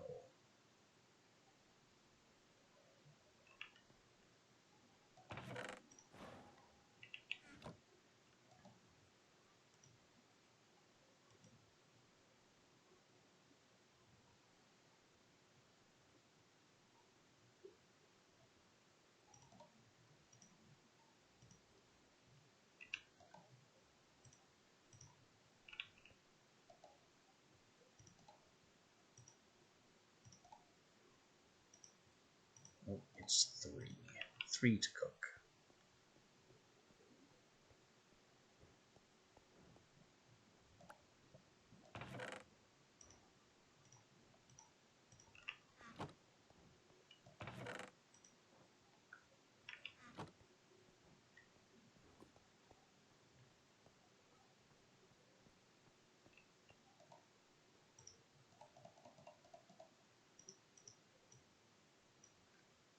Six of these. What else are they good for, if anything? Oh yeah, they go into the prism. And spread burst, which I'm not using. Amulet of the Heretic, the insignia, and the apparatus, and the recombobulator.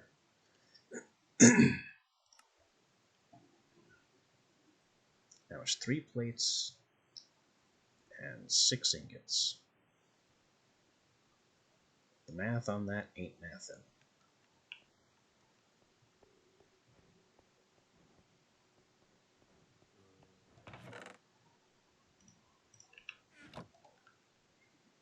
That's off, that's on.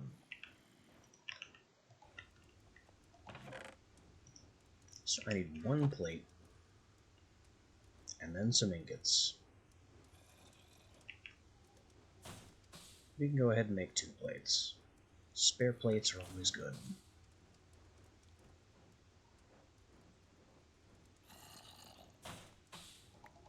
Now make ingots.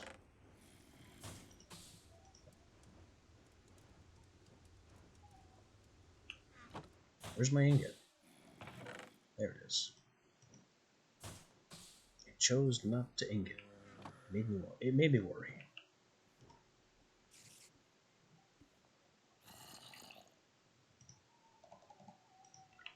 Alright, plates. Ingot. Ingot. Circuit. Circuit.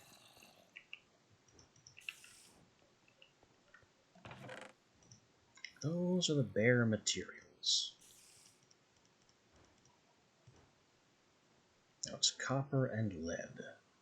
24 and 40. To start.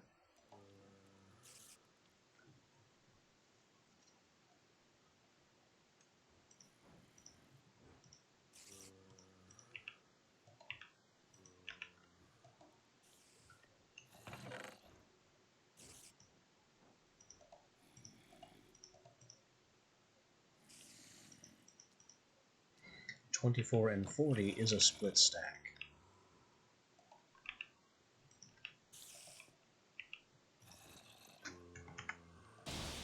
Fire, expecting to fail.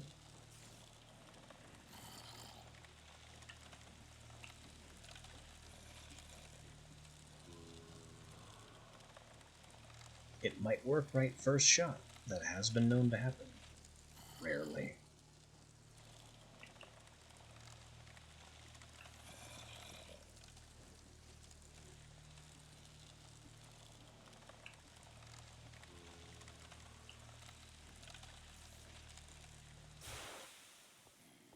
Nope. Inaccurate by 9, both ways.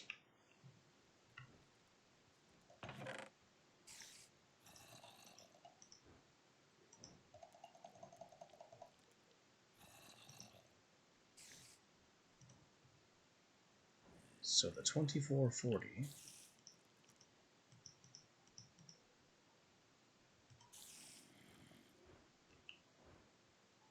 is +9 twice.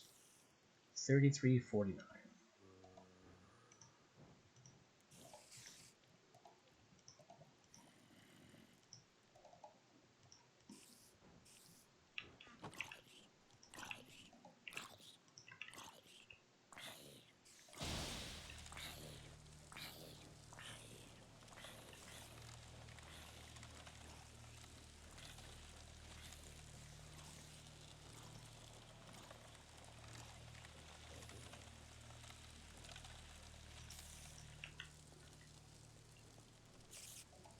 And we stamp this out.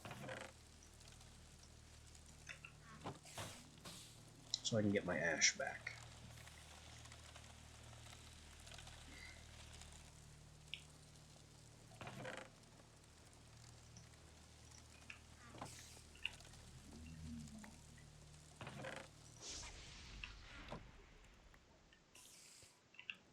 Success.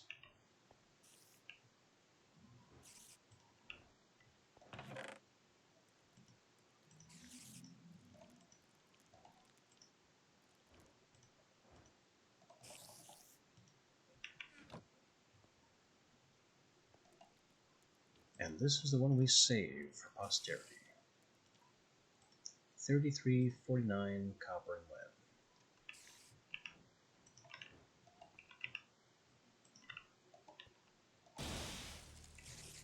This final one's going to be mine.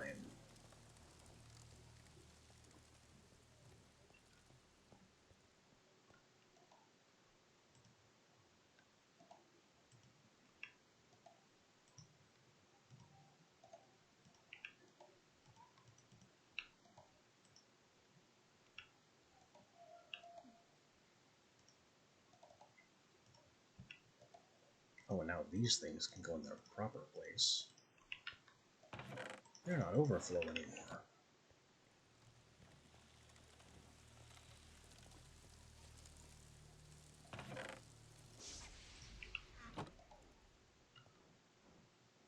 Oh, there's spare gold in there. Gold aspectus isn't a thing.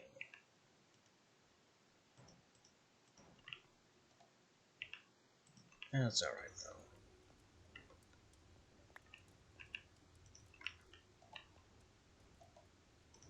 Copper. Lead.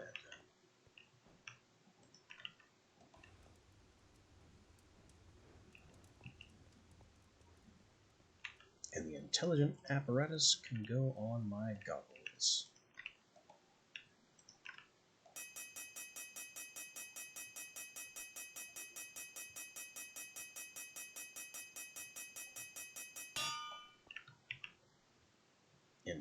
Intelligent 1, boosted enchantment power.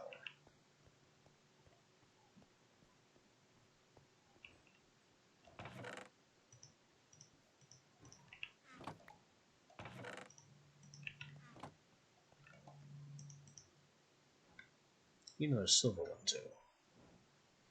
But this is why I like to have two. So when I take one out, there's still one left in here to remain so I can know what order everything is in.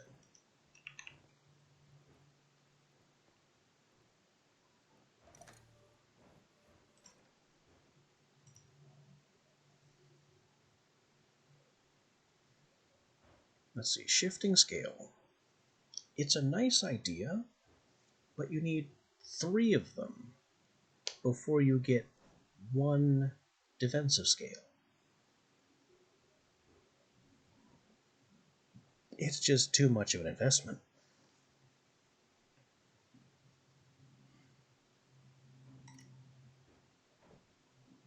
Let's try insignia on my cloak. How's that made? Well, another copper. I just don't have the copper to do this. Gears? They're made of bronze. I don't have any bronze. Bronze is also made of copper.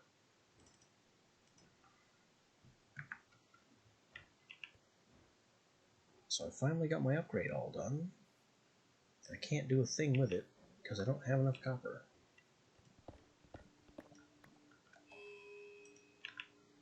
Nor could I manufacture any.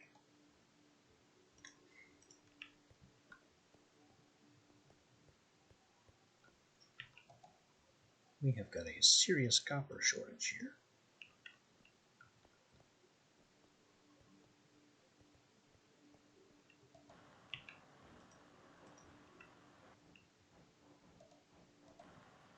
And there was something else I had just said I was going to do as a tomorrow project, and I've already forgotten what it is.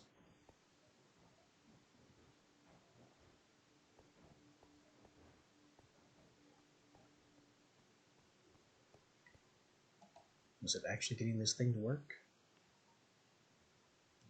I don't recall.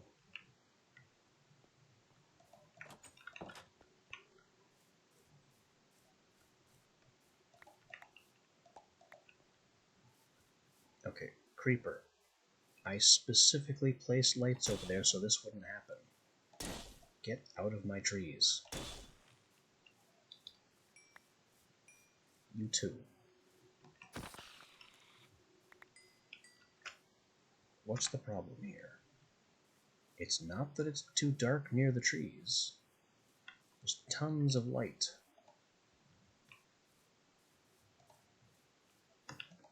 I will throw more light, because this is ridiculous. I want to stop having evil things near my trees.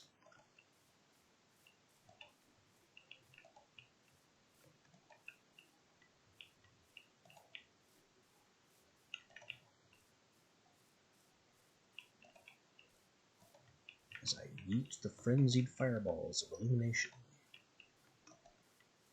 to finally capture some territory, which I just have not done till now.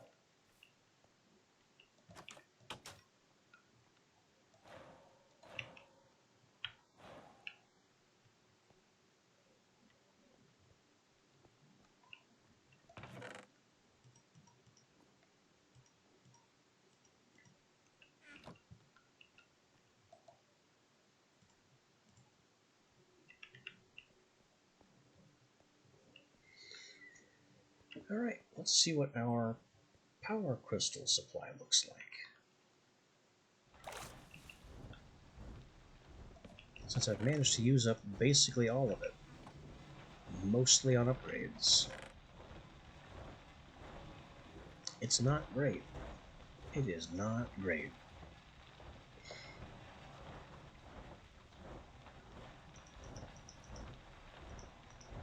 You know what, though? I could replace this with another ender chest, and that would save me from having to come down here, because the power crystals would just be sent straight up into the system. That'd be great.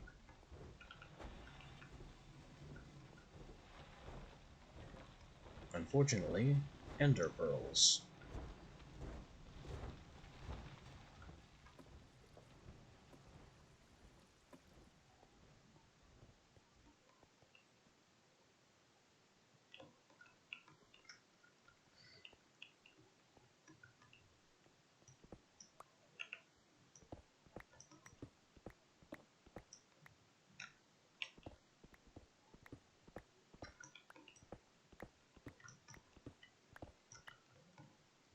Here, look, more iron. And copper, more importantly. Isn't it a funny mod pack where copper is more important than foiled again? Tin foiled again, specifically.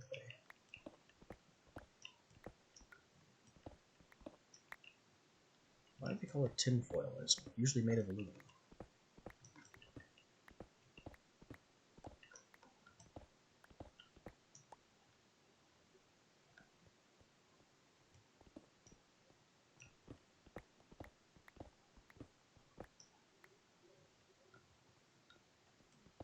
Finally, some real copper.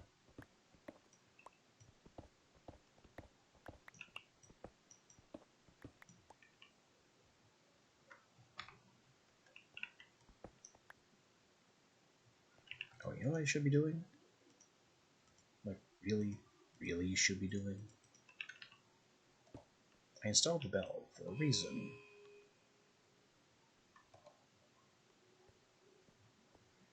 To ding the walls, try and find more copper. And, that's a no. Maybe I need more bell levels to make this more valuable.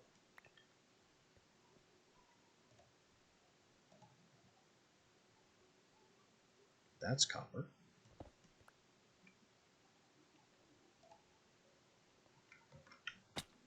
Attention, copper, will you sell at your friends? Only in the immediate radius.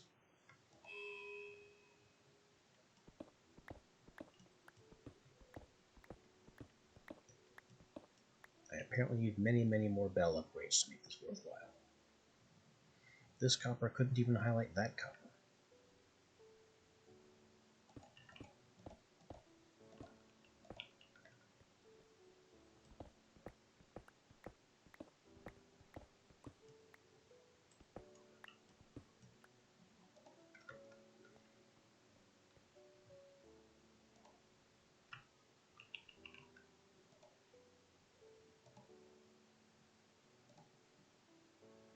I do see some lapis over there. That'll be useful. We're kind of running low on that, and it goes into our armor repair material.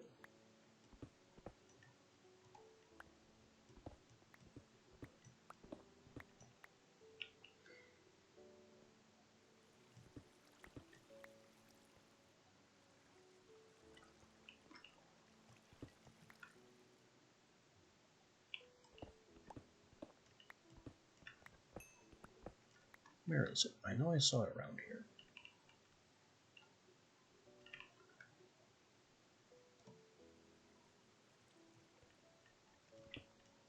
Right here.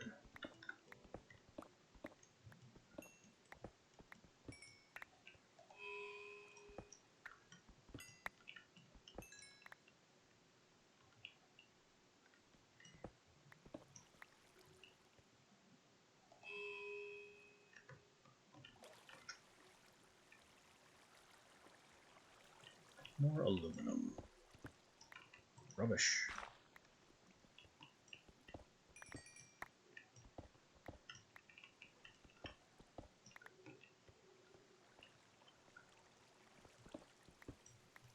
Oh, I'll take the gold, though.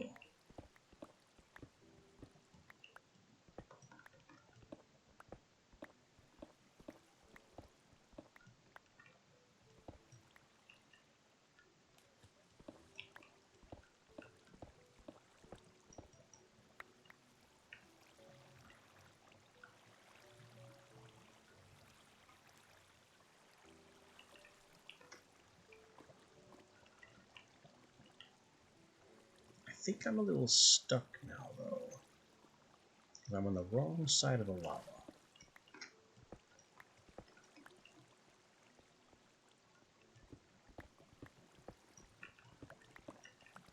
I can always just cut my way out.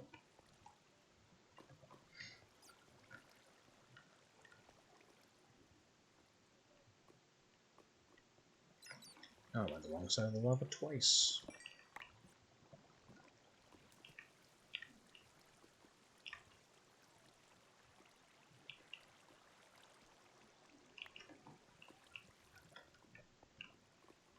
And we up. Should have had my inflictor gem ready for that. I could have reduced fall damage.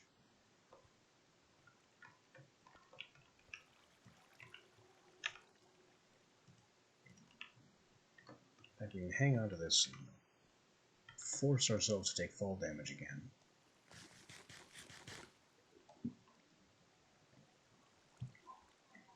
And then at least have one of these tuned. Because I keep putting it off.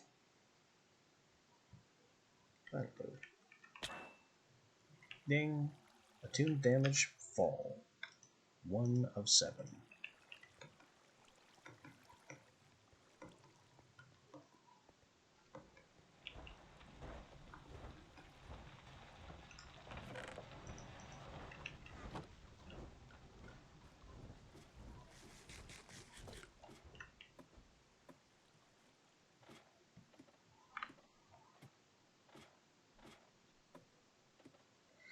I think just the one of those, plus some Featherfall enchantment, should do it.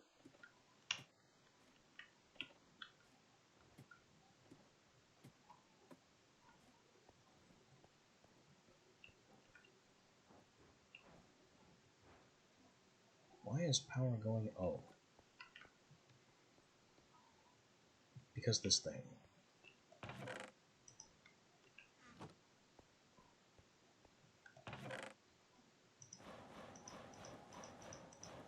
Just take all my everything. You know where it all goes.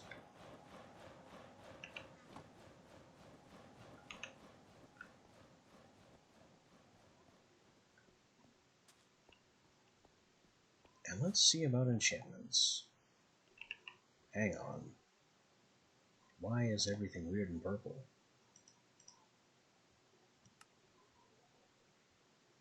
Because it is dark and there's a moon out, so curses are on the list of possibilities.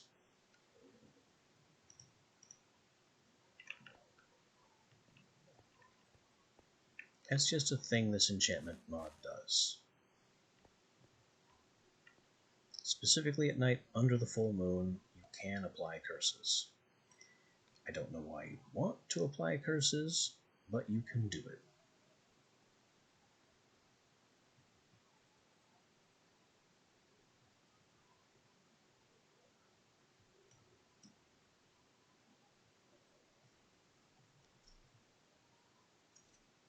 Now I could sharp up my hammer. That's really cheap. There's no reason not to sharp up my hammer like that. Plus a looting.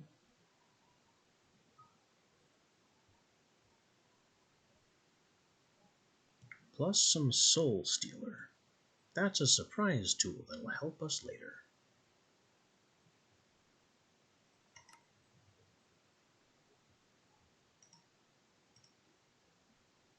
And now we have no XP again.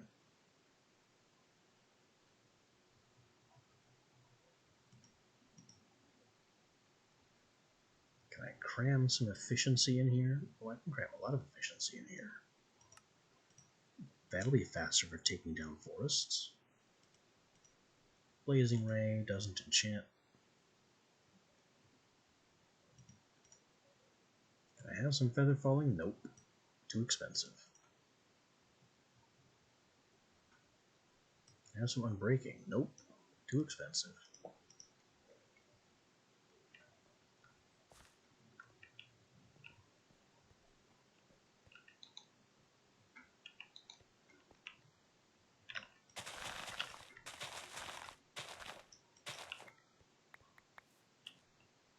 The hammer is still a tool as well as a weapon, and it gains heat from being used as such.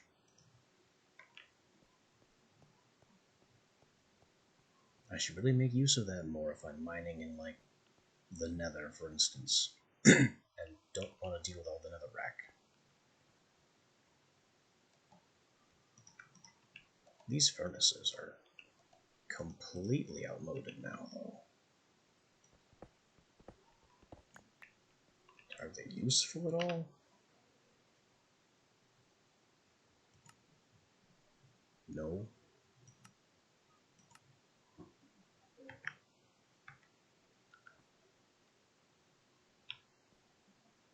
I guess there's no reason to get rid of them. They can stay in place. We'll allow them to live.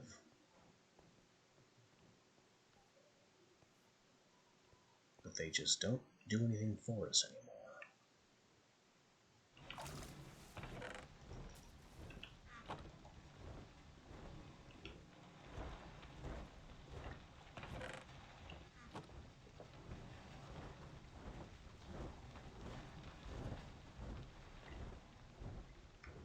I guess the Ember extraction will continue ad infinitum. I'm at no risk of running out of fuel anytime soon. Oh, we just heard it switch over, and it's beginning to pump instead. Such a satisfying system.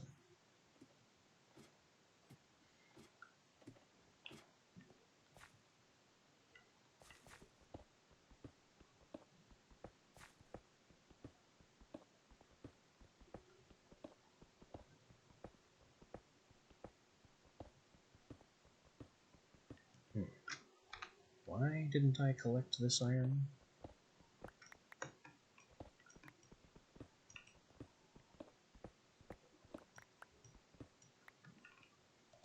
I think I was trying to strip mine, and the lighting wasn't right.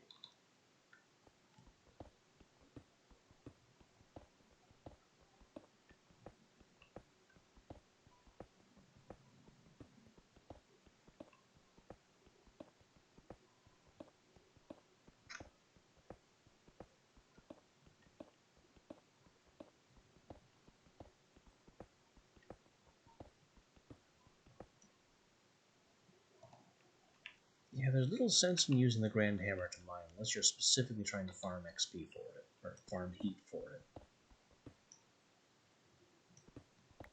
Because it's slower than the pickaxe.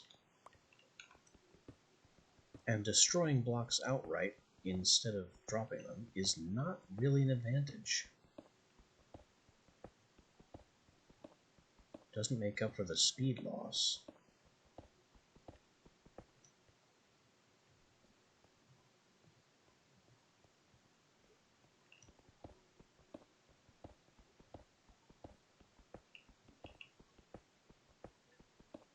So really the only reason you would have to hammer bash a block, compared to mining it correctly with a pickaxe, is to destroy it utterly. If you really, really hate stone.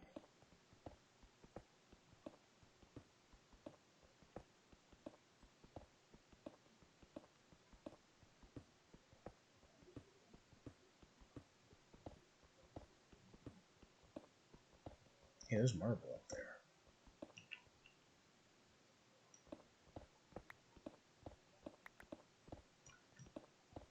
Speaking of marble, we know there's a treasure shrine, right? I'm faintly remembering a treasure shrine that was somewhere weird.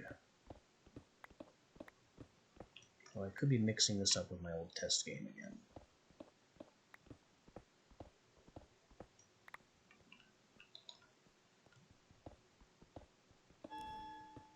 Aha, full heat. So now the grand hammer can be tempered. If I had the ember crystals to do that. And I kinda don't.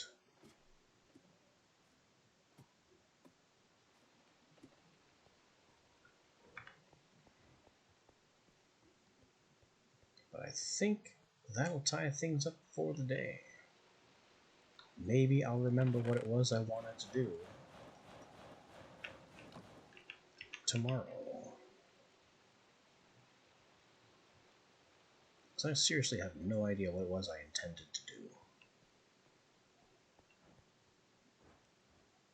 Our power situation is better. We are still ashing sand. There might be too much sand in here. Actually, no. 4 stacks, 5. There's enough. It'll hold.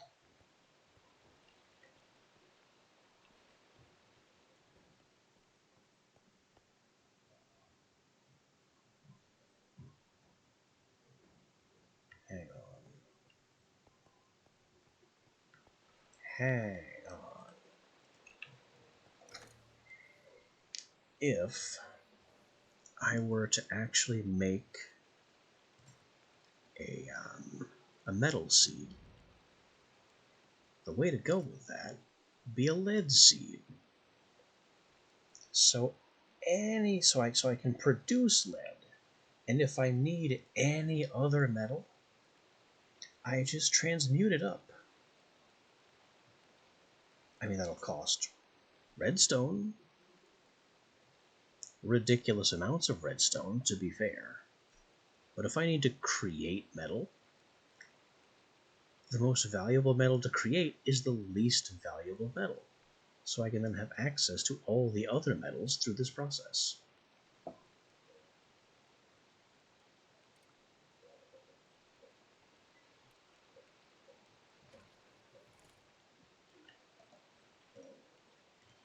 So there we go, small revelation. How to make a lead seed.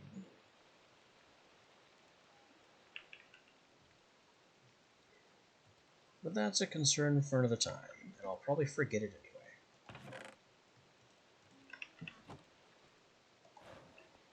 Like I said though, that'll do it for the day. I'll see you next time. We'll figure out where to go from there. Until then.